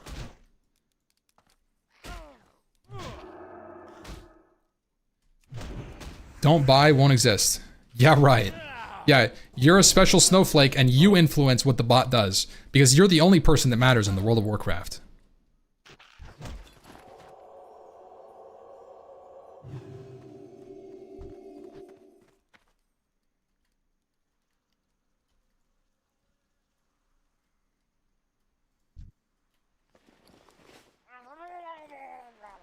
Like, that's the reality though, is like, I got summoned to DMF every single time. I got summoned to Dire Maul every single time. Anytime I was out in the world and my Hearthstone was down, oh, I got summoned to Kargath. Oh, I got summoned to Orgrimmar. Oh, I got summoned to fucking Booty Bay. Like, you're just getting summoned all over the place. And if you played on Anniversary, you probably have this experience too. And don't act like you guys are just completely willfully ignorant and you never saw summon bots and people weren't getting summoned all the time all over the place. Guess what? They fucking were. Yeah. Oh, you invited somebody to your ZG raid? Oh, they dropped group to get a summon to ZG? They're instantly there? Holy fuck. That's just how it was, bro. I don't want this to sound like a streamer's bad, but this is why streamers are so quick to say the game is dead. What, because chatters? No, I don't know. It was in SOD too? Yeah, it was all over the place, man. It's just how the game is optimized. People figured out how OP Warlocks were. It's easy to level, and guess what? No surprise. They make money off of it. Easy to do. AFK, bottable. It's no surprise. It's meta. Because of people summoning everywhere? No, it is terrible for the game. I actually think it's way more harmful than GDKP ever was. A lot of people are going to get mad about that one, though. I shouldn't have said that.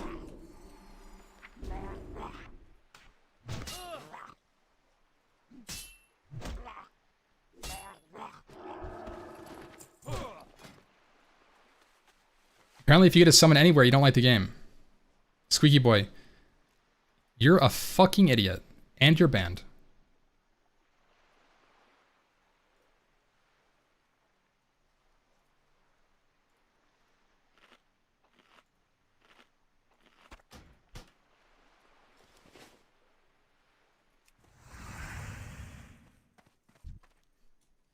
Why ban him? He's right.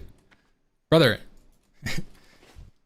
It's not about getting summoned like once or getting summoned to a dungeon because you have a warlock. It's because there's fucking industrial summoners everywhere nowadays. And that's a problem. That's a fucking problem. I don't know why you guys think it's not.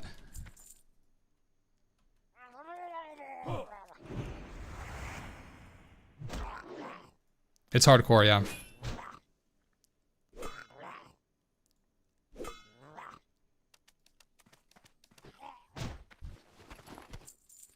This is one of those things where, like, I think that banning summon bots is protecting the player from optimization ruining the game.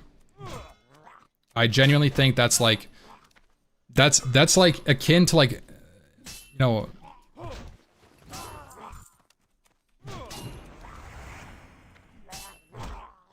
don't know. I don't even know what it's akin to. I haven't seen anything else like this, to be honest. They need to also stop boosts if they do summons. If they got rid of summons and boosts, that's fine. I am partial to boosting because I like one-pulling dungeons. It's very satisfying. But if they got rid of boosting, I think that there should be some sort of more natural way for players that have beaten the game, quote-unquote, hitting level 60, to run it back. Like maybe instead of adding heirloom gear, have like you know, like a 5% XP boost for characters you level on the same account with a level 60. Like some benefit for players to skip like some of the weird grinds. Or I think it would be fine if the base XP was like 1.5 or 1.3x.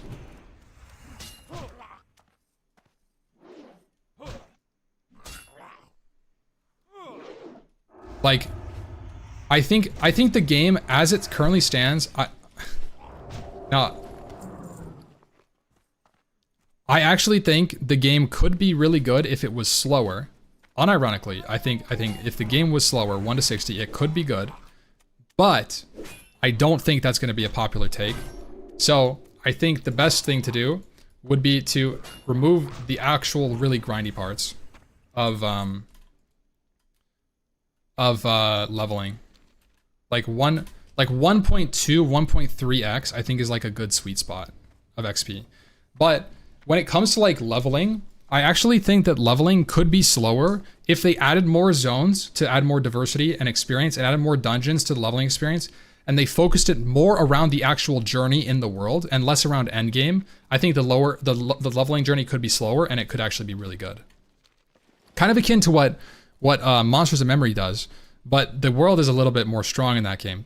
Having like, imagine if you just had like 5 new zones and then like 10 new dungeons to do. And to compensate with that, they made the game like 15% slower in terms of leveling 1 to 60, but you had a lot more content to do. Like I think that is like kind of what I'm saying, because the game is really truly the best when you're leveling and you're getting gear upgrades and you're seeing new spells and you're getting new ranks of spells and you get like that first hit of like dungeons at like max level. I think that whole journey from 1 to like Prebis is like peak WoW. But then it kind of like slowly deteriorates, in my opinion. That's kind of like my take on it.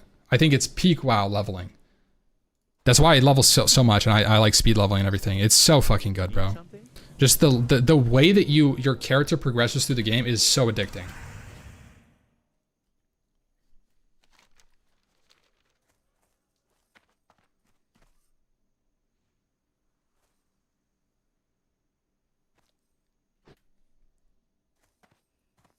This is a normal dead server, but I'm playing like pseudo hardcore. If I die on this character, I'll delete. But it's a dead server because I just didn't want to deal with people when I was speedrunning, which I guess I'm not anymore. Too much chatting. I think that's a pretty common take. 1 to Prebis is peak. Yeah. So I think like that's kind of, if you think about that statement, and you extrapolate that point of view to Classic Plus, what should you make? The answer is like you should extend the leveling journey, right? I think that's kind of like one of the easy things to do. And then the other thing is to try to bring that Prebis journey further. And I don't know how to do that. I don't know. There's definitely some question marks, like why is Prebis grind fun? Like what about the Prebis grind is so addicting? I think it's the pace of upgrades. I think the pacing of upgrades and you're unlocking a bunch of new dungeons is very good.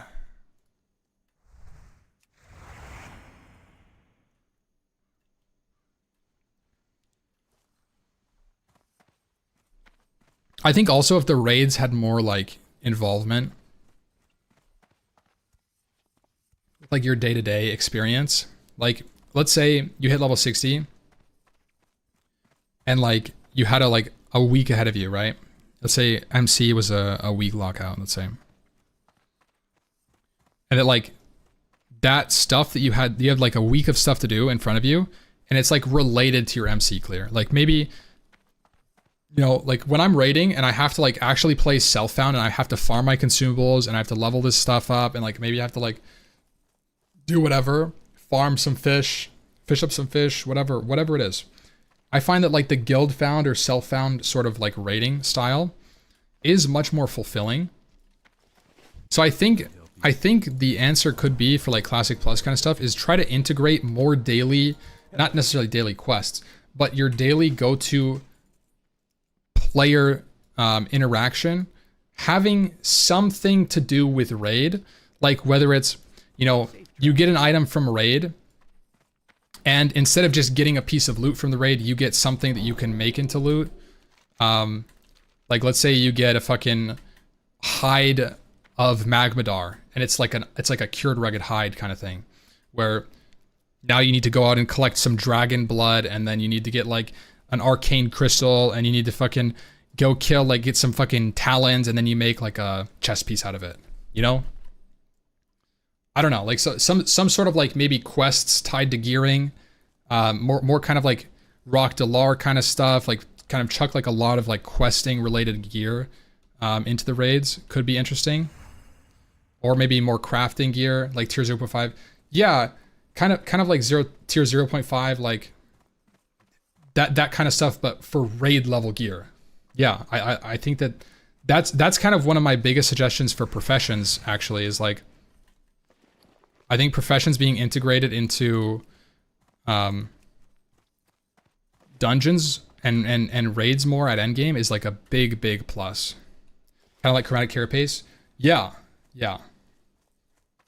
Yep, exactly like Chromatic Carapace, where it has like a little quest tied to it, and then you need to like go and get the brilliant chromatic things from the Ubers, and maybe you have to do like a couple Ubers runs. And that kind of keeps you alive and doing stuff on your main character during that like raid log status, where you're just clearing a raid kind of once a week. If it's not super hard and actual real progression, like you don't have to spend 8 hours a week progressing and you just clear it, then I think that they should design some sort of content involving that raid for you to invest time on your main character. Because I think that's really where the game falls off. And I think that's why the pre-bis grind is so fun, because you get to spend so much time on your main character and it feels valuable. You're getting all these upgrades, which are fun to get, and you're getting all these quests done, and maybe you're getting reps, maybe you're doing attunements, you're doing all this stuff and you're getting your character ready and you're progressing your character. But then it just gets to a point, you do the raid, you get your tier 1, you have gold from doing your dungeons, you buy the enchanting mats, you enchant it, and you log off. And so, yeah, I think that's definitely something. Like they need to add more like main character progression arcs that aren't necessarily raiding once a week. Having to make an alt to do something at 60 is feel exactly, yeah. Didn't they do something in SOD? They had some crafting stuff in SOD, but I can't really speak to it.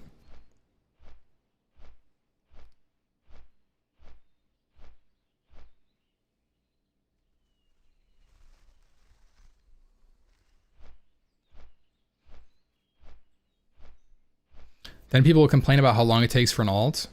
Fuck them. Like the thing is, I think that Classic was so great. I remember as a kid, I had alts, but I never got fucking anywhere because I played alts. Like, if you want to play a lot of characters, but you don't have time to play a lot of characters, then you shouldn't complain about playing a lot of characters. I think that's like, so what? Like, it's like, okay, well then like, that sucks, man. Like, sorry to hear it.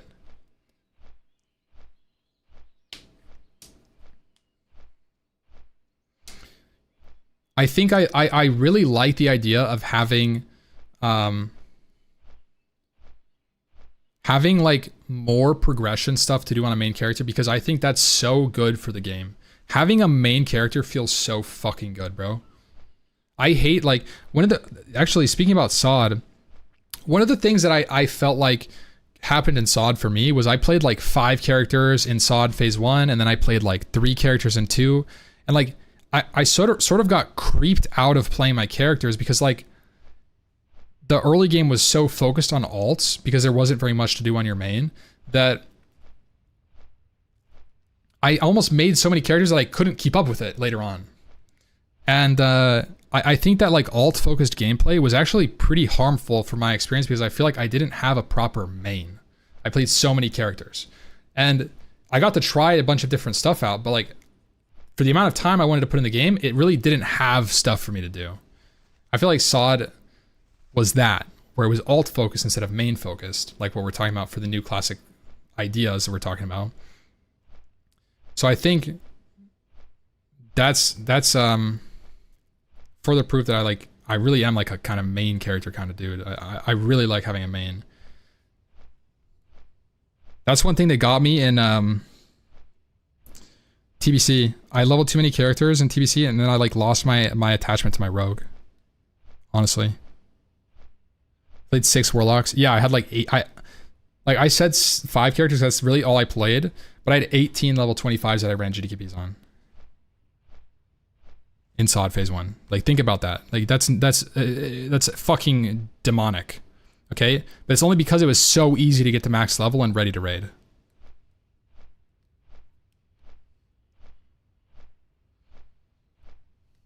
You played 6 warlocks in SOD? Yeah, exactly.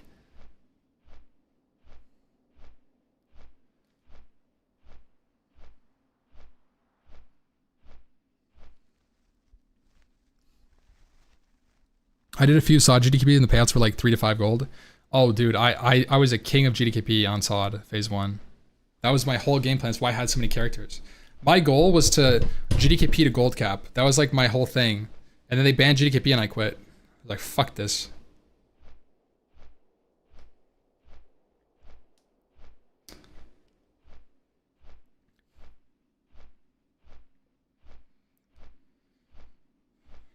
When is Classic Plus coming? Dude, if the Camelot WoW stuff was true, then it should be any time now.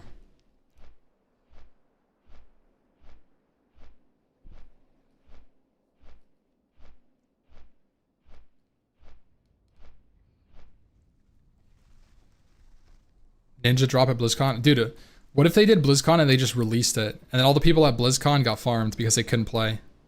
Like, not at home. GG. All streamers are fucked. That'd be crazy.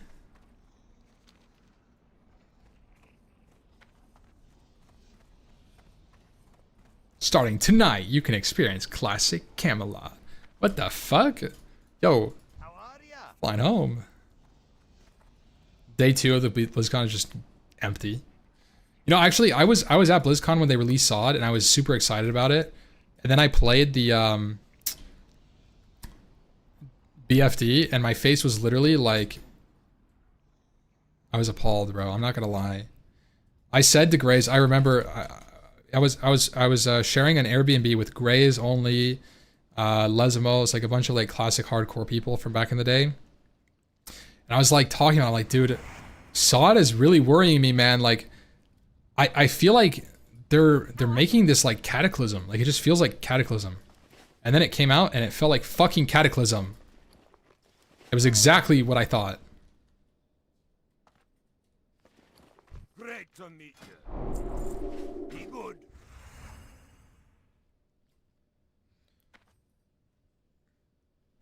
SOD isn't classic, it's Kata minus. It actually is. Dude, phase 1 did not feel like Kata. Yes, it fucking did.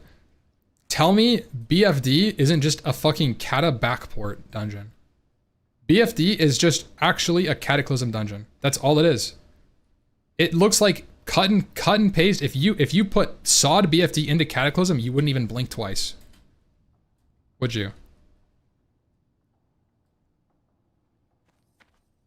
It's just straight up Kata. It's Kata mechanics, Kata looking, Kata presenting, Kata gear, all of it's Kata. Everything about it is fucking Cataclysm. That's all it is. That's what I mean. It's Cataclysm. That's a wild take. Think about it, bro. Am I wrong for liking it? No, plenty of people liked Cataclysm.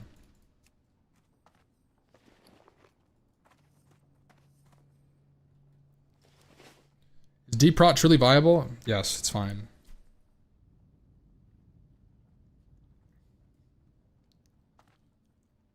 The problem, okay, the problem with deep prot is if you have full world buffs, like you don't need to be deep prot. Like take off your shield because you don't take any damage. Deep prot is great for pugs if you don't have world buffs. Because you can wear really defensive gear and do okay threat. But like deep prot, the reason deep prot is okay is because you can gear offensively with deep prot. So like let's say you're playing deep prot, you don't need to wear all block pieces and block percent and stamina and dodge and defense. Like that's a problem people take and then they talk shit about deep prot. They like, okay, I'm playing prot warrior, and then they put on the tankiest set possible and they're like, what the fuck, my threat's ass. Like you can wear pretty much all of the fury prot gear and then just put a shield on and you'll do great threat as deep prot. It's not that hard. But it kind of defeats the purpose. So deep prot is nice because it can kind of flex. Deep prot does more threat than fury prot if you're wearing like fully defensive gear. Because shield slam just does base more threat and you don't need as much rage.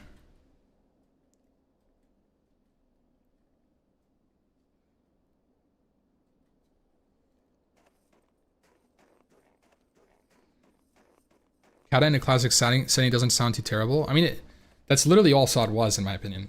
SOD was Kata in classic. That's what I would say it was in a nutshell. For the most part, that's basically how I felt playing it.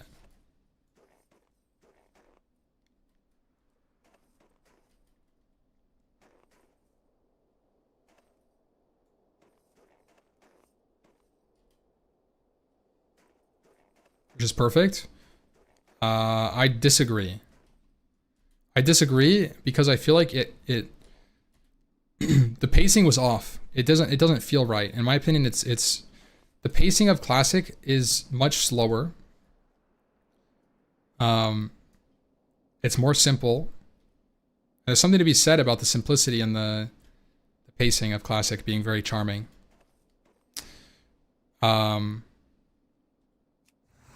I also think that the PvP in SOD was abysmal compared to normal classic. Like, it ruined PvP in my opinion.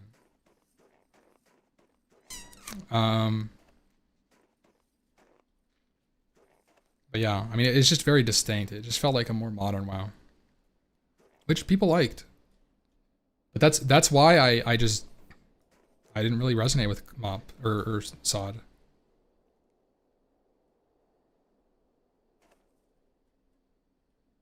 I also feel like, okay, this is actually kind of true too.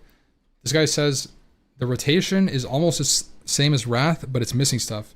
I felt like there was a lot of times where I was playing SOD characters, and it's like, maybe this got fixed way later on in SOD, but at level 40, there were a lot of classes that were still kind of clunky. Like, they almost made you like a real class, but then there were some things that were just like weird. Like the timings weren't right. Like you got steady shot, but you didn't really get the talents to make steady shot viable. And then you got like, you know, like there was a lot of things in that they were just like, you know, we added spells from later expansions, but didn't give you the supporting spells to make them fun. So you're kind of just like clunky. And so early on in SOD, that was a big complaint for me in terms of class design. That I think it would have been better if they just implemented like kata classes instead of making these like rune shit that like unlocks different abilities, which was interesting for customization, but you know, fucking runes in general are just the balance. Dude, the balance in SOD was something else. I went the wrong way, I think. 40 bracket Moonkins and Shadow Priests were untouchable god. Dude. Don't even get me fucking started on Moonkins.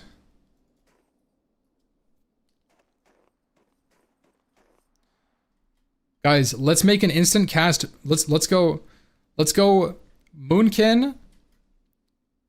But let's give him Wild Growth, instant cast full heal, and then instant cast one shot from 40-yard range, and movement speed, and dots, and hots, and root, and he can go bear form to tank, and if he wants to, like, he can knock you back, and like, holy fuck, bro, like, dude. The PvE balance wasn't that bad. Yeah, the biggest problem in my opinion was PvP in terms of balance. PvE had like ups and downs though, to be honest. Dude, it's been way too long for me to do this.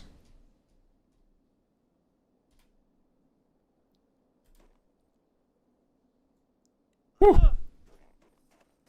Star Surge on a Star Surge one-shotting you on a 7-second cooldown, instant cast from 40 yards away. That's fun. Yeah, Hunters had the same shit. You guys remember when pets were kill commanding you for all your HP? You guys remember the Eye of the Beast Hunters? Or what about the explosive shot Hunters or the trap shot entangling Hunters? Dude, the runes just created such a nightmare for balance. Dude. The Scorpid incident, despair.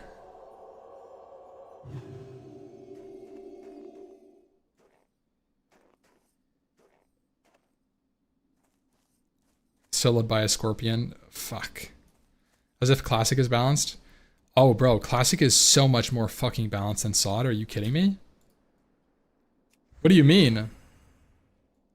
Classic WoW balancing is so much better in PvP.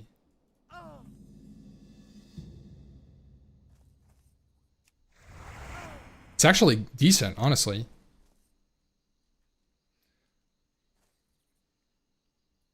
Do you remember when they mixed up SOD and Anniversary for AV? I do, yeah. Not the CC. Well, I think DRs could be added to like a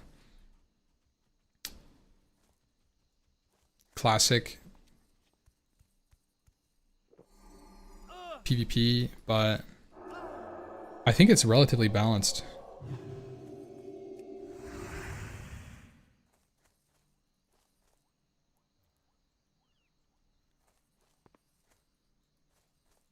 Oh fuck. Sledging.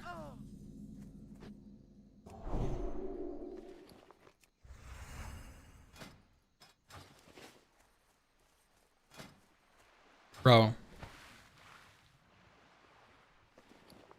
I don't have any money.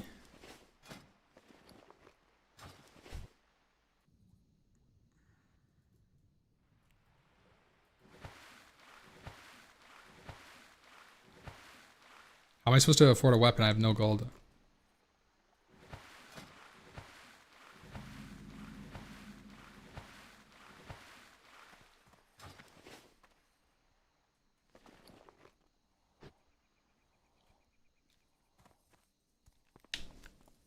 How are ya?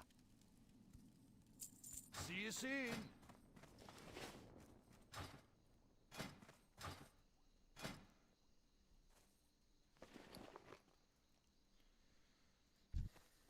What can I do for you? Thomas, you go? I have no idea, bro.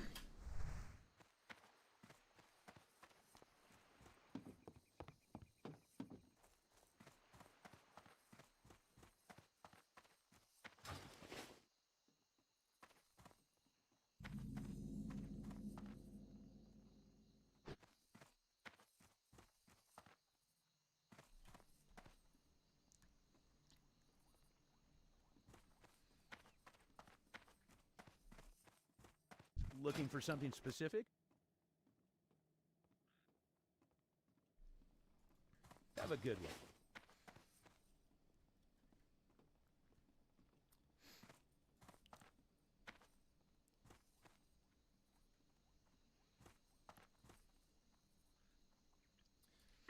Yeah, I'm playing rep, but I don't know about the actual specific talents that you take, to be honest.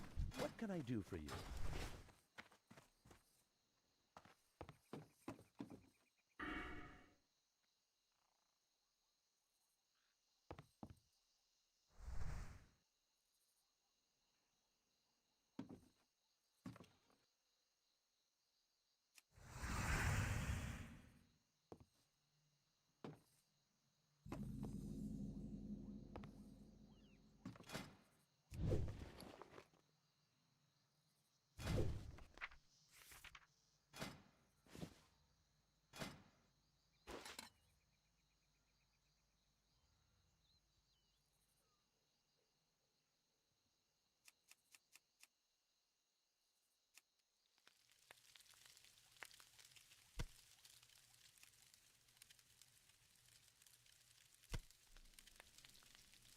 Just get someone to summon you. Yeah, if I was on a real server, bro. Self-found Paladin. It's very real, though.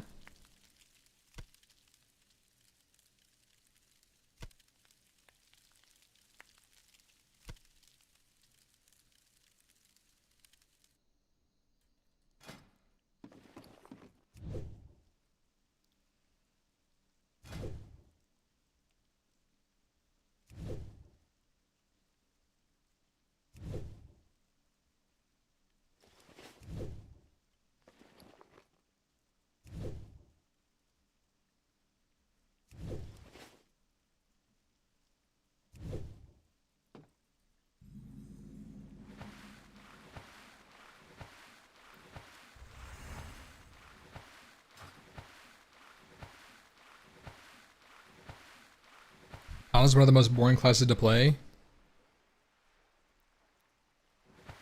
I don't know. Paladin can be fun.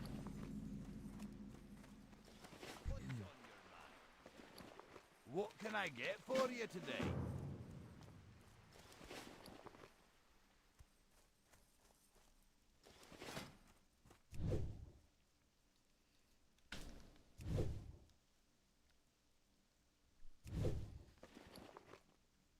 Pally actually is very strong at leveling early. Like 1 to 20, Paladin can keep up with pretty much every class. It's like really quick. 1 to 30, you start to see it fall off to like hunters and mages, but it's still like probably up there. And then it really starts falling off like 30 to 60. Outside of ZF. I also think that on a Classic Plus, Paladin would go crazy, by the way. Like I think Classic Plus Paladin tank, I talked about this at the beginning of the stream, but if they change really anything to enable Classic Pally tank, it's going to be really fucking good.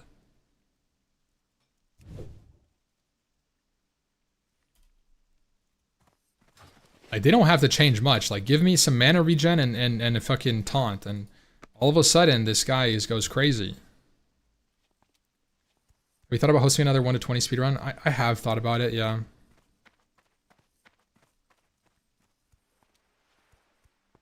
Same with Bear Tank? Yeah. Yeah, I could see Bear going crazy, honestly.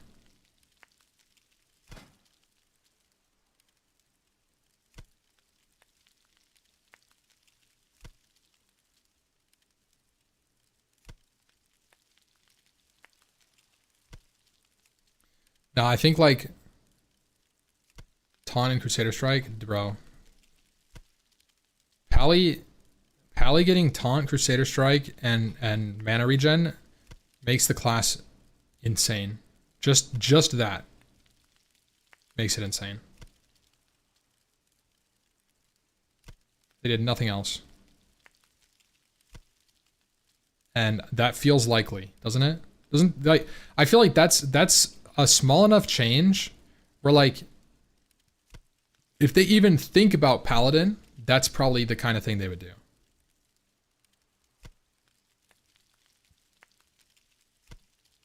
Fix Spellhead in Classic.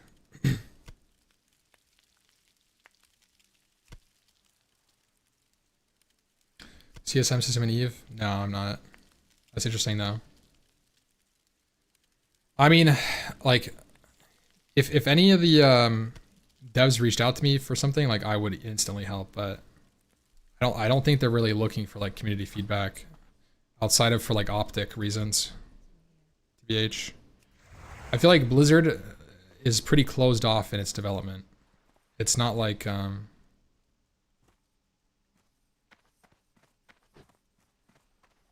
don't know, like Monsters and Memories would be the opposite of that. Or I feel like Monsters and Memories is too open. That's a crazy one. I didn't turn that in. Was I supposed to?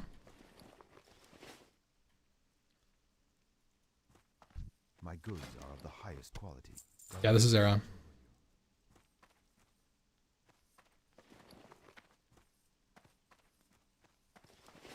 Salutations!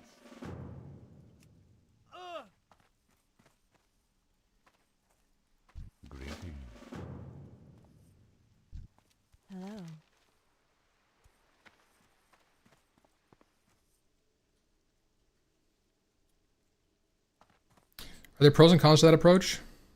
What, like being open or closed in terms of development? The closed being like they could probably control everything that like more in-house, so you know they probably have less leaks, and development is like probably more oriented to what they want rather than making the game the best. It's like most profitable. It's easy to push that as a company when you pay the people who work for you. I honestly think that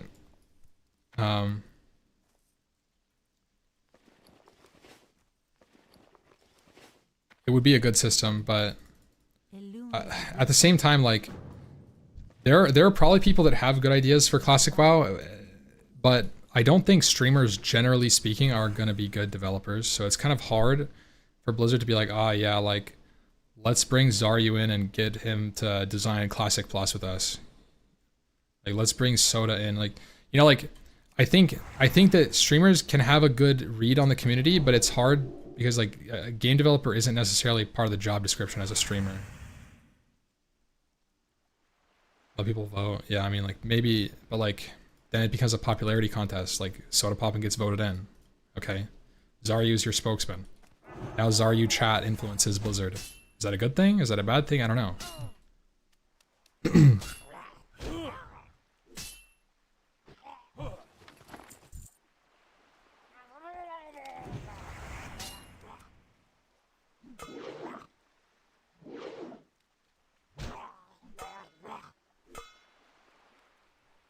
Won't get elected second time. I mean, like, I think Eve is in a unique place where like the community is relatively tight-knit and small to like have, you know, like appointed like officers who are like best intention.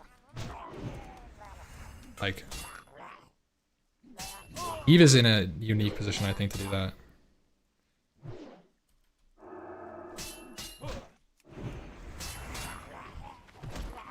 I think it would be interesting to have like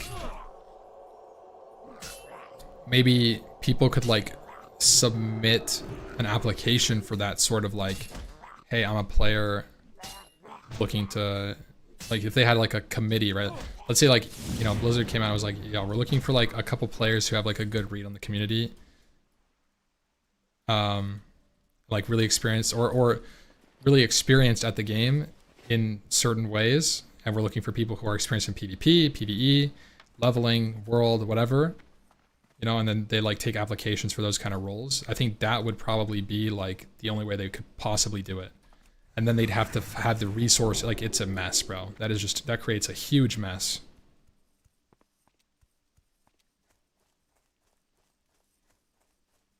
Right?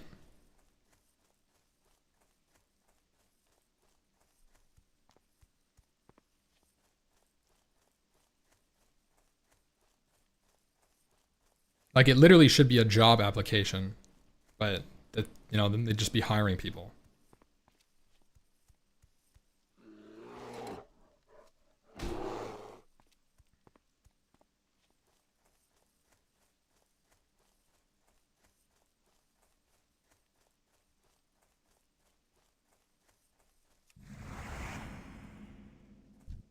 They already have some sort of like, yeah, maybe, yeah. They're like, I think they do have something like that, but like on the forums, like so, like guides or something.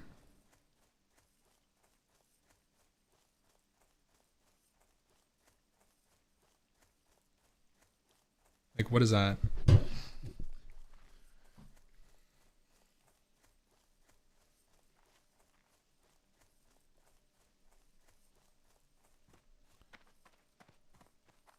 Do you think a solid groundwork for Classic Plus is one that you can essentially easily play hardcore on? Yeah. Yeah, I do.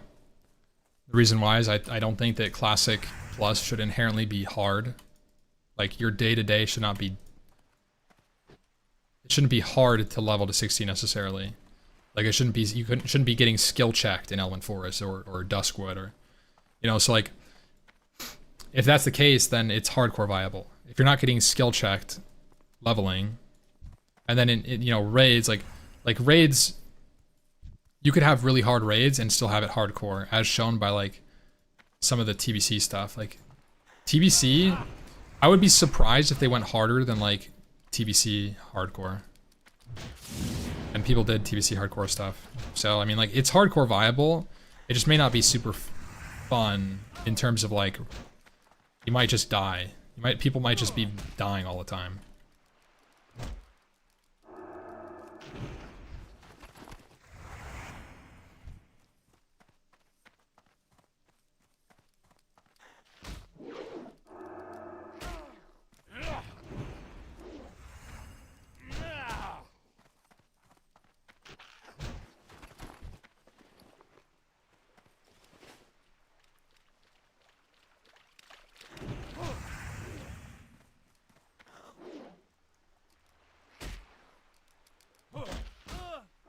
Bruh. This crab. He's sprinting.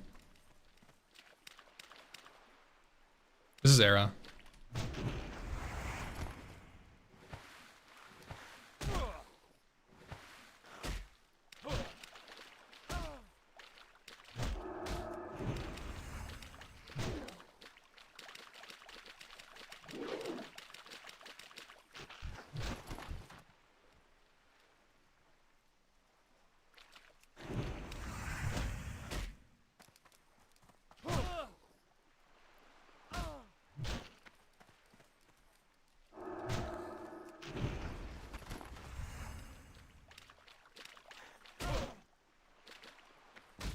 PvP is peak.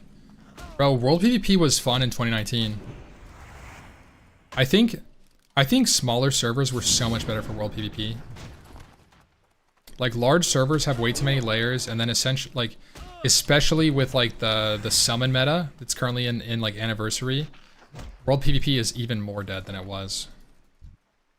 I think World PvP has been like optimized out of the game on PvP servers. Cause like, basically, people just layer if they get PvP'd, or they get summoned to not have to deal with PvP. And it's like, okay, well, like what even is a PvP server now? PvP server is just so people can like ego boost and be like, yeah, I play on a PvP server, I'm better than you guys. Which, to be honest, the people that play on PvP server are generally, the high end is like better there. But I think that's only true because of like private servers being all PvP servers for the most part. So they'll just naturally go to PvP servers now.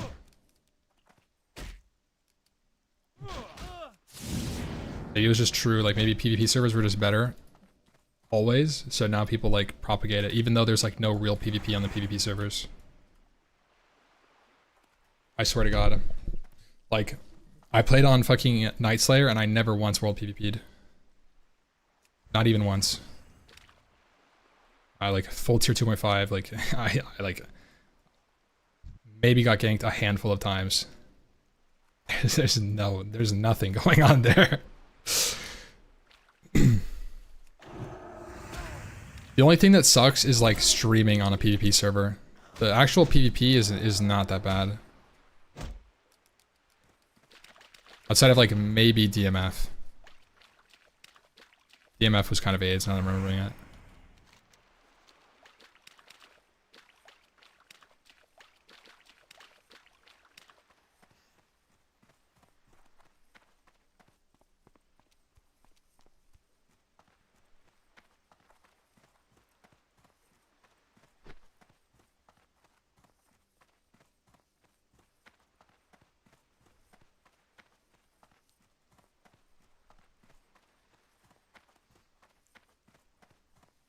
Yeah, Peo single-handedly probably has like 50% of all world PvP.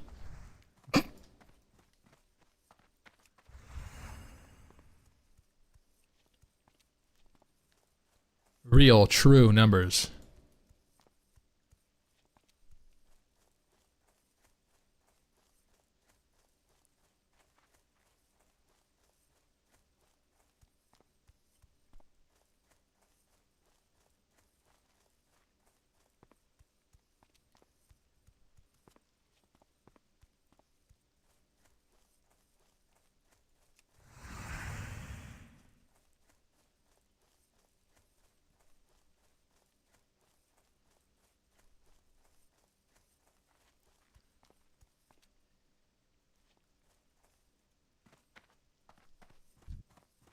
Greetings. I am honored.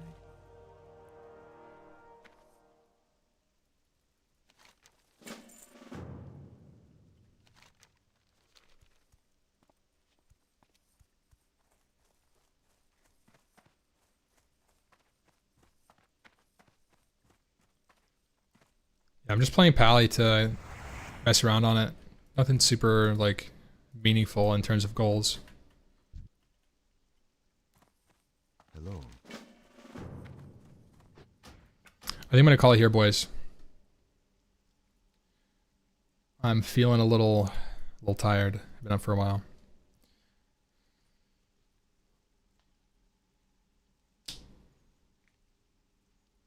Server? I'm just playing on Grobulus. It's like a dead server.